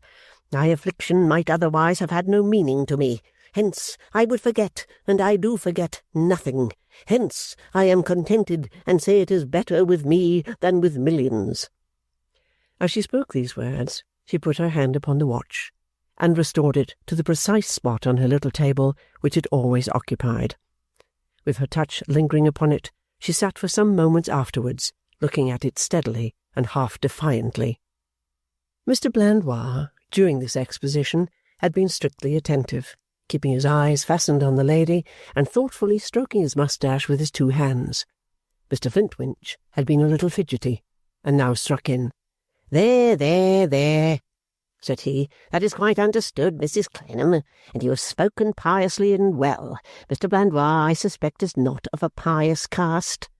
On the contrary, sir, that gentleman protested, snapping his fingers. Your pardon. It's a part of my character. I am sensitive, ardent, conscientious, and imaginative. A sensitive, ardent, conscientious, and imaginative man, Mr. Flintwinch, must be that, or nothing. There was an inkling of suspicion in Mr. Flintwinch's face that he might be nothing, as he swaggered out of his chair. It was characteristic of this man, as it is of all men similarly marked, that whatever he did, he overdid, though it were sometimes by only a hair's breadth, and approached to take his leave of Mrs. Clennam. With what will appear to you the egotism of a sick old woman, sir, she then said, though, really, through your accidental allusion, I have been led away into the subject of myself and my infirmities. Being so considerate as to visit me, I hope you will be likewise so considerate as to overlook that. Don't compliment me, if you please. For he was evidently going to do it. Mr. Flintwinch will be happy to render you any service, but I hope your stay in this city may prove agreeable. Mr. Blandois thanked her, and kissed his hand several times. This is an old room, he remarked with a sudden sprightliness of manner, looking round when he got near the door. I have been so interested that I have not observed it, but it's a genuine old room. It is a genuine old house, said Mrs. Clennam with her frozen smile, a place of no pretensions, but a piece of antiquity. Faith, cried the visitor, if Mr. Flintwinch would do me the favour to take me through the rooms on my way out, he could hardly oblige me more. An old house is a weakness with me. I have many weaknesses, but none greater. I love and study the picturesque in all its varieties. I have been called picturesque myself. It is no merit to be picturesque. I have greater merits, perhaps, but I may be, by an accident, sympathy. I tell you beforehand, Mr. Blandois, that you'll find it very dingy and very bare, said Jeremiah, taking up the candle. It's not worth your looking at. But Mr. Blandois, smiting him in a friendly manner on the back, only laughed. So the said Blandois kissed his hand again to Mrs. Clennam, and they went out of the room together. You don't care to go upstairs, said Jeremiah on the landing. On the contrary, Mr. Flintwinch, if not tiresome to you, I shall be ravished. Mr. Flintwinch, therefore, wormed himself up the staircase, and Mr. Blandois followed close. They ascended to the great garret bedroom which Arthur had occupied on the night of his return. There, Mr. Blandois, said Jeremiah, showing it. I hope you may think that worth coming so high to see. I confess I don't. Mr. Blandois being enraptured, they walked through other garrets and passages, and came down the staircase again. By this time Mr. Flintwinch had remarked that he never found the visitor looking at any room, after throwing one quick glance around, but always found the visitor looking at him, Mr. Flintwinch. With this discovery in his thoughts, he turned about on the staircase for another experiment.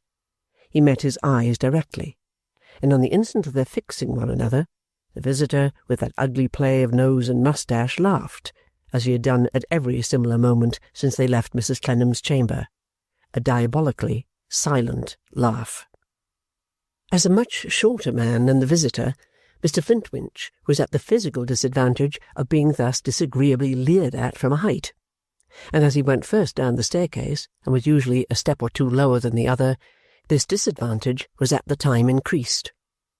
He postponed looking at Mr. Blandois again until this accidental inequality was removed by their having entered the late Mr. Clennam's room. But, then twisting himself suddenly round upon him, he found his look unchanged.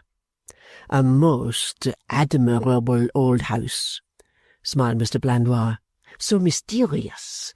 Do you never hear any haunted noises here?" "Noises?" returned Mr Flintwinch. "No."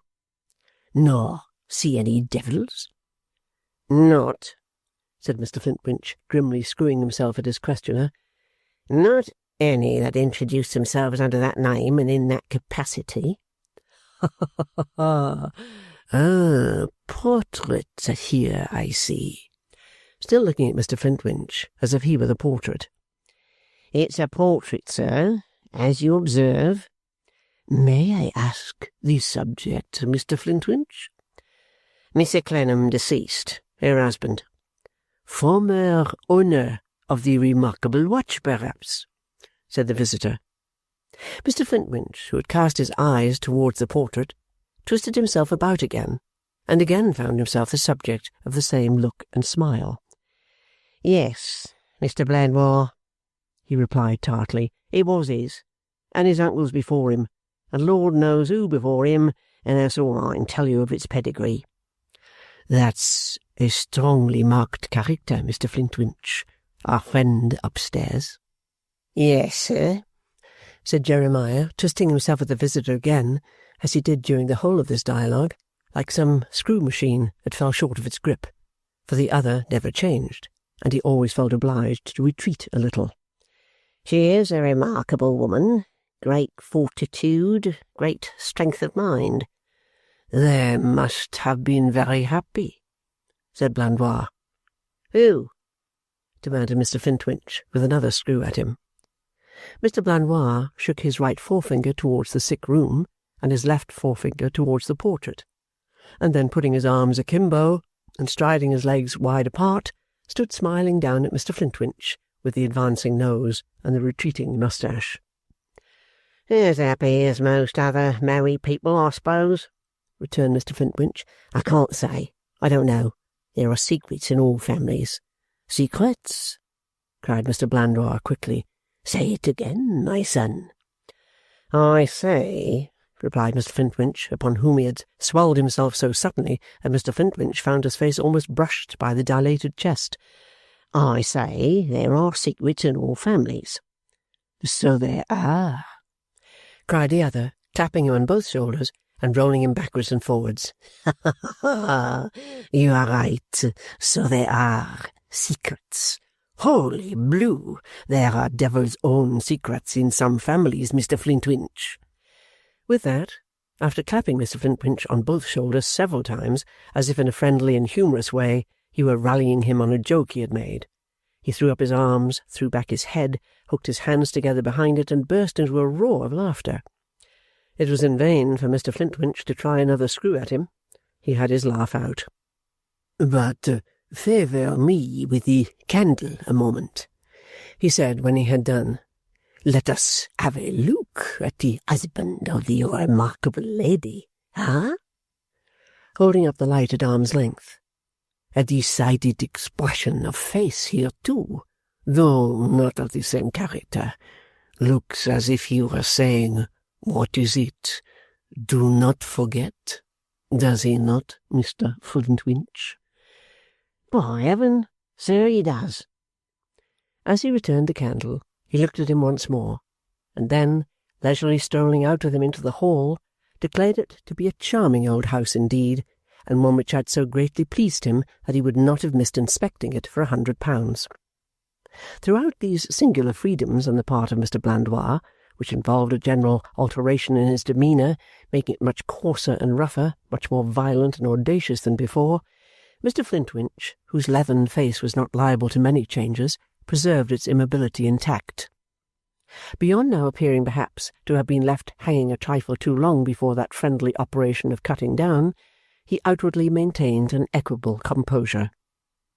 They had brought their survey to a close in the little room at the side of the hall, and he stood there, eyeing Mr Blandois. "I'm glad you're so well satisfied, sir," was his calm remark. "I didn't expect it. You seem to be in good spirits." "In admirable spirits," returned Blandois. "Word of honour. Never more refreshed in spirits. Do you ever have presentiments, Mr Flintwinch?" I'm not sure I know what you mean by that term, sir, replied that gentleman. Say, in this case, Mr. Flintwinch, undefined anticipations of pleasure to come. I can't say I'm sensible of such a sensation at present, returned Mr. Flintwinch with the utmost gravity. If I should find it coming on, I'll mention it.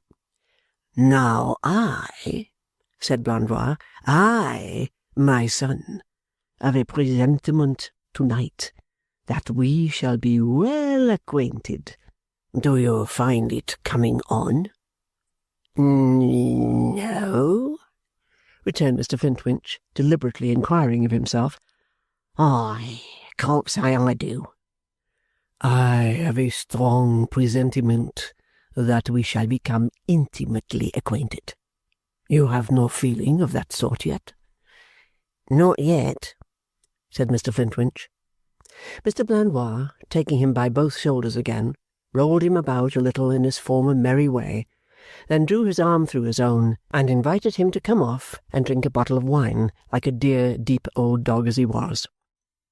Without a moment's indecision, Mr. Flintwinch accepted the invitation, and they went out to the quarters where the traveller was lodged, through a heavy rain which had rattled on the windows, roofs, and pavements ever since nightfall. The thunder and lightning had long ago passed over, but the rain was furious. On their arrival at Mr. Blandois' room, a bottle of port wine was ordered by that gallant gentleman, who, crushing every pretty thing he could collect in the soft disposition of his dainty figure, coiled himself upon the window-seat, while Mr. Flintwinch took a chair opposite to him with the table between them. Mr. Blandois proposed having the largest glasses in the house, to which Mr. Flintwinch assented. The bumpers filled. Mr. Blandois, with a roistering gaiety, clinked the top of his glass against the bottom of Mr. Flintwinch's, and the bottom of his glass against the top of Mr. Flintwinch's, and drank to the intimate acquaintance he foresaw. Mr. Flintwinch gravely pledged him, and drank all the wine he could get, and said nothing. As often as Mr. Blandois clinked glasses, which was at every replenishment, Mr. Flintwinch stolidly did his part of the clinking, and would have stolidly done his companion's part of the wine as well as his own, being, except in the article of palate, a mere cask. In short, Mr. Blandois found that to pour port wine into the reticent Flintwinch was not to open him up, but to shut him up. Moreover, he had the appearance of a perfect ability to go on all night, or, if occasion were, all next day and all next night, whereas Mr. Blandois soon grew indistinctly conscious of swaggering too fiercely and boastfully. He therefore terminated the entertainment at the end of the third bottle. "You will draw upon us to-morrow, sir," said Mr. Flintwinch, with a business-like face at parting. "My cabbage," returned the other, taking him by the collar with both hands. "I'll draw upon you.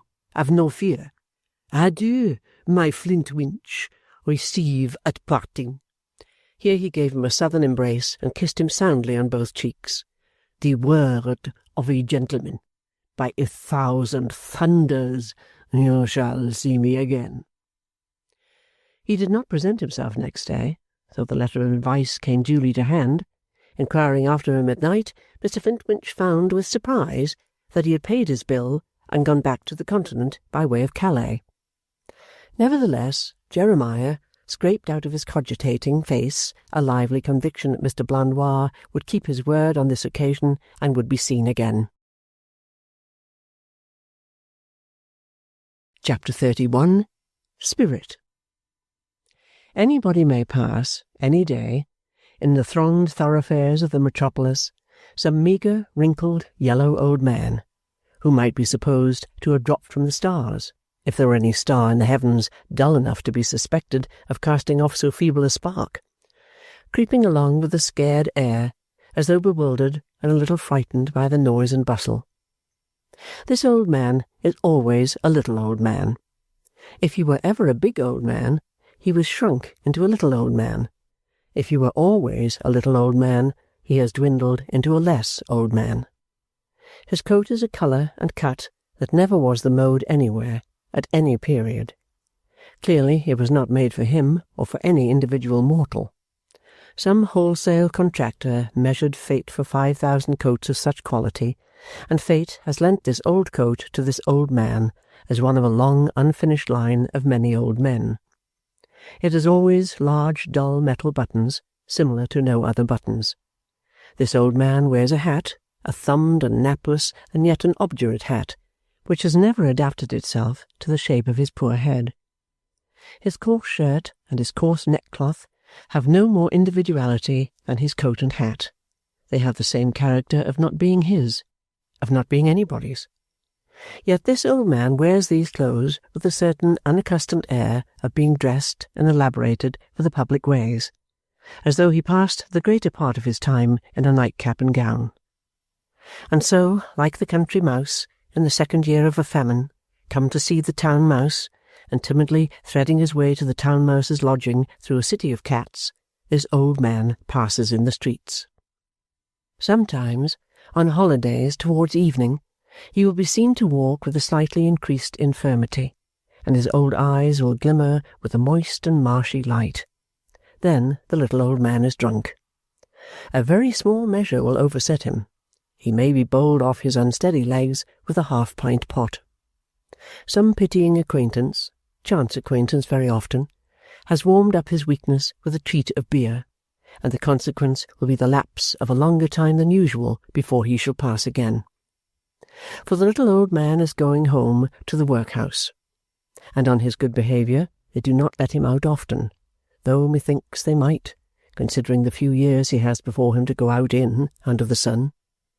And on his bad behaviour they shut him up closer than ever in a grove of 219 more old men, every one of whom smells of all the others. Mrs. Plornish's father, a poor little reedy, piping old gentleman, like a worn-out bird, who had been in what he called the music-binding business, and met with great misfortunes, and who had seldom been able to make his way, or to see it, or to pay it, or to do anything at all with it, but find it no thoroughfare, had retired of his own accord to the workhouse, which was appointed by law to be the good Samaritan of his district, without the twopence, which was bad political economy, on the settlement of that execution which had carried Mr. Plornish to the Marshalsea College. Previous to his son-in-law's difficulties coming to that head, old Nandy, he was always so called in his legal retreat, but he was old Mr. Nandy among the bleeding hearts, had sat in a corner of the Plornish fireside, and taken his bite and sup out of the Plornish cupboard. He still hoped to resume that domestic position when fortune should smile upon his son-in-law. In the meantime, while she preserved an immovable countenance, he was, and resolved to remain, one of these little old men in a grove of little old men with a community of flavour. But no poverty in him, and no coat on him that never was the mode, and no old man's ward for his dwelling-place could quench his daughter's admiration. Mrs. Plornish was as proud of her father's talents as she could possibly have been if they had made him Lord Chancellor. She had as firm a belief in the sweetness and propriety of his manners as she could possibly have had if he had been Lord Chamberlain. The poor little old man knew some pale and vapid little songs, long out of date, about Chloe, and Phyllis, and Strephon, being wounded by the son of Venus, and for Mrs. Plornish there was no such music at the opera as the small internal flutterings and chirpings wherein he would discharge himself of these ditties like a weak little broken barrel organ ground by a baby. On his days out, those flecks of light in his flat vista of pollard old men, it was at once Mrs. Plornish's delight and sorrow, when he was strong with meat and had taken his full halfpennyworth of porter, to say, "Sing us a song, father." Then he would give them Chloe, and if he were in pretty good spirits, Phyllis also. Strephon he had hardly been up to since he went into retirement, and then when Mrs. Plornish declared she did believe there never was such a singer as father, and wipe her eyes. If he had come from court on these occasions, nay, if he had been the noble refrigerator come home triumphantly from a foreign court to be presented and promoted on his last tremendous failure, Mrs. Plornish could not have handed him with greater elevation about Bleeding Heart Yard. "Here's father," she would say, presenting him to a neighbour. "Father will soon be home with us for good now. Ain't father looking well? Father's a sweeter singer than ever. You'd never have forgotten it if you'd heard him just now." As to Mr. Plornish, he had married these articles of belief in marrying Mr. Nandy's daughter, and only wondered how it was that so gifted an old gentleman had not made a fortune. This he attributed, after much reflection, to his musical genius not having been scientifically developed in his youth. "For why," argued Mr. Plornish, "why go a-binding music when you've got it in yourself? That's where it is, I consider."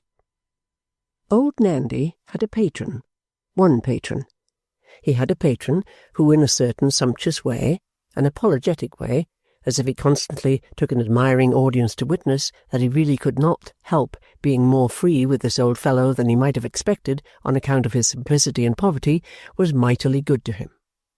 Old Nandy had been several times to the Marshalsea College, communicating with his son-in-law during his short durance there, and had happily acquired to himself, and had by degrees, and in course of time, much improved, the patronage of the father of that national institution. Mr. Dorrit was in the habit of receiving this old man as if the old man held of him in vassalage under some feudal tenure. He made little treats and teas for him, as if he came in with his homage from some outlying district where the tenantry were in a primitive state. It seemed as if there were moments when he could by no means have sworn but that the old man was an ancient retainer of his who had been meritoriously faithful. When he mentioned him, he spoke of him casually as his old pensioner. He had a wonderful satisfaction in seeing him, and in commenting on his decayed condition after he was gone. It appeared to him amazing that he could hold up his head at all, poor creature. "In the workhouse, sir, the Union, no privacy, no visitors, no station, no respect, no speciality. Most deplorable." It was old Nandy's birthday, and they let him out. He said nothing about its being his birthday, or they might have kept him in, for such old men should not be born. He passed along the streets as usual to Bleeding Heart Yard, and had his dinner with his daughter and son-in-law, and gave them Phyllis. He had hardly concluded when little Dorrit looked in to see how they all were. "Miss Dorrit," said Mrs. Plornish, "here's father. Ain't he looking nice? And such a voice he's in." Little Dorrit gave him her hand, and smilingly said she had not seen him this long time. "No, they're rather hard on poor father," said Mrs. Plornish with a lengthening face, "and don't let him have half as much change and fresh air as would benefit him. But he'll soon be home for good now, won't you, father?" "Yes, dear, I hope so. In good time, please God." Here Mr. Plornish delivered himself of an oration which he invariably made, word for word the same, on all such opportunities. It was couched in the following terms. "John Edward Nandy, sir, while there's a ounce of victuals or drink of any sort in this present roof, you're welcome to your share on it. While there's a handful of fire or a mouthful of bed in this present roof, you're fully welcome to your share on it. If so be as there should be nothing in this present roof, you should be as welcome to your share on it as if it was something, much or little. And this is what I mean, and so I don't deceive you, and consequently, which is to stand out, is to entreat of you, and therefore why not do it?" To this lucid address, which Mr. Plornish always delivered as if he had composed it, as no doubt he had, with enormous labour, Mrs. Plornish's father pipingly replied, "I thank you kindly, Thomas, and I know your intentions well, which is the same I thank you kindly for. But no, Thomas, until such times as it's not to take it out of your children's mouths, which take it is, and call it by what name you will, it do remain and equally deprive, though may they come, and too soon they cannot come. No, Thomas, no. Mrs. Plornish, who had been turning her face a little away with the corner of her apron in her hand, brought herself back to the conversation again by telling Miss Dorrit that father was going over the water to pay his respects, unless she knew of any reason why it might not be agreeable. Her answer was, "I am going straight home, and if you will come with me, I should be so glad to take care of him, so glad," said Little Dorrit, always thoughtful of the feelings of the weak, "of his company." "There, father," cried Mrs. Plornish, "ain't you a gay young man to be going for a walk along with Miss Dorrit? Let me tie your neck-handkerchief into a regular good bow, for you're a regular beau yourself, father, if ever there was one."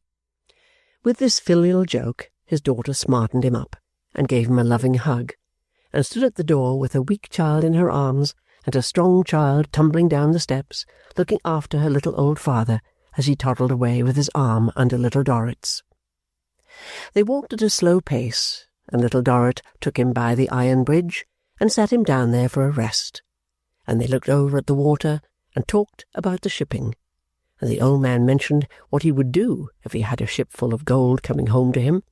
His plan was to take a noble lodging for the Plornishes and himself at a tea gardens, and live there all the rest of their lives, attended on by the waiter. And it was a special birthday of the old man. They were within 5 minutes of their destination, when, at the corner of her own street, they came upon Fanny in her new bonnet, bound for the same port. "Why, good gracious me, Amy!" cried that young lady, starting. "You never mean it!" "Mean what, Fanny dear?"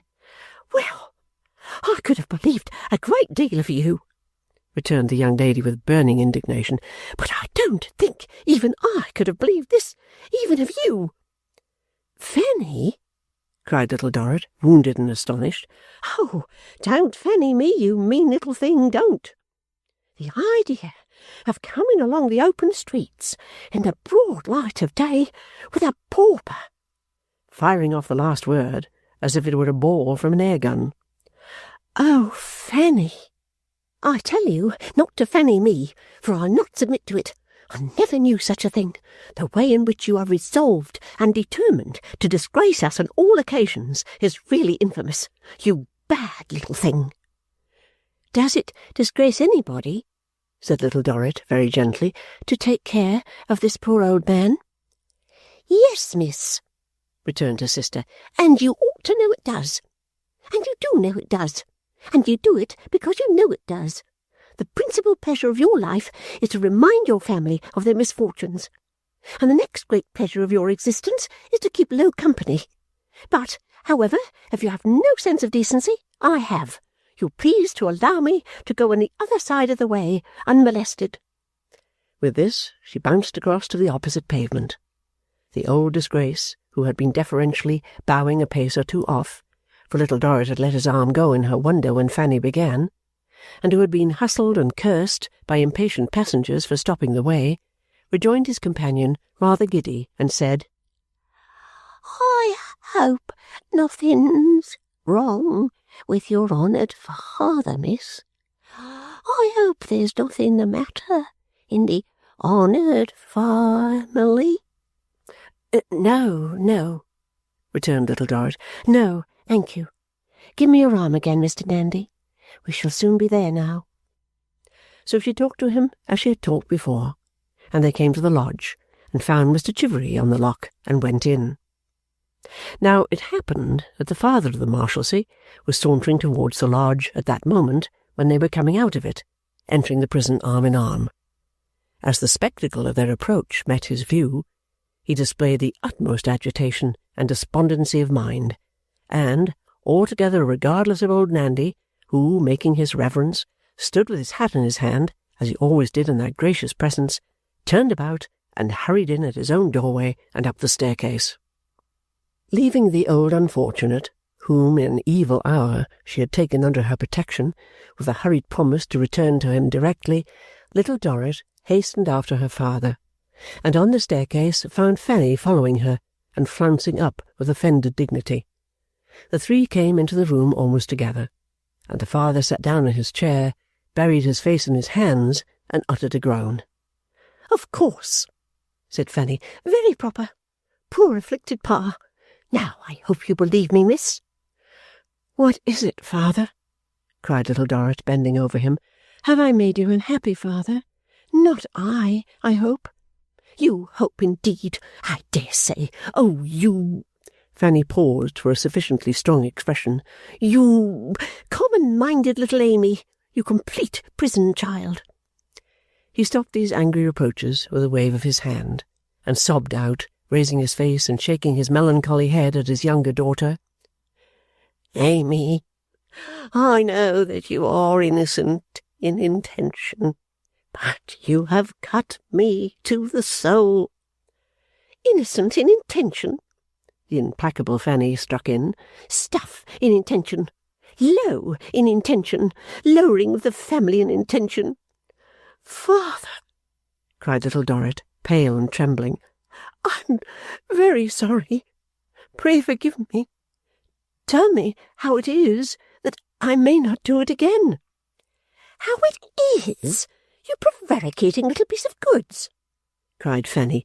"You know how it is. I have told you already, so don't fly in the face of Providence by attempting to deny it." "Hush, Amy," said the father, passing his pocket-handkerchief several times across his face, and then grasping it convulsively in the hand that dropped across his knee. "I have done what I could to keep you select here. I have done what I could to retain you a position here. I may have succeeded, I may not. You may know it, you may not. I give no opinion. I have endured everything here but humiliation.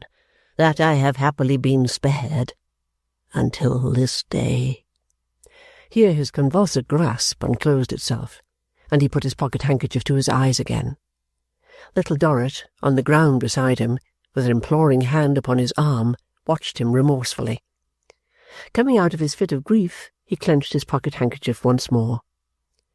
"Humiliation I have happily been spared until this day. Through all my troubles there has been that spirit in myself, and that submission to it, if I may use the term, and those about me, which has spared me humiliation. But this day, this minute, I have keenly felt it." "Of course. How could it be otherwise?" exclaimed the irrepressible Fanny. "Careering and prancing about with a pauper." Air gun again.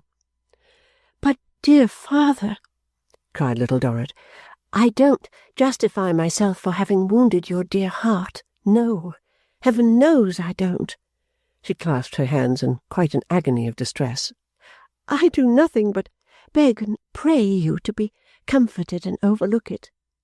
But if I had not known that you were kind to the old man yourself, and took much notice of him, and were always glad to see him, I would not have come here with him, father. I would not indeed. What I have been so unhappy as to do, I have done in mistake. I would not wilfully bring a tear to your eyes, dear love," said Little Dorrit, her heart well nigh broken, "for anything the world could give me, or anything it could take away." Fanny, with a partly angry and partly repentant sob, began to cry herself, and to say, as this young lady always said when she was half in passion and half out of it, half spiteful with herself and half spiteful with everybody else, that she wished she were dead. The father of the Marshalsea in the meantime took his younger daughter to his breast and patted her head. "There, there, say no more, Amy, say no more, my child. I will forget it as soon as I can. I," with hysterical cheerfulness, "I shall soon be able to dismiss it. It is perfectly true, my dear, that I am always glad to see my old pensioner as such, and that I do extend as much protection and kindness to the bruised reed, I trust I may so call him without impropriety, as in my circumstances I can. It is quite true that this is the case, my dear child. At the same time, I preserve in doing this, if I may use the expression, spirit, becoming spirit. And there are some things which are," he stopped to sob, "irreconcilable with that, and wound it deeply. It is not that I have seen my good Amy attentive and condescending to my old pensioner. It is not that hurts me. It is, if I am to close the painful subject by being explicit, that I have seen my child, my own daughter, coming into this college out of the public streets, smiling, arm in arm with, oh my God, a livery." This reference to the coat of no cut and no time, the unfortunate gentleman gasped forth in a scarcely audible voice, and with his clenched pocket-handkerchief raised in the air.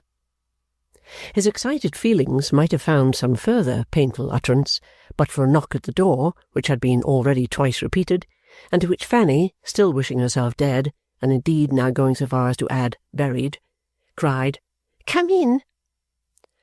"Ah, young John," said father in an altered and calmed voice. "What is it, young John?" "A letter for you, sir, being left in the lodge just this minute, and a message with it. I thought, happening to be there myself, sir, I would bring it to your room." The speaker's attention was much distracted by the piteous spectacle of little Dorrit at her father's feet, with her head turned away. "Indeed, John, thank you." "The letter is from Mr. Clennam, sir. It's the answer. And the message was, sir, that Mr. Clennam also sent his compliments and word that he would do himself the pleasure of calling this afternoon, hoping to see you, and likewise." Attention more distracted than before. "Miss Amy?" "Oh!" As the father glanced into the letter, there was a bank-note in it. He reddened a little, and patted Amy on the head afresh. "Thank you, young John. Quite right. Much obliged to you for your attention. No one waiting?" "No, sir, no one waiting." "Thank you, John. How is your mother, young John?" "Thank you, sir. She's not quite as well as we could wish. In fact, we none of us are, except father. But she's pretty well, sir." "Say we send our remembrances, will you? Say kind remembrances, if you please, young John." "Oh, thank you, sir. I will." And Mr. Chivery Junior went his way, having spontaneously composed on the spot an entirely new epitaph for himself, to the effect that here lay the body of John Chivery, who, having at such a date beheld the idol of his life in grief and tears, and feeling unable to bear the harrowing spectacle, immediately repaired to the abode of his inconsolable parents, and terminated his existence by his own rash act. "There, Amy," said the father, when young John had closed the door. "Let us say no more about it." The last few minutes had improved his spirits remarkably, and he was quite lightsome. "Where is my old pensioner all this while? We must not leave him by himself any longer, or he will begin to suppose he is not welcome, and that would pain me. Will you fetch him, my child, or shall I?" "If you don't mind, father," said Little Dorrit, trying to bring her sobbing to a close. "Certainly I will go, my dear. I forgot your eyes are rather red. There, cheer up. Amy, don't be uneasy about me. I am quite myself again, my love, quite myself. Go to your room, Amy, and make yourself look comfortable and pleasant to receive Mr. Clennam." "I would rather stay in my own room, father," returned Little Dorrit. finding it more difficult than before to regain her composure. I would far rather not see Mr. Clennam. No, fie, my dear, that's folly.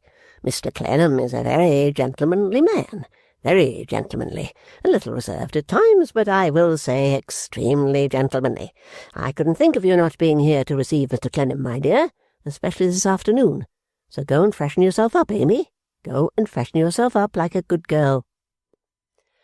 Thus directed, little Dorrit dutifully rose and obeyed, only pausing for a moment as she went out of the room to give her sister a kiss of reconciliation. Upon which, that young lady, feeling much harassed in her mind, and having for the time worn out the wish with which she generally relieved it, conceived and executed the brilliant idea of wishing old Nandy dead, rather than that he should come bothering there like a disgusting, tiresome, wicked wretch and making mischief between two sisters. The father of the Marshalsea, even humming a tune and wearing his black velvet cap a little on one side, so much improved were his spirits, went down into the yard and found his old pensioner standing there, hat in hand, just within the gate, as he had stood all this time. "Come, Nandy," said he, with great suavity. "Come upstairs, Nandy. You know the way. Why don't you come upstairs?" He went the length, on this occasion, of giving him his hand and saying, "How are you, Nandy? Are you pretty well?" To which that vocalist returned, "I thank you, honoured sir. I am all the better for seeing your honour." As they went along the yard, the father of the Marshalsea presented him to a collegian of recent date. "An old acquaintance of mine, sir, an old pensioner," and then said, "Be covered, my good Nandy, put your hat on," with great consideration. His patronage did not stop here, for he charged Maggie to get the tea ready, and instructed her to buy certain tea-cakes, fresh butter, eggs, cold ham, and shrimps, to purchase which collation he gave her a bank-note for £10, laying strict injunctions on her to be careful of the change. These preparations were in an advanced stage of progress, and his daughter Amy had come back with her work, when Clennam presented himself, whom he most graciously received, and besought to join their meal. "Amy, my love, you know Mr. Clennam even better than I have the happiness of doing. Fanny, my dear, you are acquainted with Mr. Clennam?" Fanny acknowledged him haughtily, the position she tacitly took up in all such cases being that there was a vast conspiracy to insult the family by not understanding it or sufficiently deferring to it, and here was one of the conspirators. "This Mr. Clennam, you must know, is an old pensioner of mine, old Nandy, a very faithful old man." He always spoke of him as an object of great antiquity, but he was 2 or 3 years younger than himself. "Let me see, you know Plornish, I think? I think my daughter Amy has mentioned to me that you know poor Plornish." "Oh, yes," said Arthur Clennam. "Well, sir, this is Mrs. Plornish's father." "Indeed. I'm glad to see him." "You would be more glad if you knew his many good qualities, Mr. Clennam." "I hope I shall come to know them through knowing him," said Arthur, secretly pitying the bowed and submissive figure. "It is a holiday with him, and he comes to see his old friends, who are always glad to see him," observed the father of the Marshalsea. Then he added behind his hand, "Union, poor old fellow, out for the day." By this time Maggie, quietly assisted by her little mother, had spread the board, and the repast was ready. It being hot weather, and the prison very close, the window was as wide open as it could be pushed. "If Maggie will spread that newspaper on the window-sill, my dear," remarked the father complacently, and in a half-whisper to little Dorrit, "my old pensioner can have his tea there while we are having ours." So, with a gulf between him and the good company of about a foot in width, standard measure, Mrs. Plornish's father was handsomely regaled. Clennam had never seen anything like his magnanimous protection by that other father, he of the Marshalsea, and was lost in the contemplation of its many wonders.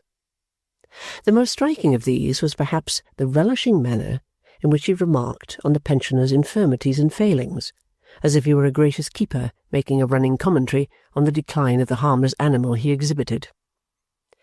"Not ready for more ham yet, Nandy? Why, how slow you are! His last teeth," he explained to the company, "are going. Poor old boy." At another time he said, "No shrimps, Nandy?" and on his not instantly replying, observed, "His hearing is becoming very defective. He'll be deaf directly." At another time he asked him, "Do you walk much, Nandy, about the yard within the walls of that place of yours?" "No, sir, no. I haven't any great liking for that."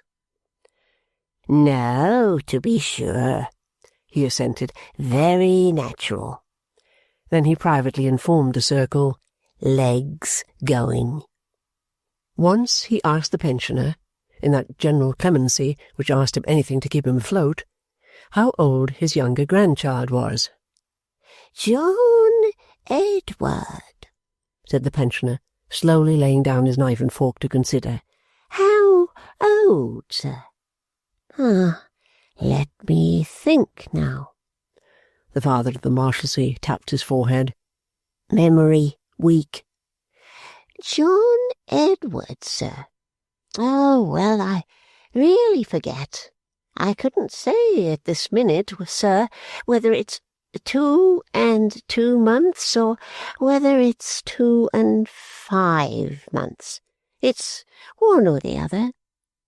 "Don't distress yourself by worrying your mind about it," he returned with infinite forbearance. "Faculties evidently decaying. Old man rusts in the life he leads." The more of these discoveries that he persuaded himself he made in the pensioner, the better he appeared to like him. And when he got out of his chair, after tea, to bid the pensioner good-bye, on his intimating that he feared, honoured sir, his time was running out, he made himself look as erect and strong as possible. "We don't call this a shilling, Nandy, you know," he said, putting one in his hand. "We call it tobacco." "Honoured sir, I thank you. It shall buy tobacco. My thanks and duty to Miss Amy and Miss Fanny. I wish you good night, Mr. Clennam." "And mind you don't forget us, you know, Nandy," said the father. "You must come again, mind, whenever you have an afternoon. You must not come out without seeing us, or we shall be jealous. Good night, Nandy. Be very careful how you descend the stairs, Nandy. They're rather uneven and worn." With that he stood on the landing, watching the old man down, and when he came into the room again, said with a solemn satisfaction on him, "A melancholy sight that, Mr. Clennam, though one has the consolation of knowing that he doesn't feel it himself. The poor old fellow is a dismal wreck, spirit broken and gone, pulverized, crushed out of him, sir, completely."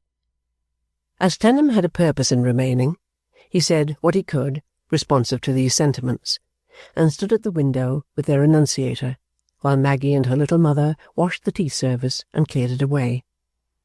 He noticed that his companion stood at the window with the air of an affable and accessible sovereign, and that, when any of his people in the yard below looked up, his recognition of their salutes just stopped short of a blessing. When little Dorrit had her work on the table, and Maggie hers on the bedstead, Fanny fell to tying her bonnet as a preliminary to her departure. Arthur, still having his purpose, still remained. At this time the door opened without any notice, and Mr. Tip came in. He kissed Amy as she started up to meet him, nodded to Fanny, nodded to his father, gloomed on the visitor without further recognition, and sat down. "Tip, dear," said little Dorrit mildly, shocked by this, "don't you see?" "Yes, I see, Amy. If you refer to the presence of any visitor you have here, I say if you refer to that," answered Tip, jerking his head with emphasis towards his shoulder nearest Clennam, "I see." "Is that all you say?" "That's all I say. And I suppose," added the lofty young man after a moment's pause, That visitor will understand me when I say that's all I say. In short, I suppose the visitor will understand that he hasn't used me like a gentleman. I do not understand that, observed the obnoxious personage referred to with tranquillity. No? Why, then, to make it clear to you, sir, I beg to let you know that when I address what I call a properly worded appeal, and an urgent appeal and a delicate appeal to an individual for a small temporary accommodation easily within his power, mind, and when that individual writes back word to me that he begs to be excused, I consider that he doesn't treat me like a gentleman. The father of the Marshalsea, who had surveyed his son in silence, no sooner heard this sentiment than he began in angry voice, "How dare you?" But his son stopped him. Now, don't ask me how I dare, father, because that's bosh. As to the fact of the line of conduct I choose to adopt towards the individual present, you ought to be proud of my showing a proper spirit. I should think so, cried Fanny. A proper spirit? Said the father. Yes, a proper spirit, a becoming spirit. Is it come to this that my son teaches me, spirit? Now don't let us bother about it, father, or have any row on the subject. I've fully made up my mind that the individual present has not treated me like a gentleman, and there's an end of it. But there is not an end of it, sir, returned the father. But there shall not be an end of it. You have made up your mind. You have made up your mind. Yes, I have. What's the good of keeping on like that? Because, returned the father in a great heat, you have no right to make up your mind to what is monstrous, to what is, immoral, to what is, parricidal. No, Mr. Clennam, I beg, sir, don't ask me to desist. There is a general principle involved here, which rises even above considerations of hospitality. I object to the assertion made by my son. I personally repel it. Why, what is it to you, father? Returned the son over his shoulder. What is it to me, sir? I have a spirit, sir, that will not endure it. He took out his pocket-handkerchief again and dabbed his face. I am outraged and insulted by it. Let me suppose the case that I myself may at a certain time, or times, have made an appeal, and a properly worded appeal, and a delicate appeal, and an urgent appeal to some individual for a small temporary accommodation. Let me suppose that accommodation could have been easily extended, and was not extended, and that individual informed me that he begged to be excused. Am I to be told by my own son that I therefore received treatment not due to a gentleman, and that I submitted to it? His daughter Amy gently tried to calm him, but he would not on any account be calmed.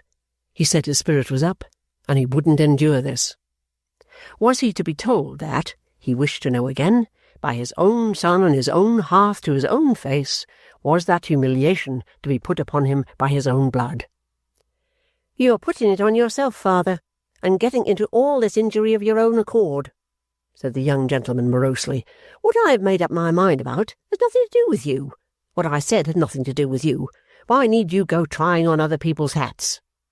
I reply, it has everything to do with me, returned the father. I point out to you, sir, with indignation, that the delicacy and peculiarity of your father's position should strike you dumb, sir, if nothing else should, in laying down such unnatural principles. Besides, if you are not filial, sir, if you discard that duty, you are at least, not a Christian. Are you, an atheist? And is it Christian, let me ask you, to stigmatize and denounce an individual for begging to be excused this time, when the same individual may, respond with the required accommodation next time? Is it the part of a Christian not to try him again? He had worked himself into quite a religious glow and fervour. I see precious well, said Mr. Tip, rising, that I shall get no sensible or fair argument here to-night, and so the best thing I can do is to cut. Good night, Amy. Don't be vexed. I'm very sorry it happens here, and you are here, upon my soul I am, but I can't altogether part with my spirit, even for your sake, old girl. With those words, he put on his hat and went out, accompanied by Miss Fanny, who did not consider it spirited on her part to take leave of Clennam with any less opposing demonstration than a stare, importing that she had always known him for one of the large body of conspirators. When they were gone, the father of the Marshalsea was at first inclined to sink into despondency again, and would have done so, but that a gentleman opportunely came up within a minute or two to attend him to the snuggery. It was the gentleman Clennam had seen on the night of his own accidental detention there, who had that impalpable grievance about the misappropriated fund on which the Marshal was supposed to batten. He presented himself as deputation to escort the father to the chair, it being an occasion on which he had promised to preside over the assembled collegians in the enjoyment of a little harmony. Such, you see, Mr. Clennam, said the father, are the incongruities of my position here. But a public duty, no man, I am sure, would more readily recognise a public duty than yourself.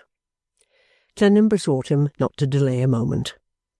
Amy, my dear, if you can persuade Mr. Clennam to stay longer, I can leave the honours of our poor apology for an establishment with confidence in your hands, and perhaps you may do something towards erasing from Mr. Clennam's mind the untoward and unpleasant circumstance which has occurred since tea-time. Clennam assured him that it had made no impression on his mind, and therefore required no erasure. My dear sir, said the father, with a removal of his black cap and a grasp of Clennam's hand, combining to express the safe receipt of his note and enclosure that afternoon, heaven ever bless you. So, at last, Clennam's purpose in remaining was attained, and he could speak to Little Dorrit with nobody by. Maggie counted as nobody, and she was by. Chapter 32. More Fortune-telling. Maggie sat at her work in her great white cap, with its quantity of opaque frilling hiding what profile she had none to spare, and her serviceable eye brought to bear upon her occupation on the window side of the room. What with her flapping cap, and what with her unserviceable eye, she was quite partitioned off from her little mother, whose seat was opposite the window. The tread and shuffle of feet on the pavement of the yard had much diminished since the taking of the chair, the tide of collegians having set strongly in the direction of harmony. Some few who had no music in their souls, or no money in their pockets, dawdled about, and the old spectacle of the visitor wife and the depressed, unseasoned prisoner still lingered in corners, as broken cobwebs and such unsightly discomforts draggle in corners of other places. It was the quietest time the college knew, saving the night hours when the collegians took the benefit of the act of sleep. The occasional rattle of applause upon the tables of the snuggery denoted the successful termination of a morsel of harmony, or the responsive acceptance by the united children of some toast or sentiment offered to them by their father. Occasionally, a vocal strain, more sonorous than the generality, informed the listener that some boastful bass was in blue water, or in the hunting field, or with the reindeer, or on the mountain, or among the heather, but the Marshal of the Marshalsea knew better, and had got him hard and fast. As Arthur Clennam moved to sit down by the side of Little Dorrit, she trembled so that she had much ado to hold her needle. Clennam gently put his hand upon her work, and said, "Dear Little Dorrit, let me lay it down." She yielded it to him, and he put it aside. Her hands were then nervously clasping together, but he took one of them. "How seldom I have seen you lately, Little Dorrit." I have been busy, sir. But I heard only today, said Clennam, by mere accident of your having been with those good people close by me. Why not come to me, then? I don't know. Or rather, I thought you might be busy too. You generally are now, are you not? He saw her trembling little form and her downcast face, and the eyes that drooped the moment they were raised to his. He saw them almost with as much concern as tenderness. My child, your manner is so changed. The trembling was now quite beyond her control. Softly withdrawing her hand, and laying it in her other hand, she sat before him with her head bent and her whole form trembling. My own little Dorrit, said Clennam compassionately. She burst into tears. Maggie looked round of a sudden, and stared for at least a minute, but did not interpose. Clennam waited some little while before he spoke again. I cannot bear, he said then, to see you weep. But I hope this is a relief to an overcharged heart. Yes, it is, sir. Nothing but that. Well, well, I feared you would think too much of what passed here just now. It is of no moment, not the least. I am only unfortunate to have come in the way. Let it go by with these tears. It is not worth one of them. One of them. Such an idle thing should be repeated, with my glad consent, 50 times a day, to save you a moment's heartache, little Dorrit. She had taken courage now, and answered far more in her usual manner. You are so good. But even if there was nothing else in it to be sorry for and ashamed of, it is such a bad return for you. Hush, said Clennam, smiling and touching her lips with his hand. Forgetfulness in you, who remember so many and so much, would be new indeed. Shall I remind you that I am not, and that I never was, anything but the friend whom you agreed to trust? No, you remember it, don't you? I try to do so, or I should have broken the promise just now, when my mistaken brother was here. You will consider his bringing up in this place, and will not judge him hardly, poor fellow, I know. In raising her eyes with these words, she observed his face more nearly than she had done yet, and said with a quick change of tone, You have not been ill, Mr. Clennam? No. Nor tried, nor hurt? She asked him anxiously. It fell to Clennam now to be not quite certain how to answer. He said in reply, To speak the truth, I have been a little troubled, but it is over. Do I show it so plainly? I ought to have more fortitude and self-command than that. I thought I had. I must learn them of you. Who could teach me better? He never thought that she saw in him what no one else could see. He never thought that in the whole world there were no other eyes that looked upon him with the same light and strength as hers. But it brings me to something that I wish to say, he continued, and therefore I will not quarrel even with my own face for telling tales and being unfaithful to me.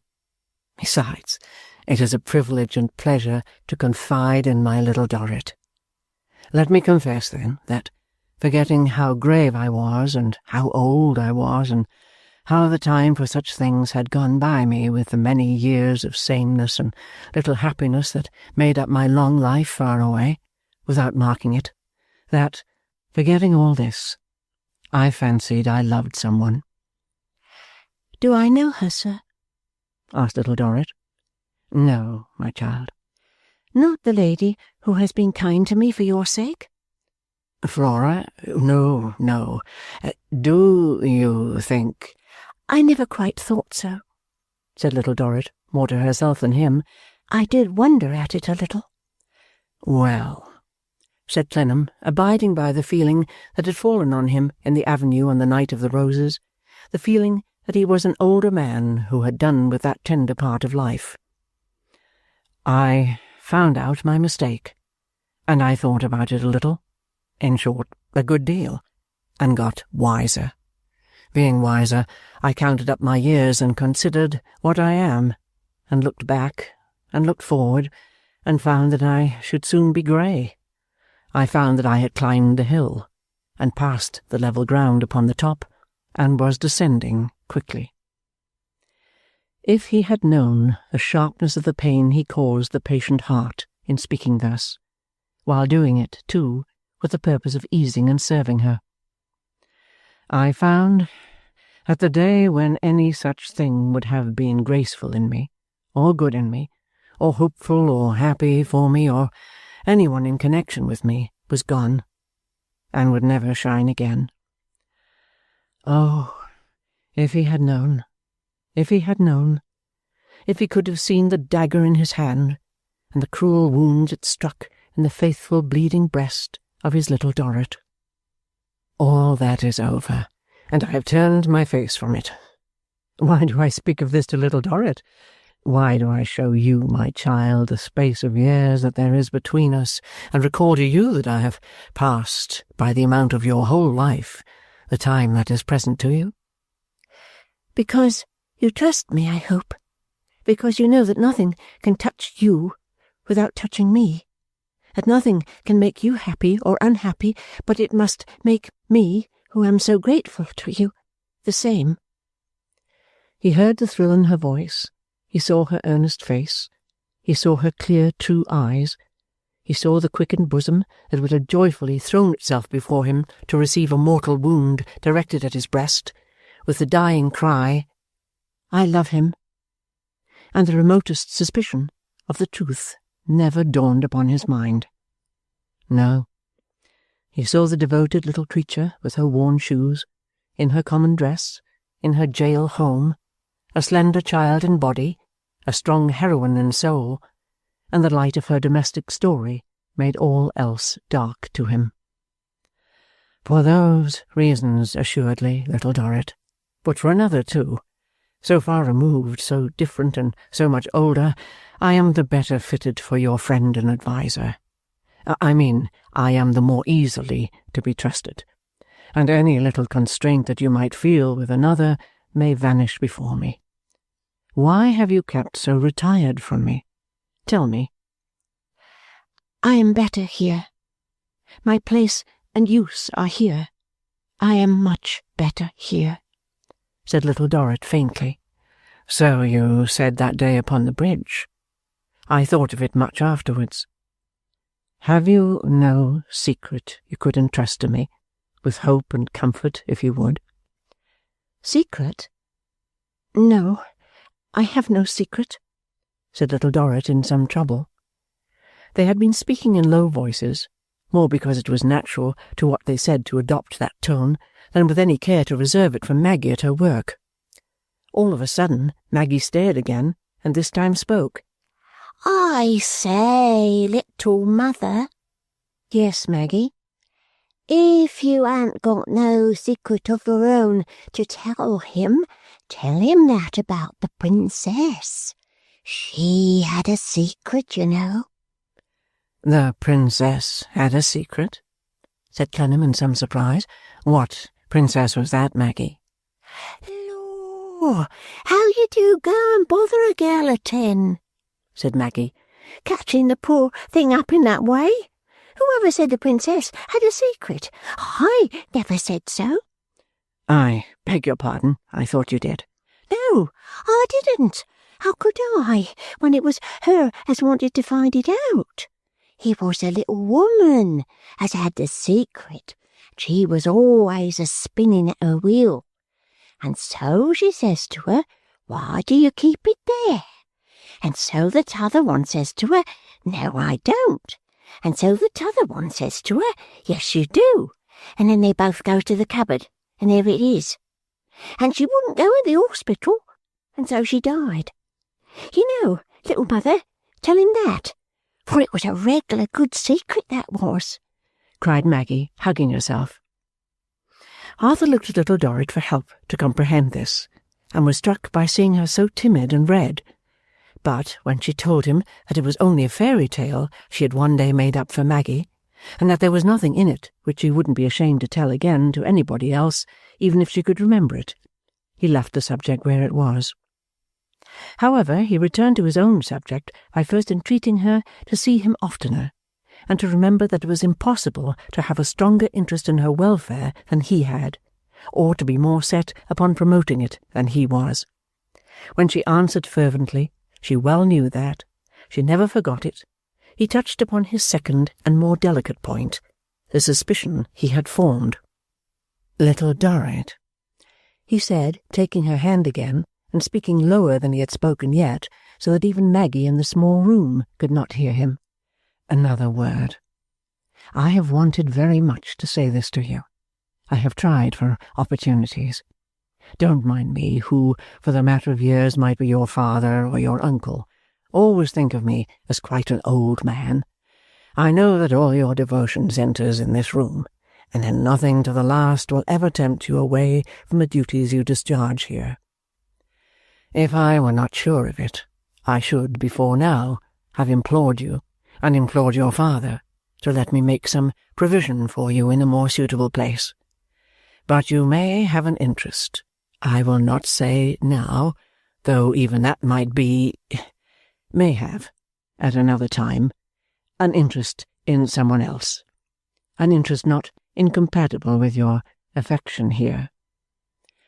She was very, very pale, and silently shook her head. "It may be, dear little Dorrit." "No, no, no." She shook her head, after each slow repetition of the word, with an air of quiet desolation that he remembered long afterwards. The time came when he remembered it well, long afterwards, within those prison walls, within that very room. "But if it ever should be, tell me so, my dear child. Entrust the truth to me. Point out the object of such an interest to me, and I will try, with all the zeal and honour and friendship and respect that I feel for you, good little Dorrit of my heart, to do you a lasting service." "Oh, thank you, thank you. But oh no, oh no, oh no." She said this, looking at him with her work-worn hands folded together, and in the same resigned accents as before. "I press for no confidence now. I only ask you to repose unhesitating trust in me." "Can I do less than that, when you are so good?" "Then you will trust me fully, will have no secret unhappiness or anxiety concealed from me?" "Almost none." "And you have none now?" She shook her head, but she was very pale. "When I lie down tonight, and my thoughts come back, as they will, for they do every night, even when I have not seen you, to this sad place, I may believe that there is no grief beyond this room now and its usual occupants which preys on little Dorrit's mind." She seemed to catch at these words that he remembered too, long afterwards, and said more brightly, "Yes, Mr. Clennam, yes, you may." The crazy staircase, usually not slow to give notice when anyone was coming up or down, here creaked under a quick tread, and a further sound was heard upon it as if a little steam engine, with more steam than it knew what to do with, were working towards the room. As it approached, which it did very rapidly, it laboured with increased energy, and after knocking at the door, it sounded as if it were stooping down and snorting in at the keyhole. Before Maggie could open the door, Mr. Pancks, opening it from without, stood without a hat and with his bare head in the wildest condition, looking at Clennam and little Dorrit over her shoulder. He had a lighted cigar in his hand, and brought with him airs of ale and tobacco smoke. "Oh, Pancks, the gipsy," he observed out of breath. "Fortune telling."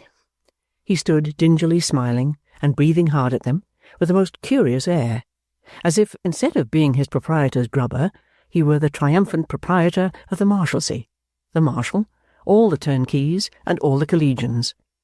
In his great self-satisfaction, he put his cigar to his lips, being evidently no smoker, and took such a pull at it, with his right eye shut up tight for the purpose, that he underwent a convulsion of shuddering and choking. But even in the midst of that paroxysm, he still essayed to repeat his favourite introduction of himself. Pancks, see, fortune telling. I'm spending the evening with the rest of 'em, said Pancks. I've been singing. I've been taking a part in white sand and grey sand. I don't know anything about it. Never mind, I'll take any part in anything. It's all the same if you're loud enough. At first Clennam supposed him to be intoxicated, but he soon perceived that though he might be a little the worse, or better, for ale, the staple of his excitement was not brewed from malt or distilled from any grain or berry. How do you do, Miss Dorrit? Said Pancks. I thought you wouldn't mind my running round and looking in for a moment. Mr. Clennam, I heard was here, from Mr. Dorrit. How are you, sir? Clennam thanked him and said he was glad to see him so gay. Gay? Said Pancks. I'm in wonderful feather, sir. I can't stop a minute, or I shall be missed. I don't want him to miss me. Eh, Miss Dorrit? He seemed to have an insatiate delight in appealing to her and looking at her, excitedly sticking his hair up at the same moment like a dark species of cockatoo. I haven't been here half an hour. I knew Mr. Dorrit was in the chair, and I said, I'll go and support him. I ought to be down in Bleeding Heart Yard by rights, but I can worry them tomorrow. Eh, Miss Dorrit? His little black eyes sparkled electrically. His very hair seemed to sparkle as he roughened it. He was in that highly charged state that one might have expected to draw sparks and snaps from him by presenting a knuckle to any part of his figure. Capital company here, said Pancks. Eh, Miss Dorrit? She was half afraid of him, and irresolute what to say. He laughed with a nod towards Clennam. Don't mind him, Miss Dorrit. He's one of us.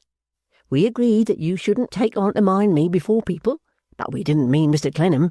He's one of us. He's in it. Ain't you, Mr. Clennam? Eh, Miss Dorrit? The excitement of this strange creature was fast communicating itself to Clennam. Little Dorrit with amazement saw this, and observed that they exchanged quick looks. I was making a remark, said Pancks, but I declare I forget what it was. Oh, I know. Capital company here. I've been treating them all round. Eh, Miss Dorrit? Very generous of you, she returned, noticing another of the quick looks between the two. Not at all, said Pancks. Don't mention it. I'm coming into my property, that's the fact. I can afford to be liberal. I think I'll give 'em a treat here. Tables laid in the yard, bread in stacks, pipes in faggots, tobacco in hayloads, roast beef and plum pudding for everyone, quart of double stout ahead, pint of wine too if they like it, and the authorities give permission. Hey, Miss Dorrit? She was thrown into such a confusion by his manner, or rather by Clennam's growing understanding of his manner, for she looked to him after every fresh appeal and cockatoo demonstration on the part of Mr. Pancks, that she only moved her lips in answer without forming any word. And oh, by the by, said Pancks, you were to live to know what was behind us on that little land of yours. And so you shall, my darling, eh, Miss Dorrit? He had suddenly checked himself. Where he got all the additional black prongs from that now flew up all over his head like the myriads of points that break out in the large change of a great firework, was a wonderful mystery. But I shall be missed. He came back to that, and I don't want him to miss me. Mr. Clennam, you and I made a bargain. I said you should find me stick to it. You shall find me stick to it now, sir, if you'll step out of the room a moment. Miss Dorrit, I wish you good night. Miss Dorrit, I wish you good fortune. He rapidly shook her by both hands and puffed downstairs. Arthur followed him with such a hurried step that he had very nearly tumbled over him on the last landing and rolled him down into the yard. "What is it, for heaven's sake?" Arthur demanded when they burst out there both together. "Stop a moment, sir. Mr. Rugg. Let me introduce him." With those words he presented another man without a hat, and also with a cigar, and also surrounded with a halo of ale and tobacco smoke, which man, though not so excited as himself, was in a state which would have been akin to lunacy but for its fading into sober method when compared with the rampancy of Mr. Pancks. "Mr. Clennam, Mr. Rugg," said Pancks. "Stop a moment. Come to the pump." They adjourned to the pump. Mr. Pancks, instantly putting his head under the spout, requested Mr. Rugg to take a good strong turn at the handle. Mr. Rugg complying to the letter, Mr. Pancks came forth snorting and blowing to some purpose, and dried himself on his handkerchief.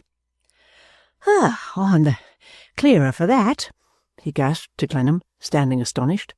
"But upon my soul, to hear her father making speeches in that chair, knowing what we know, and to see her up in that room in that dress, knowing what we know, is enough to— Give me her back, Mr. Rugg, a little higher, sir. Oh, that'll do." Then and there, on that Marshalsea pavement, in the shades of evening, did Mr. Pancks, of all mankind, fly over the head and shoulders of Mr. Rugg of Pentonville, general agent, accountant, and recoverer of debts. Alighting on his feet, he took Clennam by the buttonhole, led him behind the pump, and pantingly produced from his pocket a bundle of papers. Mr. Rugg also pantingly produced from his pocket a bundle of papers. "Stay," said Clennam in a whisper. "You have made a discovery." Mr. Pancks answered with an unction which there is no language to convey. "We rather think so." "Does it implicate anyone?" "How implicate, sir?" "In any suppression or wrong-dealing of any kind?" "Not a bit of it." "Oh, thank God," said Clennam to himself. "Now, show me." "You ought to understand," snorted Pancks, feverishly unfolding papers and speaking in short, high-pressure blasts of sentences. "Where's the pedigree? Where's the schedule number 4, Mr. Rugg? Oh, all right. Here we are. You ought to understand that we are this very day virtually complete. We shan't be legal for a day or two. Call it, at the outside, a week. We've been at it night and day for I don't know how long. Mr. Rugg, you know how long. Never mind. Don't say, it'll only confuse me. You shall tell her, Mr. Clennam. Not till we give you leave. Where's that rough total, Mr. Rugg? Oh, here we are. There, sir. That's what you'll have to break to her. That man's your father of the Marshalsea." Chapter 33. Mrs. Merdle's Complaint. Resigning herself to inevitable fate by making the best of those people, the Miggleses, and submitting her philosophy to the draft upon it, of which she had foreseen the likelihood in her interview with Arthur, Mrs. Gowan handsomely resolved not to oppose her son's marriage. In her progress to, and happy arrival at, this resolution, she was possibly influenced not only by her maternal affections, but by 3 politic considerations. Of these, the first may have been that her son had never signified the smallest intention to ask her consent, or any mistrust of his ability to dispense with it.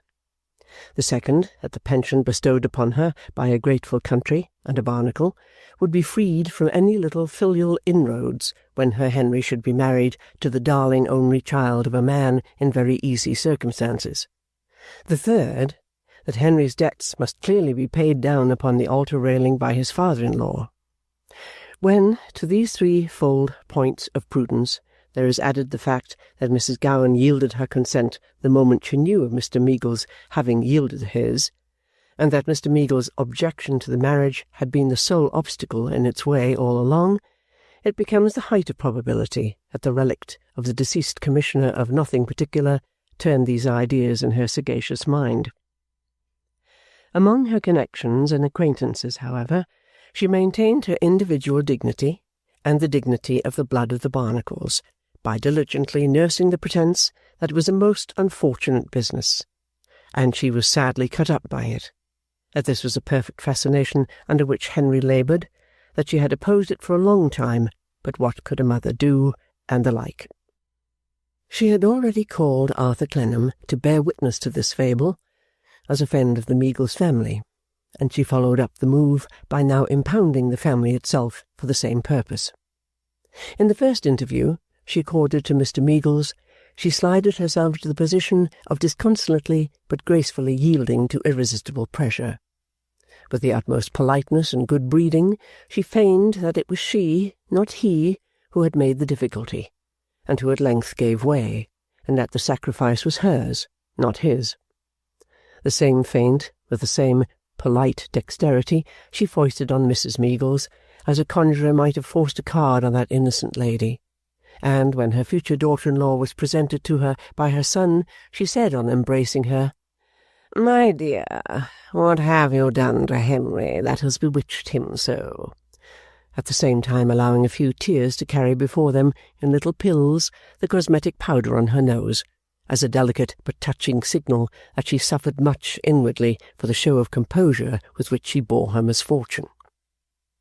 Among the friends of Mrs. Gowan, who piqued herself at once on being society and on maintaining intimate and easy relations with that power, Mrs. Merdle occupied a front row. True, the Hampton Court bohemians, without exception, turned up their noses at Merdle as an upstart, but they turned them down again by falling flat on their faces to worship his wealth. In which compensating adjustment of their noses they were pretty much like Treasury, Bar, and Bishop, and all the rest of them. To Mrs. Merdle, Mrs. Gowan repaired on a visit of self-condolence, after having given the gracious consent aforesaid.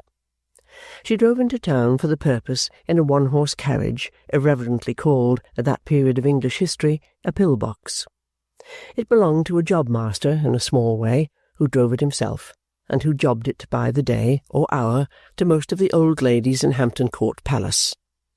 But it was a point of ceremony, in that encampment, that the whole equipage should be tacitly regarded as the private property of the jobber for the time being, and that the job-master should betray personal knowledge of nobody but the jobber in possession. So the Circumlocution Barnacles, who were the largest job-masters in the universe, always pretended to know of no other job but the job immediately in hand. Mrs. Merdle was at home, and was in her nest of crimson and gold, with the parrot on a neighbouring stem watching her with his head on one side, as if he took her for another splendid parrot of a larger species, to whom entered Mrs. Gowan, with her favourite green fan, which softened the light on the spots of bloom. "My dear soul," said Mrs. Gowan, tapping the back of her friend's hand with this fan, after a little indifferent conversation, "you are my only comfort. That affair of Henry's that I told you of is to take place. Now, how does it strike you? I am dying to know, because you represent and express society so well." Mrs. Merdle reviewed the bosom which society was accustomed to review, and having ascertained that show window of Mr. Merdle's and the London jewellers to be in good order, replied, "As to marriage on the part of a man, my dear, society requires that he should retrieve his fortunes by marriage. Society requires that he should gain by marriage. Society requires that he should found a handsome establishment by marriage. Society does not see, otherwise, what he has to do with marriage. Bird, be quiet." For the parrot on his cage above them, presiding over the conference as if he were a judge, and indeed he looked rather like one, had wound up the exposition with a shriek. "Cases there are," said Mrs. Merdle, delicately crooking the little finger of her favourite hand, and making her remarks neater by that neat action, "cases there are where a man is not young or elegant, and is rich, and has a handsome establishment already. Those are of a different kind.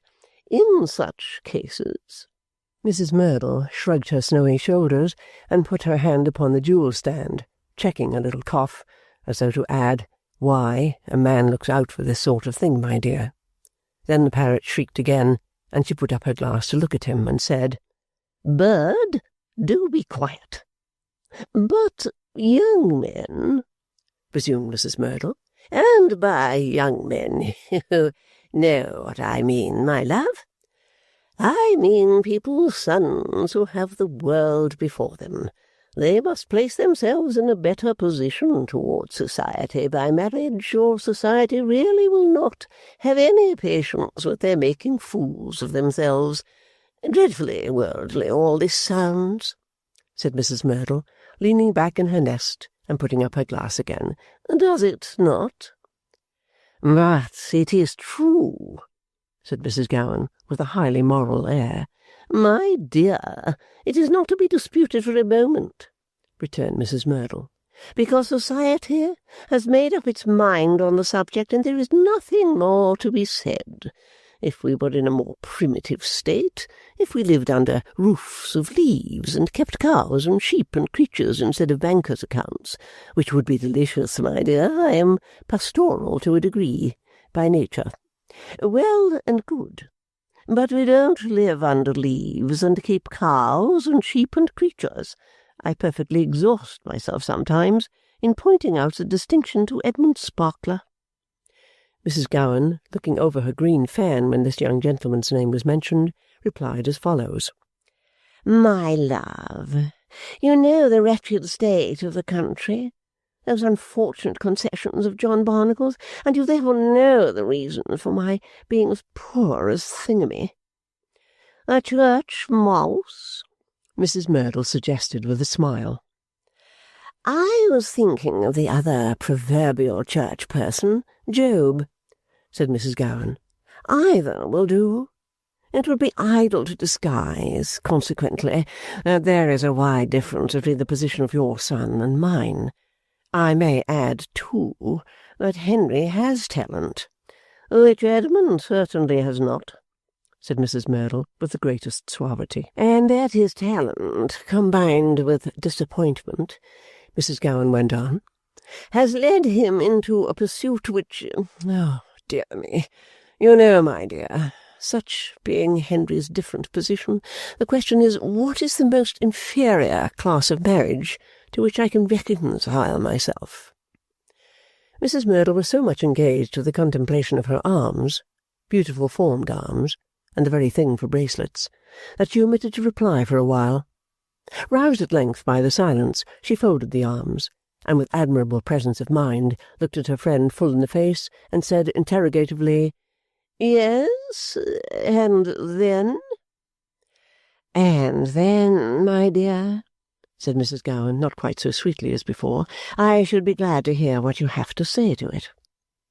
Here the parrot, who had been standing on one leg since he screamed last, burst into a fit of laughter, bobbed himself derisively up and down on both legs, and finished by standing on one leg again, and pausing for a reply, with his head as much awry as he could possibly twist it. Sounds mercenary to ask what the gentleman is to get with the lady, said Mrs. Merdle, but society is perhaps a little mercenary, you know, my dear. From what I can make out, said Mrs. Gowan, I believe I may say that Henry will be relieved from debt. Much in debt? Asked Mrs. Merdle through her eyeglass. Why, tolerably, I should think, said Mrs. Gowan. Meaning the usual thing, I understand just so, Mrs. Merdle observed in a comfortable sort of way. And that the father will make them an allowance of 300 a year, or perhaps altogether something more, which in Italy— Oh, going to Italy, said Mrs. Merdle. For Henry to study. You need be at no loss to guess why, my dear. That dreadful art. True, Mrs. Merdle hastened to spare the feelings of her afflicted friend. She understood. Say no more. And that, said Mrs. Gowan, shaking her despondent head, that's all. That, repeated Mrs. Gowan, furling her green fan for the moment and tapping her chin with it. It was on the way to being a double chin. Might be called a chin and a half at present. That's all. On the death of the old people, I suppose there will be more to come, but how it may be restricted or locked up I don't know, and as to that, they may live for ever. My dear, they're just the kind of people to do it. Now Mrs. Merdle, who really knew her friend society pretty well, and who knew what society's mothers were, and what society's daughters were, and what society's matrimonial market was, and how prices ruled in it, and what scheming and counter-scheming took place for the high buyers, and what bargaining and huckstering went on, thought in the depths of her capacious bosom that this was a sufficiently good catch. Knowing, however, what was expected of her, and perceiving the exact nature of the fiction to be nursed, she took it delicately in her arms, and put her required contribution of gloss upon it. And that is all, my dear, said she, heaving a friendly sigh. Well, well, The fault is not yours. You've nothing to reproach yourself with. You must exercise the strength of mind for which you are renowned, and make the best of it." "The girl's family have made," said Mrs. Gowan, "of course, the most strenuous endeavours to, as the lawyers say, to have and to hold Henry." "Of course they have, my dear," said Mrs. Merdle. "I have persisted in every possible objection, and have worried myself morning, noon, and night for means to detach Henry from the connection. No doubt you have, my dear," said Mrs. Merdle. "And all of no use. All has broken down beneath me. Now tell me, my love, am I justified in at last yielding my most reluctant consent to Henry's marrying among people not in society, or have I acted with inexcusable weakness?" In answer to this direct appeal, Mrs. Merdle assured Mrs. Gowan, speaking as a priestess of society, that she was highly to be commended, that she was much to be sympathized with, that she had taken the highest of parts, and come out of the furnace refined. And Mrs. Gowan, who of course saw through her own threadbare blind perfectly, and who knew that Mrs. Merdle saw through it perfectly, and who knew that society would see through it perfectly, came out of this form, notwithstanding, as she had gone into it, with immense complacency and gravity. The conference was held at 4 or 5 o'clock in the afternoon, when all the region of Harley Street, Cavendish Square, was resonant of carriage wheels and double knocks. It had reached this point when Mr. Merdle came home from his daily occupation of causing the British name to be more and more respected in all parts of the civilized globe capable of the appreciation of world-wide commercial enterprise and gigantic combinations of skill and capital. For though nobody knew with the least precision what Mr. Merdle's business was, except that it was to coin money, these were the terms in which everybody defined it on all ceremonious occasions, and which it was the last new polite reading of the parable of the camel and the needle's eye to accept without inquiry. For a gentleman who had this splendid work cut out for him, Mr. Merdle looked a little common, and rather as if, in the course of his vast transactions, he had accidentally made an interchange of heads with some inferior spirit. He presented himself before the two ladies in the course of a dismal stroll through his mansion, which had no apparent object but escape from the presence of the chief butler. "I beg your pardon," he said, stopping short in confusion. "I didn't know there was anybody here but the parrot." However, as Mrs. Merdle said, "You can come in," and as Mrs. Gowan said she was just going, and had already risen to take her leave, he came in, and stood looking out at a distant window, with his hands crossed under his uneasy coat-cuffs, clasping his wrists as if he were taking himself into custody. In this attitude he fell directly into a reverie from which he was only aroused by his wife's calling to him from her ottoman when they had been for some quarter of an hour alone. "Eh? Yes," said Mr. Merdle, turning towards her. "What is it?" "What is it?" repeated Mrs. Merdle. "It is, I suppose, that you have not heard a word of my complaint." "Your complaint, Mrs. Merdle?" said Mr. Merdle. "I didn't know that you were suffering from a complaint. What complaint?" "A complaint of you," said Mrs. Merdle. "Oh, a complaint of me," said Mr. Merdle. "What may you have to complain of in me, Mrs. Merdle?" In his withdrawing, abstracted, pondering way, it took him some time to shape this question. As a kind of faint attempt to convince himself that he was the master of the house, he concluded by presenting his forefinger to the parrot, who expressed his opinion on the subject by instantly driving his bill into it. "You were saying, Mrs. Merdle," said Mr. Merdle, with his wounded finger in his mouth, "that you had a complaint against me." "A complaint which I could scarcely show the justice of more emphatically than by having to repeat it," said Mrs. Merdle. "I might as well have stated it to the wall. I'd far better have stated it to the bird. He would at least have screamed." "You don't want me to scream, Mrs. Merdle, I suppose?" said Mr. Merdle, taking a chair. "Indeed, I don't know," retorted Mrs. Merdle. but that you had better do that than be so moody and distraught. One would at least know that you were sensible of what was going on around you." "A man might scream and yet not be that, Mrs. Merdle," said Mr. Merdle heavily. "And might be dogged, as you are at present, without screaming," returned Mrs. Merdle. "That's very true. If you wish to know the complaint I make against you, it is, in so many plain words, that you really ought not to go out into society unless you can accommodate yourself to society." Mr. Merdle, so twisting his hands into what hair he had upon his head that he seemed to lift himself up by it as he started out of his chair, cried, "Why, in the name of all the infernal powers, Mrs. Merdle, who does more for society than I do? Do you see these premises, Mrs. Merdle? Do you see this furniture, Mrs. Merdle? Do you look in the glass and see yourself, Mrs. Merdle? Do you know the cost of all this and who it's all provided for? And yet will you tell me that I oughtn't to go into society?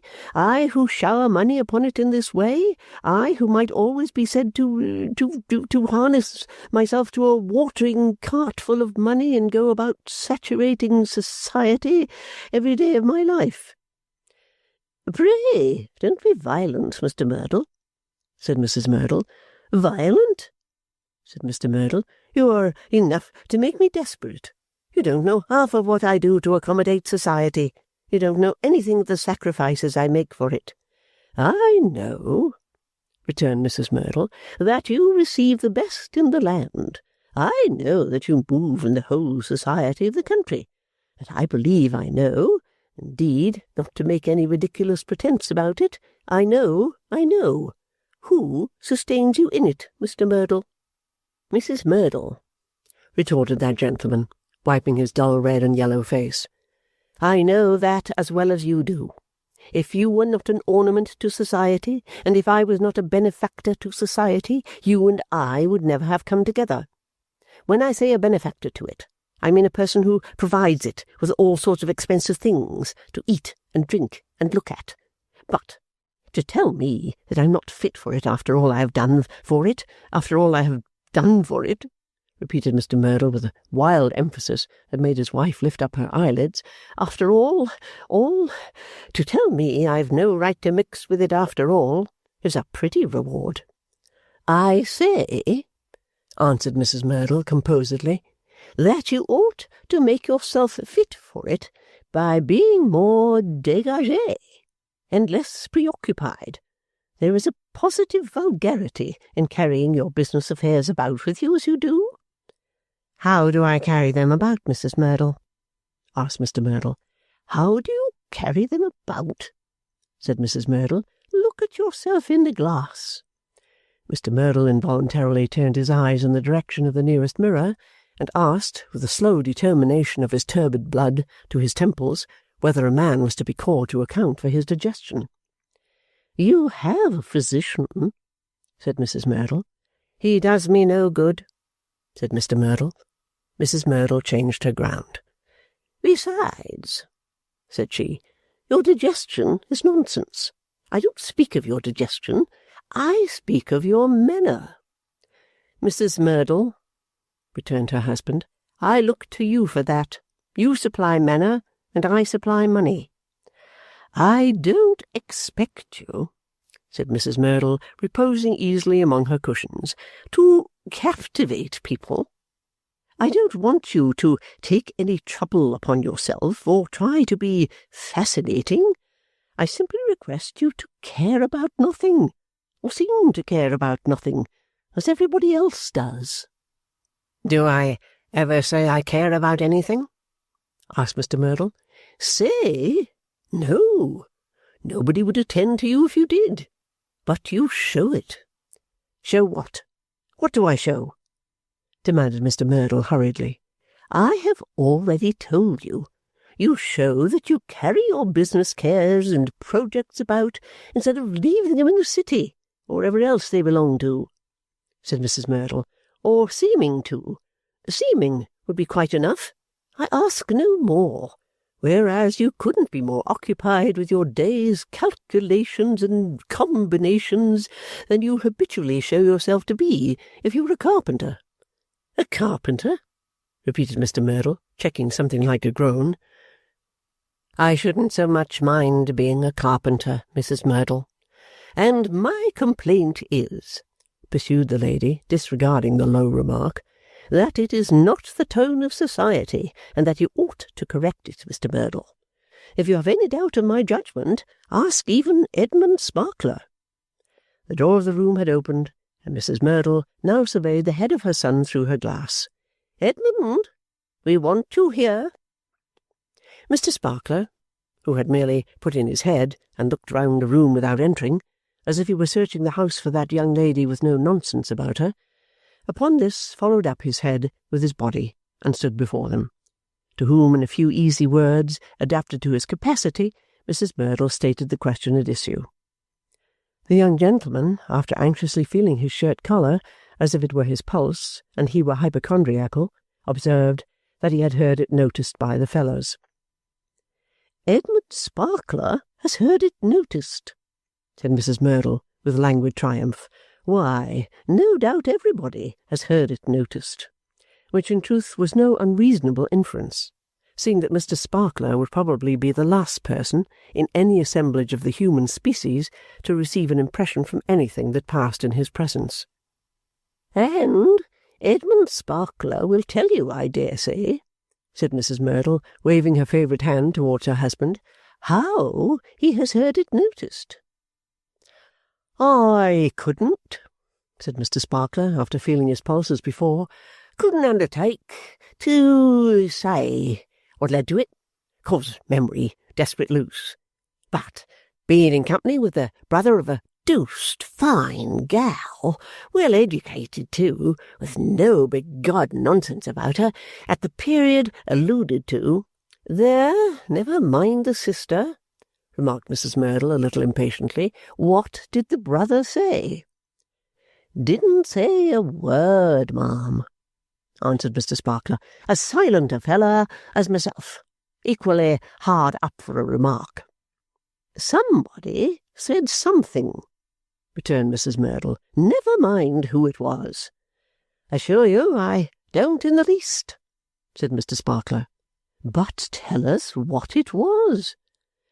Mr. Sparkler referred to his pulse again, and put himself through some severe mental discipline before he replied. Fellows referring to my governor, expression of my own, occasionally compliment my governor in a very handsome way on being immensely rich and knowing, perfect phenomenon of buyer and banker and that, but say the shop sits heavily on him. Say he carried the shop about on his back, rather like Jew clothesman with too much business. Which, said Mrs. Merdle, rising with her floating drapery about her, is exactly my complaint. Edmund, give me your arm upstairs. Mr. Merdle, left alone to meditate on a better conformation of himself to society, looked out of 9 windows in succession, and appeared to see 9 wastes of space. When he had thus entertained himself, he went downstairs, and looked intently at all the carpets on the ground floor, and then came upstairs again, and looked intently at all the carpets on the first floor, as if they were gloomy depths in unison with his oppressed soul.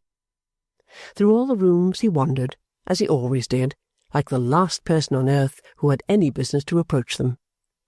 Let Mrs. Merdle announce with all her might that she was at home ever so many nights in a season, she could not announce more widely and unmistakably that Mr. Merdle did that he was never at home. At last he met the chief butler, the sight of which splendid retainer always finished him. Extinguished by this great creature, he sneaked to his dressing-room, and there remained shut up until he rode out to dinner with Mrs. Merdle in her own handsome chariot. At dinner he was envied and flattered as a being of might, was treasuried, barred, and bishoped as much as he would, and an hour after midnight came home alone, and being instantly put out again in his own hall like a rushlight by the chief butler, went sighing to bed. Chapter 34. A Shoal of Barnacles. Mr. Henry Gowan and the dog were established frequenters of the cottage, and the day was fixed for the wedding. There was to be a convocation of Barnacles on the occasion, in order that that very high and very large family might shed as much lustre on the marriage as so dim an event was capable of receiving. To have got the whole Barnacle family together would have been impossible, for two reasons. Firstly, because no building could have held all the members and connections of that illustrious house. Secondly, because wherever there was a square yard of ground in British occupation under the sun or moon, with a public post upon it, sticking to that post was a Barnacle. No intrepid navigator could plant a flagstaff upon any spot of earth and take possession of it in the British name, but to that spot of earth, so soon as the discovery was known, the Circumlocution Office sent out a Barnacle and a dispatch box. Thus the Barnacles were all over the world, in every direction, dispatch-boxing the compass. But while the so potent art of Prospero himself would have failed in summoning the Barnacles from every speck of ocean and dry land on which there was nothing, except mischief, to be done, and anything to be pocketed, it was perfectly feasible to assemble a good many Barnacles.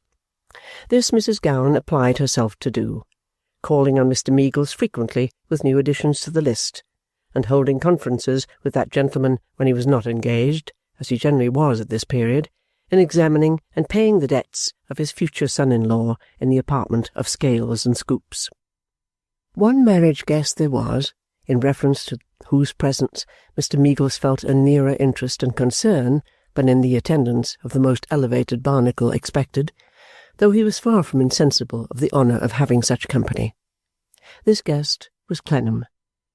But Clennam had made a promise he held sacred, among the trees that summer night, and, in the chivalry of his heart, regarded it as binding him to many implied obligations.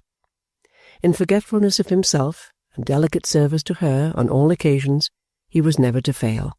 To begin it, he answered Mr. Meagles cheerfully, "I shall come, of course." His partner Daniel Doyce was something of a stumbling block in Mr. Meagles's way, the worthy gentleman being not at all clear in his own anxious mind but that the mingling of Daniel with official Barnaclism might produce some explosive combination, even at a marriage breakfast. The national offender, however, lightened him of his uneasiness by coming down to Twickenham to represent that he begged, with the freedom of an old friend and as a favour to one, that he might not be invited. "For," said he, "as my business with this set of gentlemen was to do a public duty and a public service, and as their business with me was to prevent it by wearing my soul out, I think we'd better not eat and drink together with a show of being of one mind." Mr. Meagles was much amused by his friend's oddity, and patronized him with a more protecting air of allowance than usual when he rejoined, "Well, well, Dan, you shall have your own crotchety way."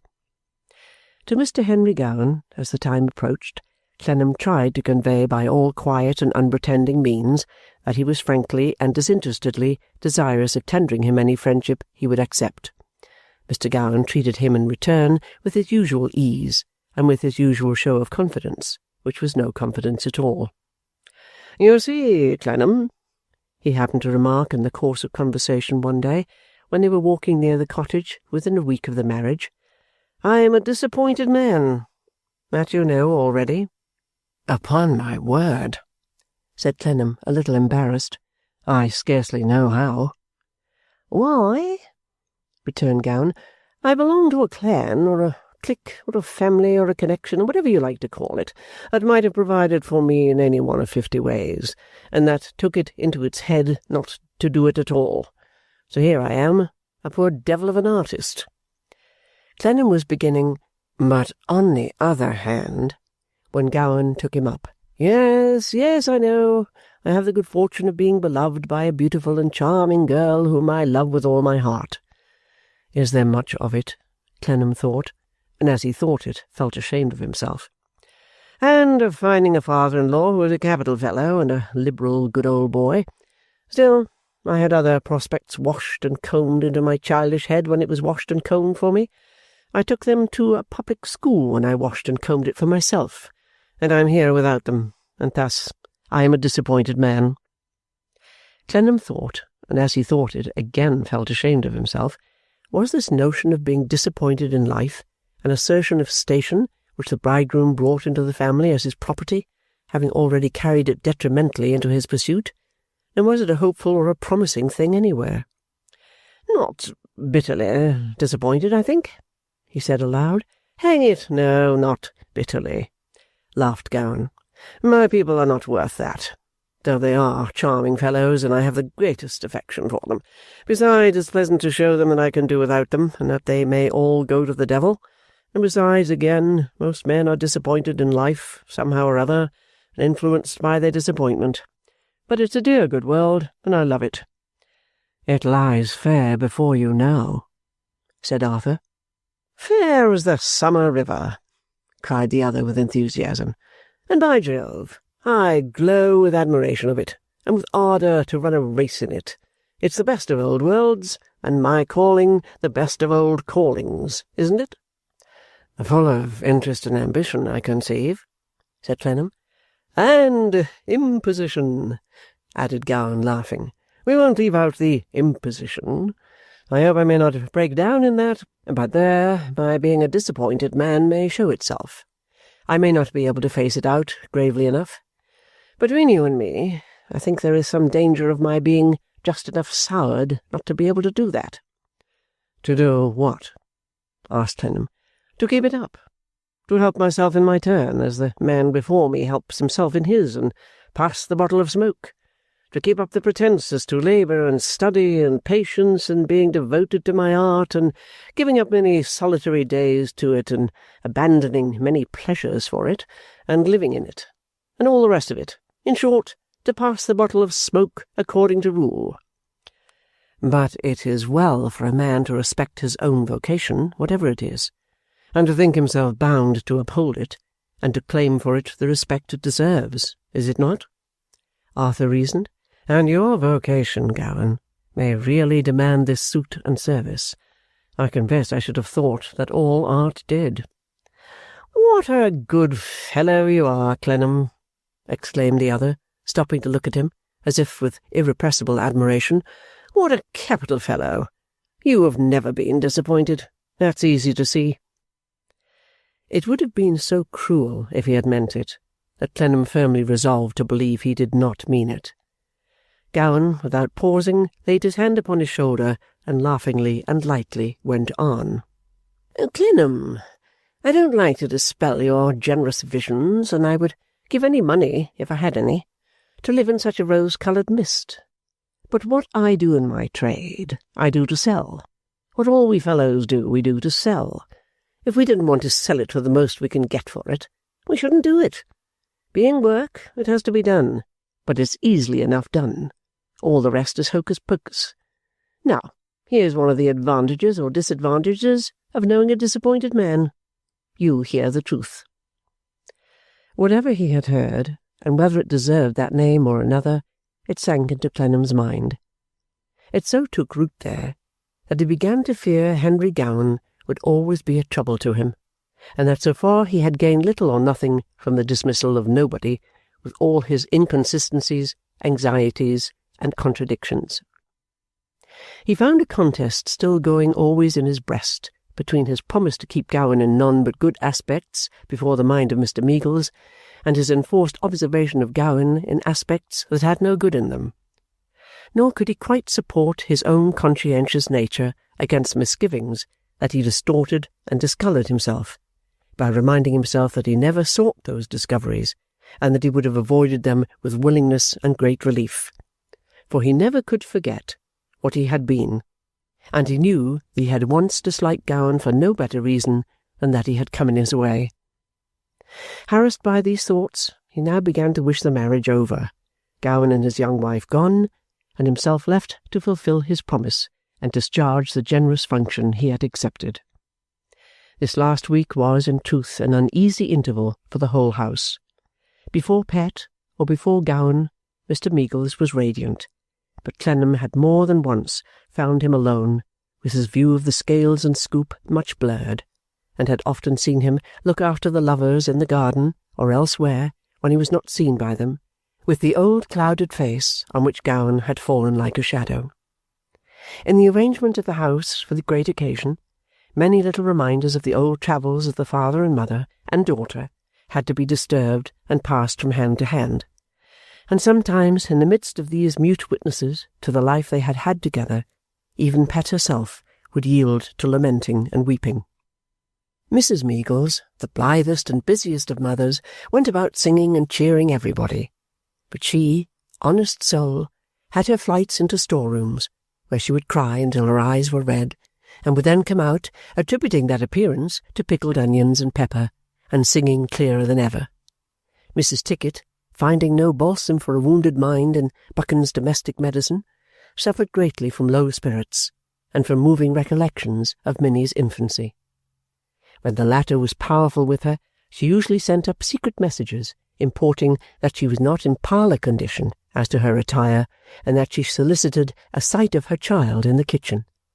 There she would bless her child's face, and bless her child's heart, and hug her child in a medley of tears and congratulations, chopping boards, rolling pins, and pie crust, with the tenderness of an old attached servant, which is a very pretty tenderness indeed. But all days come that are to be, and the marriage day was to be, and it came, and with it came all the Barnacles who were bidden to the feast. There was Mr. Tite Barnacle, from the Circumlocution Office and Mews Street, Grosvenor Square, with the expensive Mrs. Tite Barnacle, née Siltstalking, who made the quarter-day so long in coming, and the 3 expensive Miss Tite Barnacles, double-loaded with accomplishments and ready to go off, and yet not going off with the sharpness of flash and bang that might have been expected, but rather hanging fire. There was Barnacle Junior also from the Circumlocution Office, leaving the tonnage of the country, which he was somehow supposed to take under his protection, to look after itself, and, sooth to say, not at all impairing the efficiency of its protection by leaving it alone. There was the engaging young Barnacle, deriving from the sprightly side of the family, also from the Circumlocution Office, gaily and agreeably helping the occasion along and treating it in his sparkling way as one of the official forms and fees of the church department of how not to do it.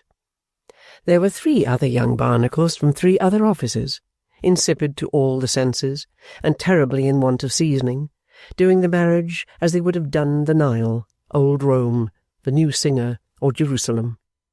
But there was greater game than this.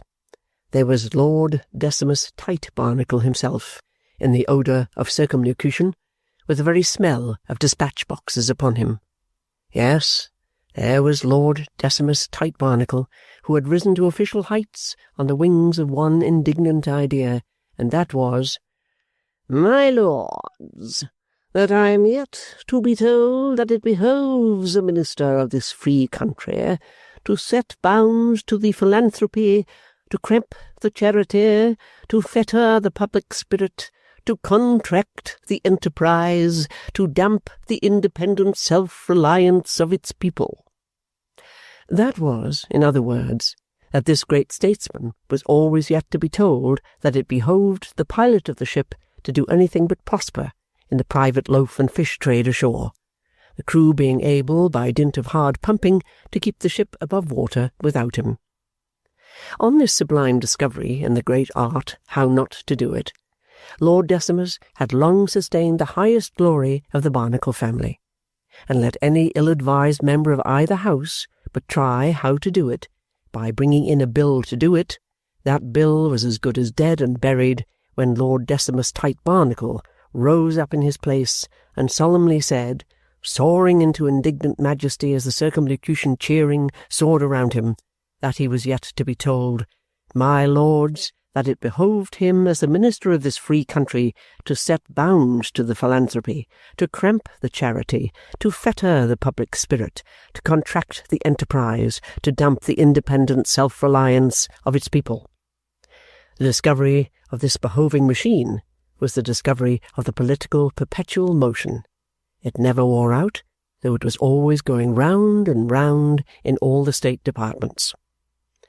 And there, with his noble friend and relative Lord Decimus, was William Barnacle, who had made the ever-famous coalition with Tudor Siltstalking, and who always kept ready his own particular recipe for how not to do it, sometimes tapping the speaker and drawing it fresh out of him with a First, I will beg you, sir, to inform the House what precedent we have for the course into which the honourable gentleman would precipitate us, sometimes asking the honourable gentleman to favour him with his own version of the precedent, sometimes telling the honourable gentleman that he, William Barnacle, would search for a precedent, and oftentimes crushing the honourable gentleman flat on the spot by telling him there was no precedent. But precedent and precipitate were, under all circumstances, the well-matched pair of battle horses of this able circumlocutionist. No matter that the unhappy honourable gentleman had been trying in vain for 25 years to precipitate William Barnacle into this, William Barnacle still put it to the House, and, at second hand or so, to the country, whether he was to be precipitated into this. No matter that it was utterly irreconcilable with the nature of things and course of events that the wretched honourable gentleman could possibly produce a precedent for this, William Barnacle would, nevertheless, thank the honourable gentleman for that ironical cheer, and would close with him upon that issue, and would tell him to his teeth that there was no precedent for this. It might perhaps have been objected that the William Barnacle wisdom was not high wisdom, or the earth it bamboozled would never have been made, or, if made in a rash mistake, would have remained blank mud. But precedent and precipitate together frightened all objection out of most people.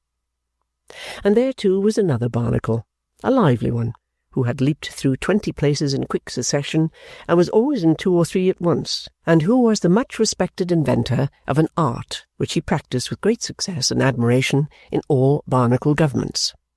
This was, when he was asked a parliamentary question on any one topic, to return an answer on any other. It had done immense service, and brought him into high esteem with the Circumlocution Office.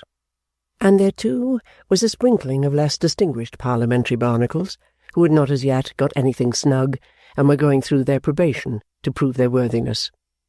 These Barnacles perched upon staircases and hidden passages, waiting their orders to make houses or not to make houses, and they did all their hearing and owing and cheering and barking under directions from the heads of the family, and they put dummy motions on the paper in the way of other men's motions, and they stalled disagreeable subjects off until late in the night, and late in the session, and then with virtuous patriotism cried out that it was too late. And they went down into the country whenever they were sent, and swore that Lord Decimus had revived trade from a swoon, and commerce from a fit, and had doubled the harvest of corn, quadrupled the harvest of hay, and prevented no end of gold from flying out of the bank. Also these Barnacles were dealt, by the heads of the family, like so many cards below the court cards, to public meetings and dinners, where they bore testimony to all sorts of services on the part of their noble and honourable relatives, and buttered the Barnacles on all sorts of toasts. And they stood, under similar orders, at all sorts of elections, and they turned out of their own seats, on the shortest notice and the most unreasonable terms, to let in other men, and they fetched and carried and toadied and jobbed and corrupted and ate heaps of dirt, and were indefatigable in the public service. And there was not a list, in all the Circumlocution Office, of places that might fall vacant anywhere within half a century, from a Lord of the Treasury to a Chinese consul, and up again to a Governor-General of India. But as applicants for such places, the names of some or of every one of these hungry and adhesive Barnacles were down. It was necessarily but a sprinkling of any class of Barnacles that attended the marriage, for there were not 200 in all, and what is that subtracted from legion? But the sprinkling was a swarm in the Twickenham cottage, and filled it. A Barnacle, assisted by a Barnacle, married the happy pair, and it behoved Lord Decimus Tite Barnacle himself to conduct Mrs. Meagles to breakfast. The entertainment was not as agreeable and natural as it might have been. Mr. Meagles, hove down by his good company while he highly appreciated it, was not himself. Mrs. Gowan was herself, and that did not improve him. The fiction that it was not Mr. Meagles who had stood in the way, but that it was the family greatness, and that the family greatness had made a concession, and there was now a soothing unanimity, pervaded the affair, though it was never openly expressed. Then the Barnacles felt that they, for their parts, would have done with the Meagleses, when the present patronizing occasion was over, and the Meagleses felt the same for their parts. Then Gowan, asserting his rights as a disappointed man who had his grudge against the family, and who, perhaps, had allowed his mother to have them there, as much in the hope it might give them some annoyance as with any other benevolent object, aired his pencil and his poverty ostentatiously before them, and told them he hoped in time to settle a crust of bread and cheese on his wife, and that he begged such of them as, more fortunate than himself, came in for any good thing, and could buy a picture, to please to remember the poor painter. Then Lord Decimus, who was a wonder on his own parliamentary pedestal, turned out to be the windiest creature here, proposing happiness to the bride and bridegroom in a series of platitudes that would have made the hair of any sincere disciple and believer stand on end, and trotting with the complacency of an idiotic elephant among howling labyrinths of sentences which he seemed to take for high roads and never so much as wanted to get out of. Then Mr. Tite Barnacle could not but feel that there was a person in company who would have disturbed his lifelong sitting to Sir Thomas Lawrence in full official character if such disturbance had been possible, while Barnacle junior did, with indignation, communicate to two vapid gentlemen, his relatives, that there was a fellow here, look here, who had come to our department without an appointment, and said he wanted to know, you know, and that, look here, if he was to break out now, as he might, you know, for you never could tell what an ungentlemanly radical of that sort would be up to next, and was to say, look here, that he wanted to know this moment, you know, that would be jolly, wouldn't it?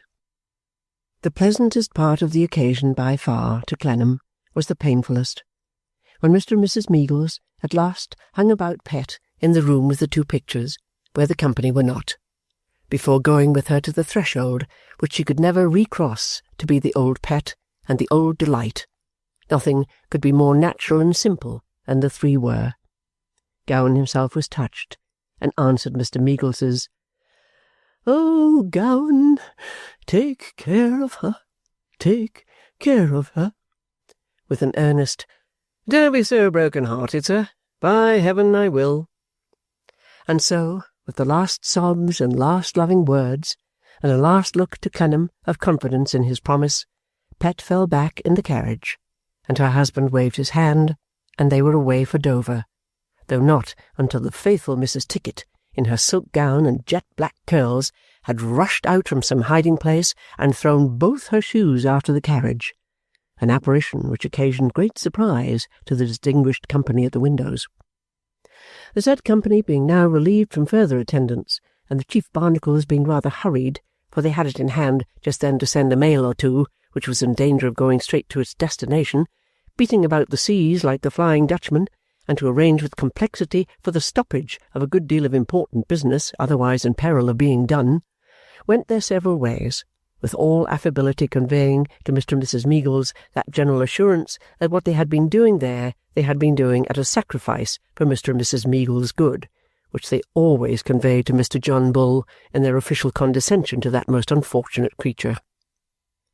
A miserable blank remained in the house, and in the hearts of the father and mother and Clennam.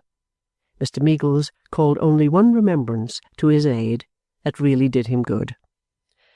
"It's very gratifying, Arthur," he said, "after all, to look back upon." "The past?" said Clennam. "Yes, but I mean the company." It had made him much more low and unhappy at the time, but now it really did him good. "It's very gratifying," he said, often repeating the remark in the course of the evening. "Such high company." Chapter 35. What was behind Mr. Pancks on Little Dorrit's hand. It was at this time that Mr. Pancks, in discharge of his compact with Clennam, revealed to him the whole of his gipsy story, and told him Little Dorrit's fortune. Her father was heir at law to a great estate that had long lain unknown of, unclaimed, and accumulating. His right was now clear, nothing interposed in his way. The Marshalsea gates stood open, the Marshalsea walls were down, a few flourishes of his pen, and he was extremely rich. in his tracking out of the claim to its complete establishment, Mr. Pancks had shown a sagacity that nothing could baffle, and a patience and secrecy that nothing could tire. "I little thought, sir," said Pancks, "when you and I crossed Smithfield that night, and I told you what sort of a collector I was, that this would come of it. I little thought, sir, when I told you you were not of the Clennams of Cornwall, that I was ever going to tell you who were of the Dorrits of Dorsetshire." He then went on to detail how, having that name recorded in his notebook, he was first attracted by the name alone; how, having often found two exactly similar names, even belonging to the same place, to involve no traceable consanguinity, near or distant, he did not at first give much heed to this, except in the way of speculation as to what a surprising change would be made in the condition of a little seamstress, if she could be shown to have any interest in so large a property; how he rather supposed himself to have pursued the idea into its next degree, because there was something uncommon in the quiet little seamstress which pleased him and provoked his curiosity; how he had felt his way inch by inch, and "moulded out, sir." That was Mr. Pancks' expression. Grain by grain. How, in the beginning of the labour described by this new verb, and to render which the more expressive, Mr. Pancks shut his eyes in pronouncing it, and shook his hair over them, he had alternated from sudden lights and hopes to sudden darkness and no hopes, and back again and back again. How he had made acquaintances in the prison, expressly that he might come and go there, as all other comers and goers did, and how his first ray of light was unconsciously given him by Mr. Dorrit himself, and by his son, to both of whom he easily became known, with both of whom he talked much casually, "but always molein, you'll observe," said Mr. Pancks, and from whom he derived, without being at all suspected, 2 or 3 little points of family history, which, as he began to hold clues of his own, suggested others. How it had at length become plain to Mr. Pancks that he had made a real discovery of the heir at law to a great fortune, and that his discovery had but to be ripened to legal fullness and perfection.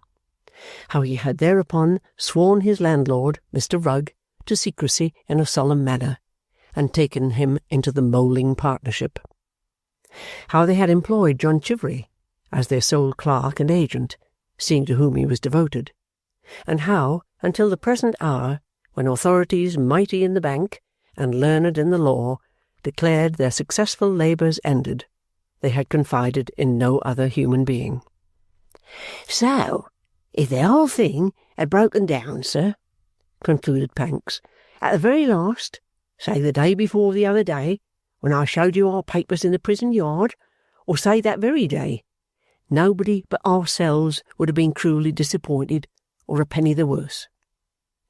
Clennam, who had been almost incessantly shaking hands with him throughout the narrative, was reminded by this to say, in an amazement which even the preparation he had had for the main disclosure smoothed down, "My dear Mr. Pancks, this must have cost you a great sum of money." Pretty well, sir," said the triumphant Pancks. "No trifle, though we did it as cheap as it could be done, and the outlay was a difficulty, let me tell you." "A difficulty," repeated Clennam. "But the difficulties you have so wonderfully conquered in the whole business," shaking his hand again. "I'll tell you how I did it," said the delighted Pancks, putting his hair into a condition as elevated as himself. "First, I spent all I had of my own. That wasn't much." "I'm sorry for it," said Clennam. "Not that it matters now, though. Then what did you do?" "Then," answered Pancks, "I borrowed a sum of my proprietor." "Of Mr. Casby?" said Clennam. "He's a fine old fellow." "Noble old boy, ain't he?" said Mr. Pancks, entering on a series of the driest snorts. "Generous old buck. Confiding old boy. Philanthropic old buck. Benevolent old boy. 20%. I engaged to pay him, sir. But we never do business for less at our shop." Arthur felt an awkward consciousness of having, in his exultant condition, been a little premature. I said to that boiling-over old Christian," Mr. Pancks pursued, appearing greatly to relish this descriptive epithet, "that I'd got a little project on hand, a hopeful one. I told him a hopeful one, which wanted a certain small capital. I proposed to him to lend me the money on my note, which he did, at 20, sticking the 20 on in a business-like way, and putting it into the note to look like a part of the principal. If I had broken down after that, I should have been his grubber for the next 7 years at half wages and double grind. But he's a perfect patriarch, and it would do a man good to serve him on such terms, on any terms."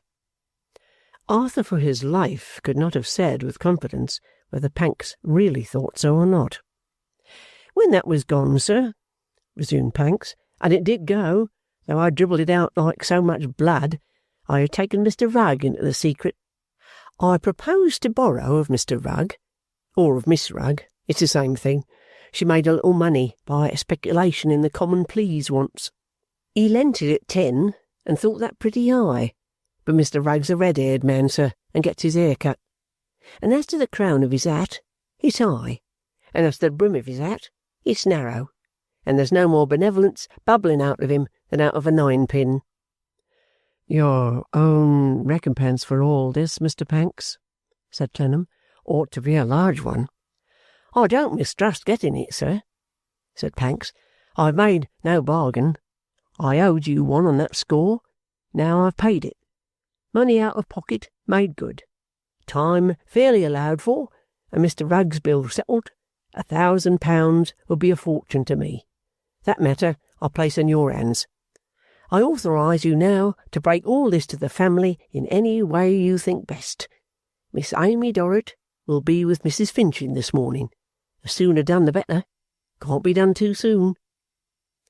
This conversation took place in Clennam's bedroom while he was yet in bed, for Mr. Pancks had knocked up the house and made his way in, very early in the morning, and without once sitting down or standing still, had delivered himself of the whole of his details, illustrated with a variety of documents, at the bedside.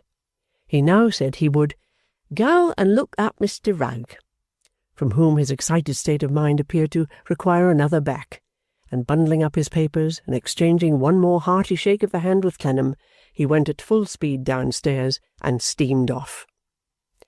Clennam, of course, resolved to go direct to Mr. Casby's. He dressed and got out so quickly that he found himself at the corner of the patriarchal street nearly an hour before her time, but he was not sorry to have the opportunity of calming himself with a leisurely walk. When he returned to the street and had knocked at the bright brass knocker, he was informed that she had come, and was shown upstairs to Flora's breakfast-room. Little Dorrit was not there herself, but Flora was, and testified the greatest amazement at seeing him. "Good gracious, Arthur, Doris and Clennam!" cried that lady.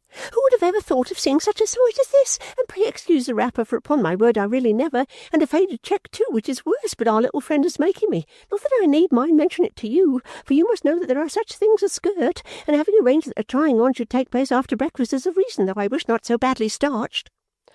"I ought to make an apology," said Arthur, "for so early and abrupt a visit, but you will excuse it when I tell you the cause." "Your time's for ever fled, Arthur," returned Mrs. Finching. "Pray excuse me if Doris and Clennam are infinitely more correct, and though unquestionably distant, still distance lends enchantment to the view. At least I don't mean that, and if I did, I suppose it would depend considerably on the nature of the view, but I'm running on again, and you put it all out of my head." She glanced at him tenderly, and resumed. "In times for ever fled, I was going to say it would have sounded strange indeed for Arthur Clennam, Doris and Clennam, naturally quite different, to make apologies for coming here at any time, but that is past, and what is past can never be recalled except in his own case, as poor Mr. F. said when he was in spirits, cucumber, and therefore never ate it." She was making the tea when Arthur came in, and now hastily finished that operation. "Papa," she said, all mystery and whisper, as she shut down the teapot lid, "is sitting prosingly, breaking his new-laid egg in the back parlour over the City article, exactly like the woodpecker tapping, and need never know that you are here, and our little friend, you are well aware, may be fully trusted when she comes down from cutting out at the large table overhead." Arthur then told her, in the fewest words, that it was their little friend he came to see, and what he had to announce to their little friend, at which astounding intelligence Flora clasped her hands, fell into a tremble, and shed tears of sympathy and pleasure like the good-natured creature she really was.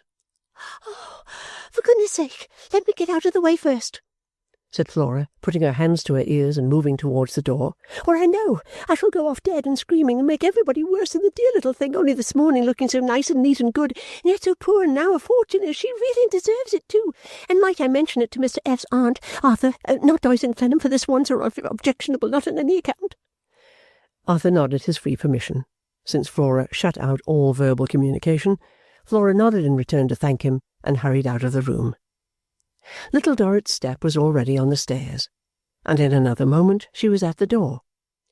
Do what he could to compose his face, he could not convey so much of an ordinary expression into it, but at the moment she saw it, she dropped her work and cried, "Mr. Clennam, what's the matter?" "Nothing, nothing. That is, no misfortune has happened. I have come to tell you something, but it is a piece of great good fortune." "Good fortune?" "Wonderful fortune." They stood in a window, and her eyes, full of light, were fixed upon his face. He put an arm about her, seeing her likely to sink down. She put a hand upon that arm, partly to rest upon it, and partly so to preserve their relative positions, as that her intent look at him should be shaken by no change of attitude in either of them. Her lips seemed to repeat, "Wonderful fortune." He repeated it again aloud. "Dear little Dorrit, your father." The ice of the pale face broke at the word, and little lights and shoots of expression passed all over it. They were all expressions of pain. Her breath was faint and hurried. Her heart beat fast. He would have clasped the little figure closer, but he saw that the eyes appealed to him not to be moved. "Your father can be free within this week. He does not know it. We must go to him from here to tell him of it. Your father will be free within a few days. Your father will be free within a few hours. Remember, we must go to him from here to tell him of it." That brought her back. Her eyes were closing, but they opened again. "This is not all the good fortune. This is not all the wonderful good fortune, my dear little Dorrit. Shall I tell you more?" Her lips shaped yes. "Your father will be no beggar when he is free. He will want for nothing. Shall I tell you more? Remember, he knows nothing of it. We must go to him from here to tell him of it." She seemed to entreat him for a little time. He held her in his arm, and after a pause bent down his ear to listen. "Did you ask me to go on?" "Yes." "He will be a rich man. He is a rich man. A great sum of money is waiting to be paid over to him as his inheritance. You are all henceforth very wealthy. Bravest and best of children, I thank heaven that you are rewarded." As he kissed her, she turned her head towards his shoulder, and raised her arm towards his neck, cried out, "Father, father, father," and swooned away. Upon which Flora returned to take care of her, and hovered about her on a sofa, intermingling kind offices and incoherent scraps of conversation in a manner so confounding that whether she pressed the Marshalsea to take a spoonful of unclaimed dividends, for it would do her good, or whether she congratulated Little Dorrit's father on coming into possession of 100,000 smelling bottles, or whether she explained that she put 75,000 drops of spirits of lavender on 50,000 pounds of lump sugar, and that she entreated Little Dorrit to take that gentle restorative, or whether she bathed the foreheads of Doyce and Clennam in vinegar, and gave the late Mr. F. more air, no one with any sense of responsibility could have undertaken to decide. A tributary stream of confusion, moreover, poured in from an adjoining bedroom, where Mr. F.'s aunt appeared, from the sound of her voice to be in a horizontal posture awaiting her breakfast, and from which bower that inexorable lady snapped off short taunts whenever she could get a hearing, as, "Don't believe it's his doing," and "He needn't take no credit to himself for it," and "It'll be long enough, I expect, afore he'll give up any of his own money." all designed to disparage Clennam's share in the discovery, and to relieve those inveterate feelings with which Mr. F.'s aunt regarded him.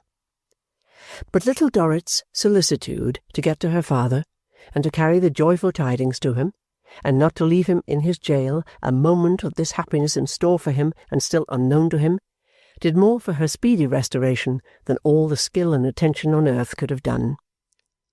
"Come with me to my dear father. Pray come and tell my dear father," were the first words she said. Her father, her father. She spoke of nothing but him, thought of nothing but him, kneeling down and pouring out her thankfulness with uplifted hands. Her thanks were for her father. Flora's tenderness was quite overcome by this, and she launched out among the cups and saucers into a wonderful flow of tears and speech. "I declare," she sobbed, "I never was so cut up since your mamma and my papa, not Doyce and Clennam for this once, but give the precious little thing a cup of tea, and make her put it to her lips at least. Pray, Arthur, do. Not even Mr. F.'s last illness, for that was of another kind, and gout is not a child's affection. They're very painful for all parties, and Mr. F. a martyr with his leg upon a rest, and the wine trade in itself inflammatory, for they will do it more or less among themselves, and who can wonder? It seems like a dream, I'm sure, to think of nothing at all this morning, and now mine's of money, is it really? But you must know, my darling love, because you never still be strong enough to tell him all about it upon teaspoons. Mightn't it be even best to try the directions of my own medical man, for though the flavour is anything but agreeable, still I force myself to do it as a prescription, and find a benefit. You'd rather not, why no, my dear, I'd rather not, but still I do it as a duty. Everybody will congratulate you, some in earnest and some not, and many will congratulate you with all their hearts, but none more so, I do assure you, from the bottom of my own. I do myself, though sensible of blundering and being stupid, and will be judged by Arthur, not Doyce, Clennam, for this once. So good-bye, darling, and God bless you, and may you be very happy, and excuse the liberty, finding that the dress shall never be finished by anybody else, but shall be laid by for a keepsake, just as it is, and called Little Dorrit, though why that strangest of denominations any time I never did myself, and now I never shall."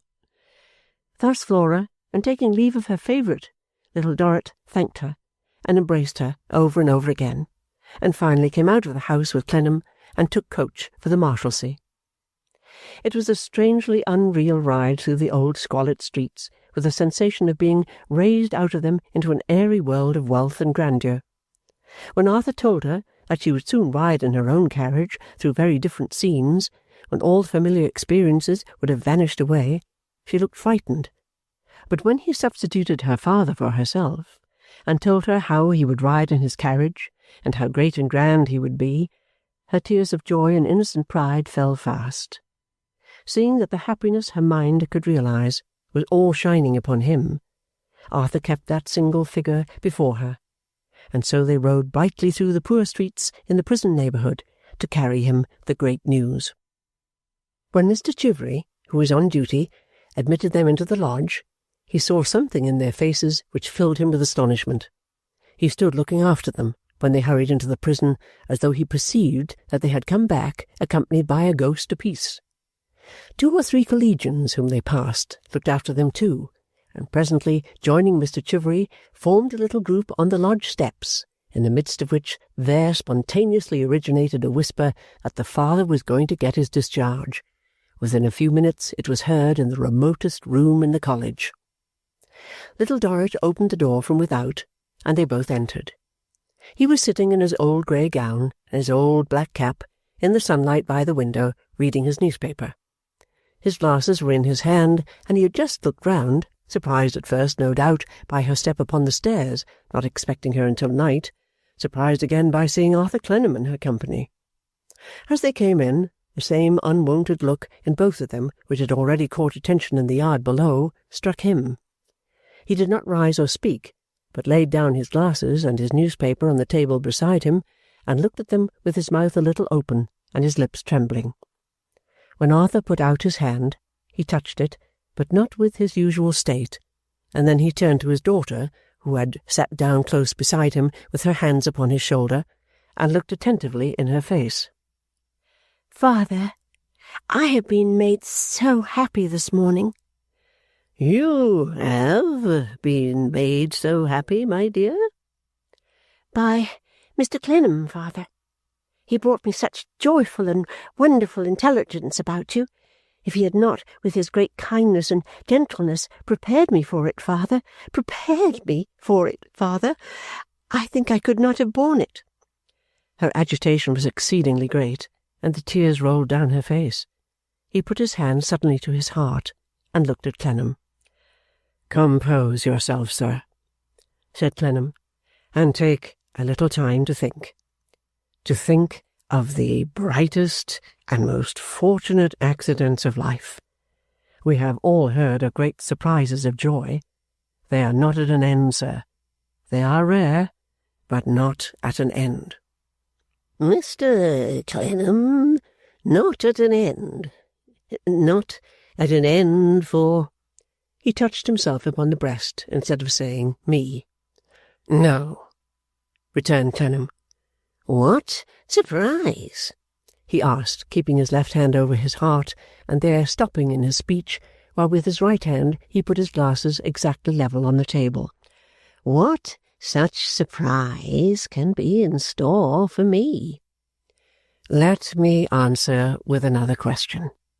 Tell me, Mr. Dorrit, what surprise would be the most unlooked for and the most acceptable to you? Do not be afraid to imagine it, or to say what it would be." He looked steadfastly at Clennam, and, so looking at him, seemed to change into a very old haggard man. The sun was bright upon the wall beyond the window, and on the spikes at top. He slowly stretched out the hand that had been upon his heart, and pointed at the wall. "It is down," said Clennam. "Gone." He remained in the same attitude, looking steadfastly at him. "And in its place," said Clennam, slowly and distinctly, "are the means to possess and enjoy the utmost that they have so long shut out. Mr. Dorrit, there is not the smallest doubt that within a few days you will be free and highly prosperous. I congratulate you with all my soul on this change of fortune, and on the happy future into which you are soon to carry the treasure you have been blessed with here, the best of all the riches you can have elsewhere, the treasure at your side." With those words, he pressed his hand and released it, and his daughter, laying her face against his, encircled him in the hour of his prosperity with her arms, as she had in the long years of his adversity encircled him with her love and toil and truth, and poured out her full heart in gratitude, hope, joy, blissful ecstasy, and all for him. "I shall see him as I never saw him yet. I shall see my dear love with the dark cloud cleared away. I shall see him as my poor mother saw him long ago. Oh, my dear, oh, father, oh, thank God, thank God." He yielded himself to her kisses and caresses, but did not return them, except that he put an arm about her. Neither did he say one word. His steadfast look was now divided between her and Clennam, and he began to shake, as if he were very cold. Explaining to little Dorrit that he would run to the coffee-house for a bottle of wine, Arthur fetched it with all the haste he could. While it was being brought from the cellar to the bar, a number of excited people asked him what had happened, when he hurriedly informed them that Mr. Dorrit had succeeded to a fortune. On coming back with the wine in his hand, he found that she had placed her father in his easy chair, and had loosened his shirt and neckcloth. They filled a tumbler with wine, and held it to his lips. When he had swallowed a little, he took the glass himself and emptied it. Soon after that, he leaned back in his chair and cried, with his handkerchief before his face. After this had lasted a while, Clennam thought it a good season for diverting his attention from the main surprise, by relating its details. Slowly, therefore, and in a quiet tone of voice, he explained them as best he could, and enlarged on the nature of Pancks' service. He shall be handsomely recompensed, sir," said the father, starting up and moving hurriedly about the room. "Assure yourself, Mr. Clennam, that everybody concerned shall be nobly rewarded. No one, my dear sir, shall say that he has an unsatisfied claim against me. I shall repay the advances I have had from you, sir, with peculiar pleasure. I beg to be informed at your earliest convenience what advances you have made my son. He had no purpose in going about the room, but he was not still a moment. Everybody, he said, shall be remembered. I will not go away from here in anybody's debt. All the people who have been well behaved towards myself and my family shall be rewarded. Chivalry shall be rewarded. Young John shall be rewarded. I particularly wish and intend to act munificently, Mr. Clennam. Will you allow me, said Arthur, laying his purse on the table, to supply any present contingencies, Mr. Dorrit? I thought it best to bring a sum of money for the purpose. Thank you, sir, thank you. I accept with readiness at the present moment what I could not an hour ago have conscientiously taken. I am obliged to you for the temporary accommodation. Exceedingly temporary, but well-timed. Well-timed. His hand had closed upon the money, and he carried it about with him. Be so kind, sir, as to add the amount to those former advances to which I have already referred, being careful, if you please, not to omit advances made to my son.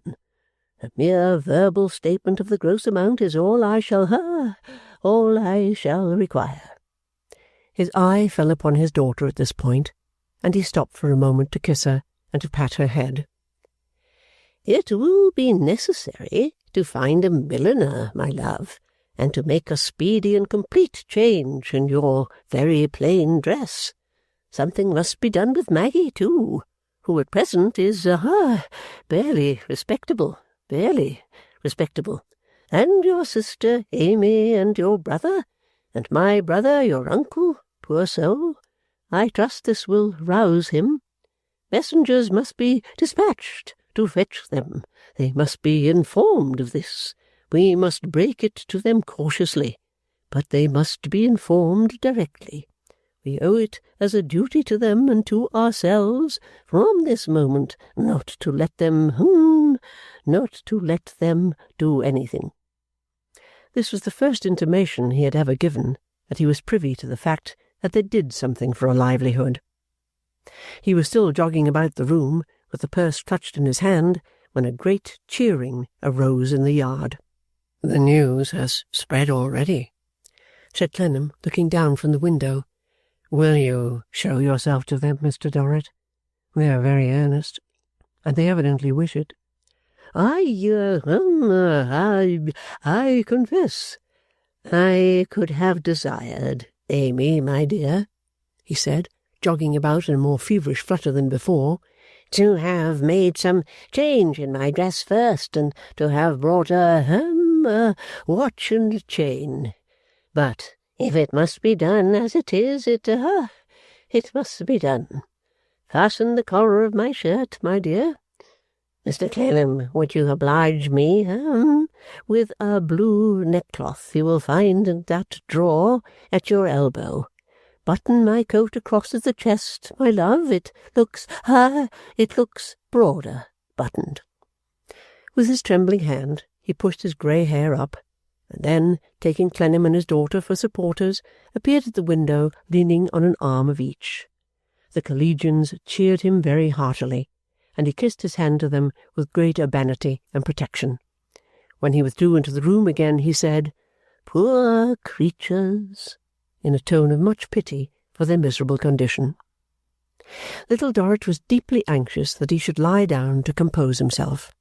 On Arthur's speaking to her of his going to inform Pancks that he might now appear as soon as he would, and pursue the joyful business to its close, she entreated him in a whisper to stay with her until her father should be quite calm and at rest.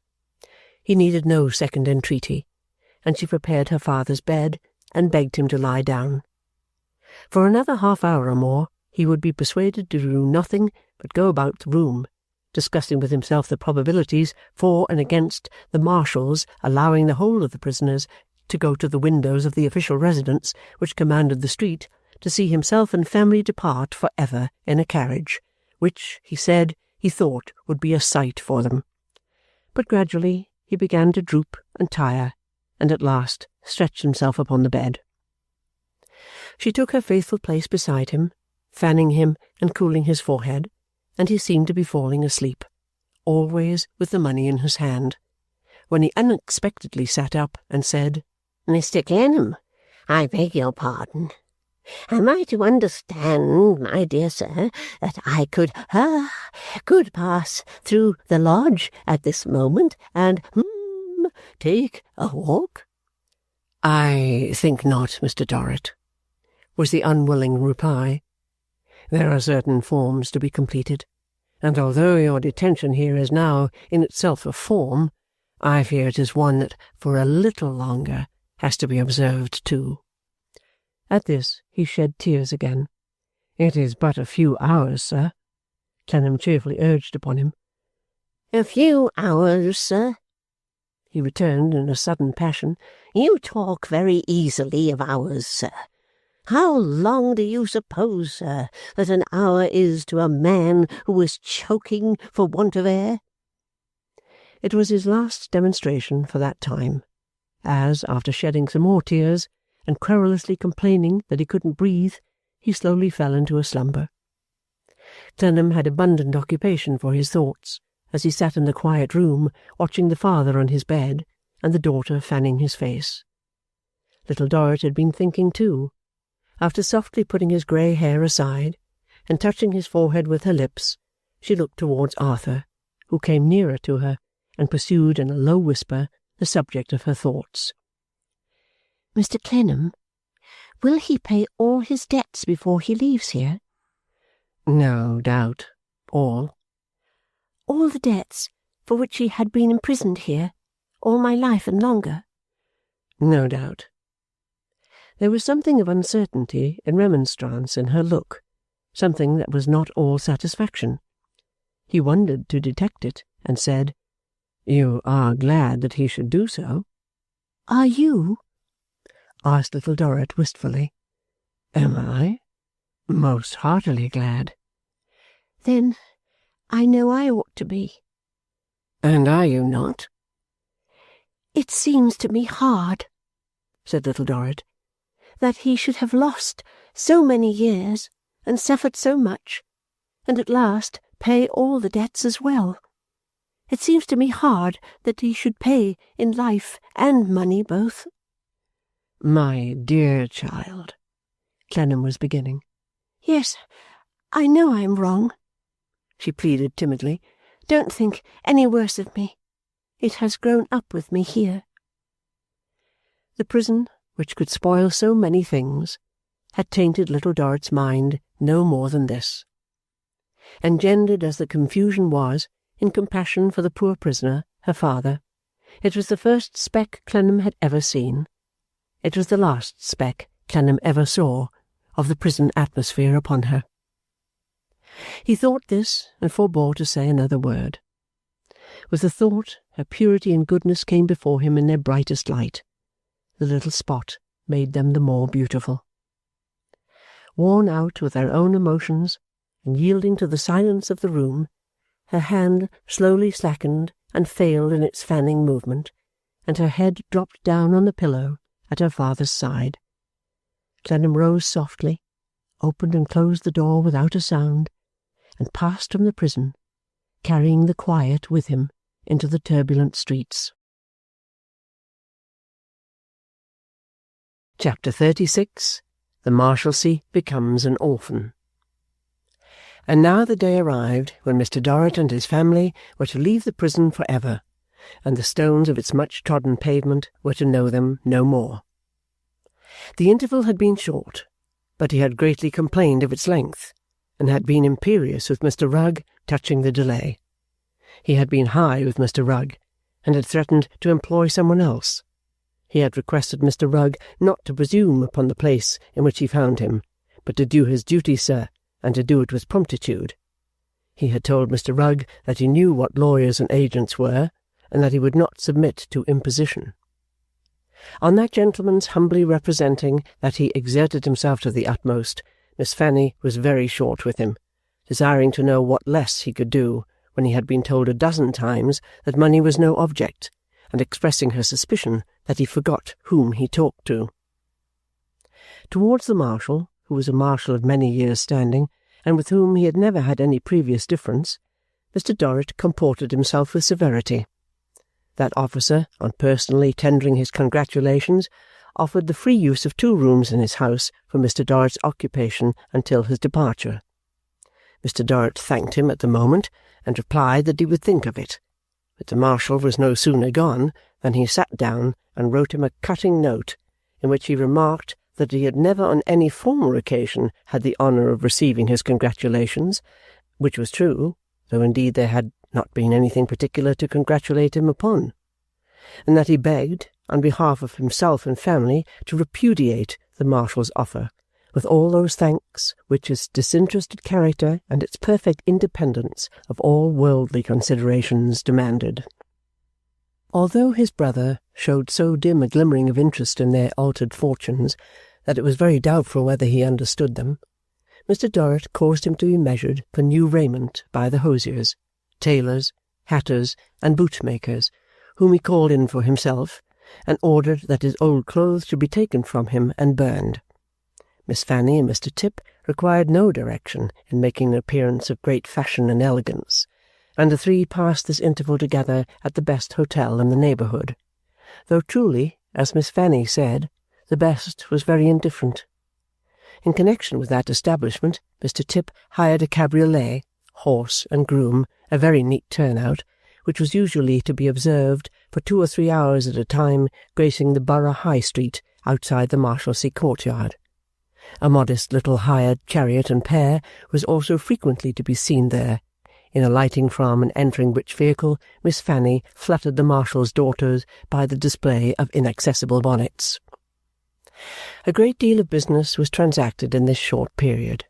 Among other items, Messrs. Peddle and Poole, solicitors, of Monument Yard, were instructed by their client, Edward Dorrit, Esquire, to address a letter to Mr. Arthur Clennam, enclosing the sum of £24, 9 shillings and 8pence, being the amount of principal and interest computed at the rate of 5% per annum, in which their client believed himself to be indebted to Mr. Clennam.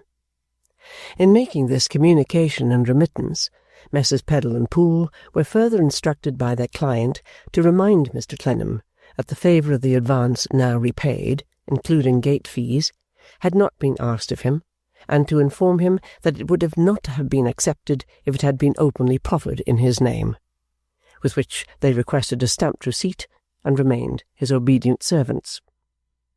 A great deal of business had likewise to be done within the so soon to be orphaned Marshalsea by Mr. Dorrit, so long its father, chiefly arising out of applications made to him by collegians for small sums of money.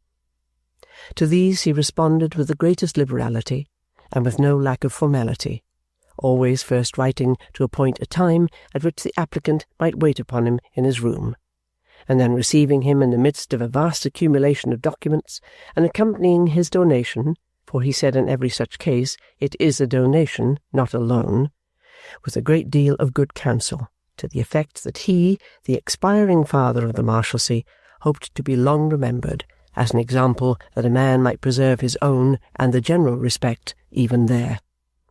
The collegians were not envious. Besides that they had a personal and traditional regard for a collegian of so many years' standing, the event was creditable to the college, and made it famous in the newspapers. Perhaps more of them thought, too, than were quite aware of it, that the thing might in the lottery of chances have happened to themselves, or that something of the sort might yet happen to themselves some day or other. They took it very well. A few were low at the thought of being left behind, and being left poor, but even these did not grudge the family their brilliant reverse. There might have been much more envy in politer places. It seems probable that mediocrity of fortune would have been disposed to be less magnanimous than the collegians, who lived from hand to mouth, from the pawnbroker's hand to the day's dinner. They got up an address to him, which they presented in a neat frame and glass, though it was not afterwards displayed in the family mansion or preserved among the family papers, and to which he returned a gracious answer. In that document he assured them, in a royal manner, that he received the profession of their attachment with the full conviction of its sincerity, and again generally exhorted them to follow his example, which, at least in so far as coming into a great property was concerned, there is no doubt they would have gladly imitated. He took the same occasion of inviting them to a comprehensive entertainment, to be given to the whole college and the yard, and at which he signified he would have the honour of taking a parting glass to the health and happiness of all those whom he was about to leave behind. He did not in person dine at this public repast. It took place at 2 in the afternoon, and his dinners now came in from the hotel at 6. But his son was so good as to take the head of the principal table, and to be very free and engaging. He himself went about among the company, and took notice of individuals, and saw that the viands were of the quality he had ordered, and that all were served. On the whole, he was like a baron of the olden time, in a rare good humour. At the conclusion of the repast, he pledged his guests in a bumper of old Madeira, and told them that he hoped they had enjoyed themselves, and what was more, that they would enjoy themselves for the rest of the evening, that he wished them well, and that he bade them welcome.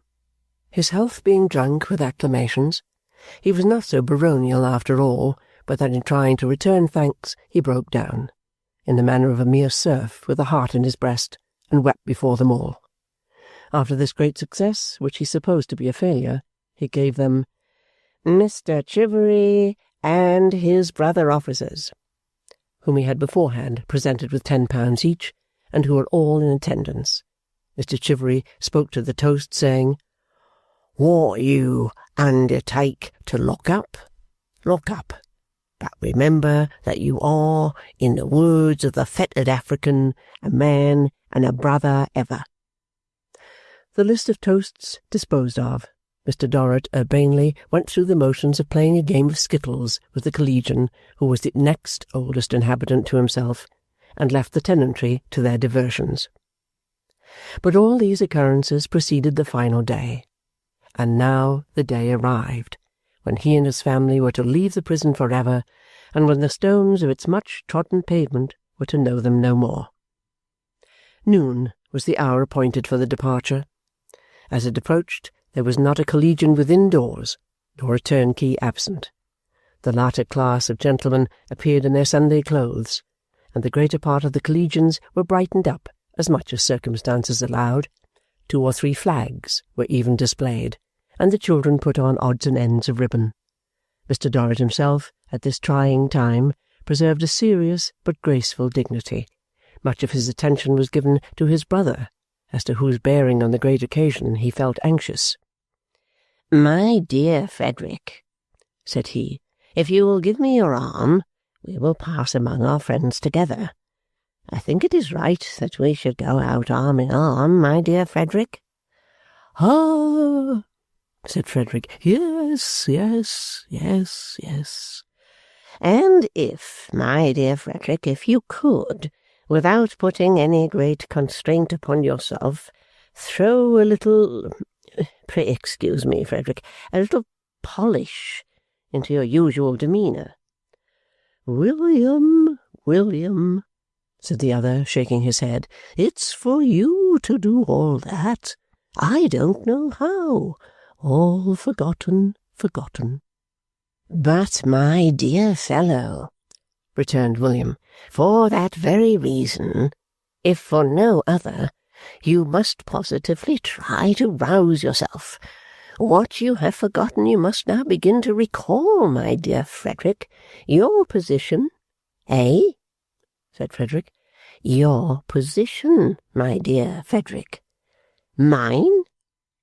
He looked first at his own figure, and then at his brother's, and then, drawing a long breath, cried, "Ah, to be sure. Yes, yes, yes. Your position, my dear Frederick, is now a fine one. Your position as my brother is a very fine one.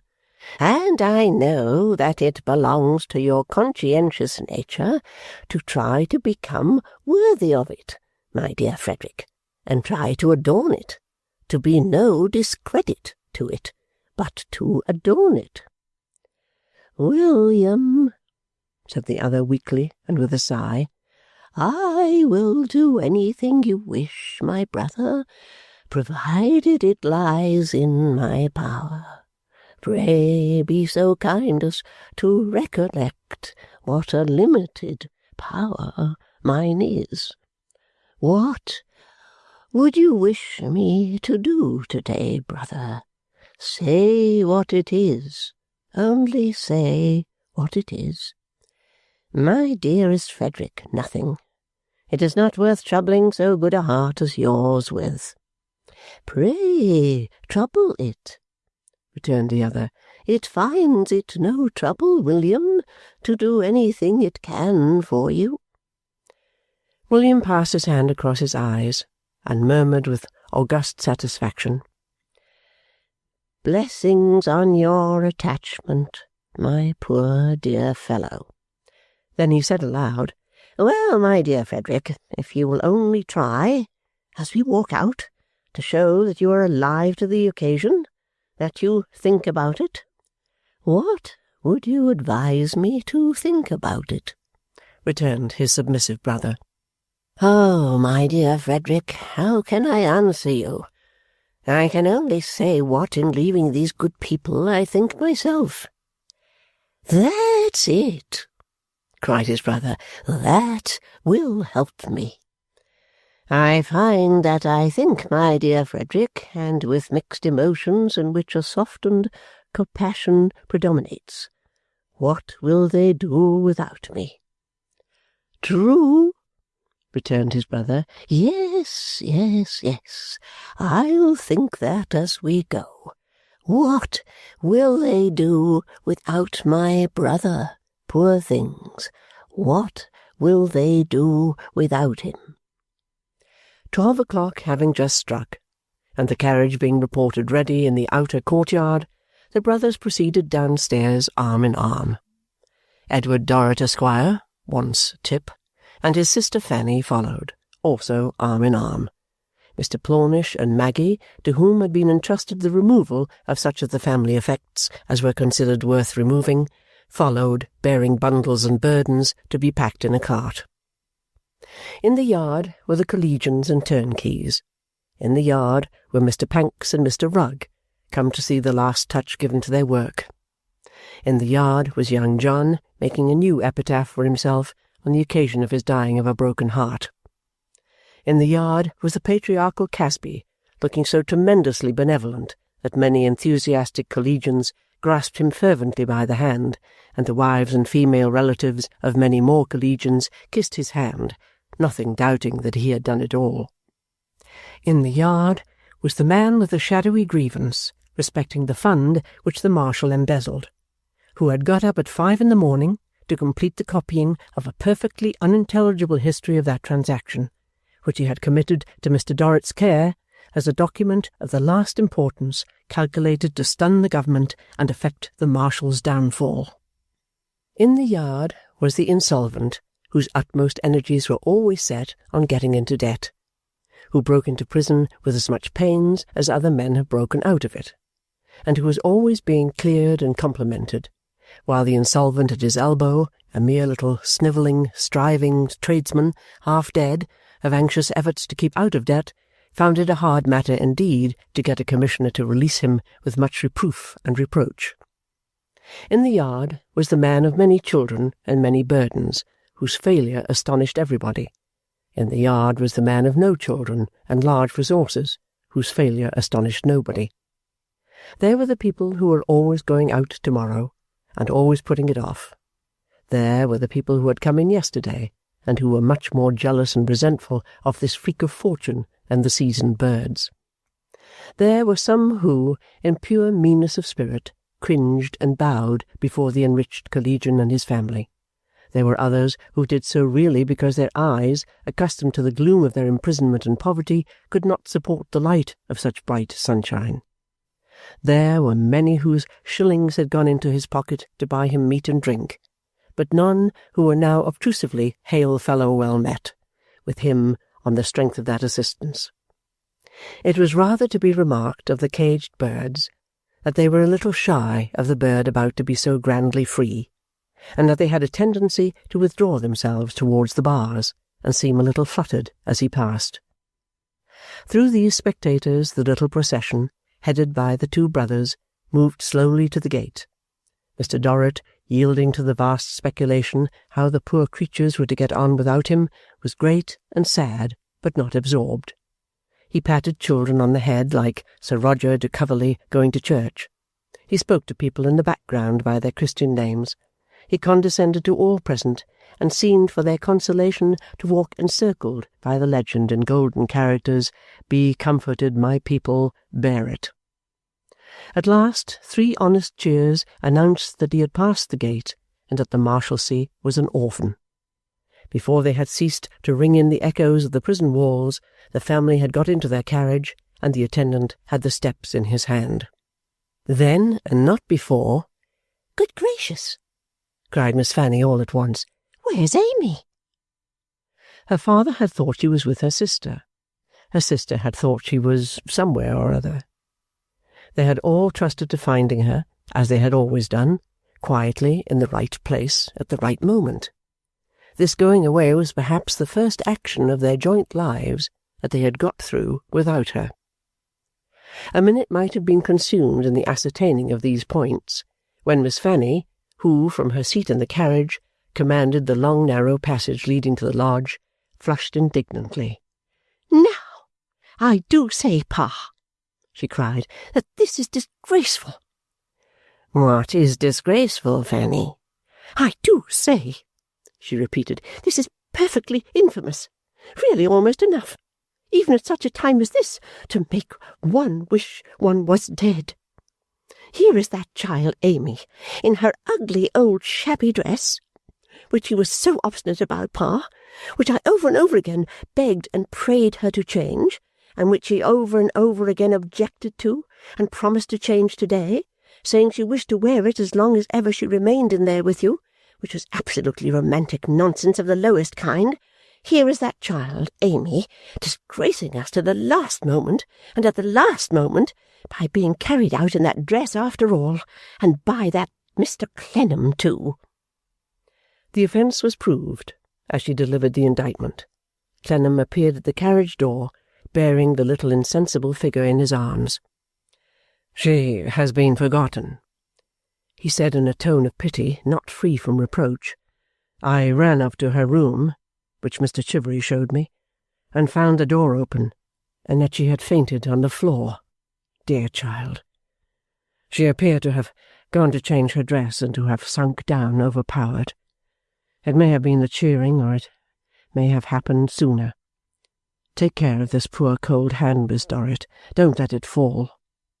"Thank you, sir," returned Miss Dorrit, bursting into tears. "I believe I know what to do, if you will give me leave. Dear Amy, open your eyes, that's a love. Oh, Amy, Amy, I really am so vexed and ashamed. Do rouse yourself, darling. Oh, why are they not driving on? Pray, Pa, do drive on." The attendant, getting between Clennam and the carriage door with a sharp "By your leave, sir," bundled up the steps, and they drove away.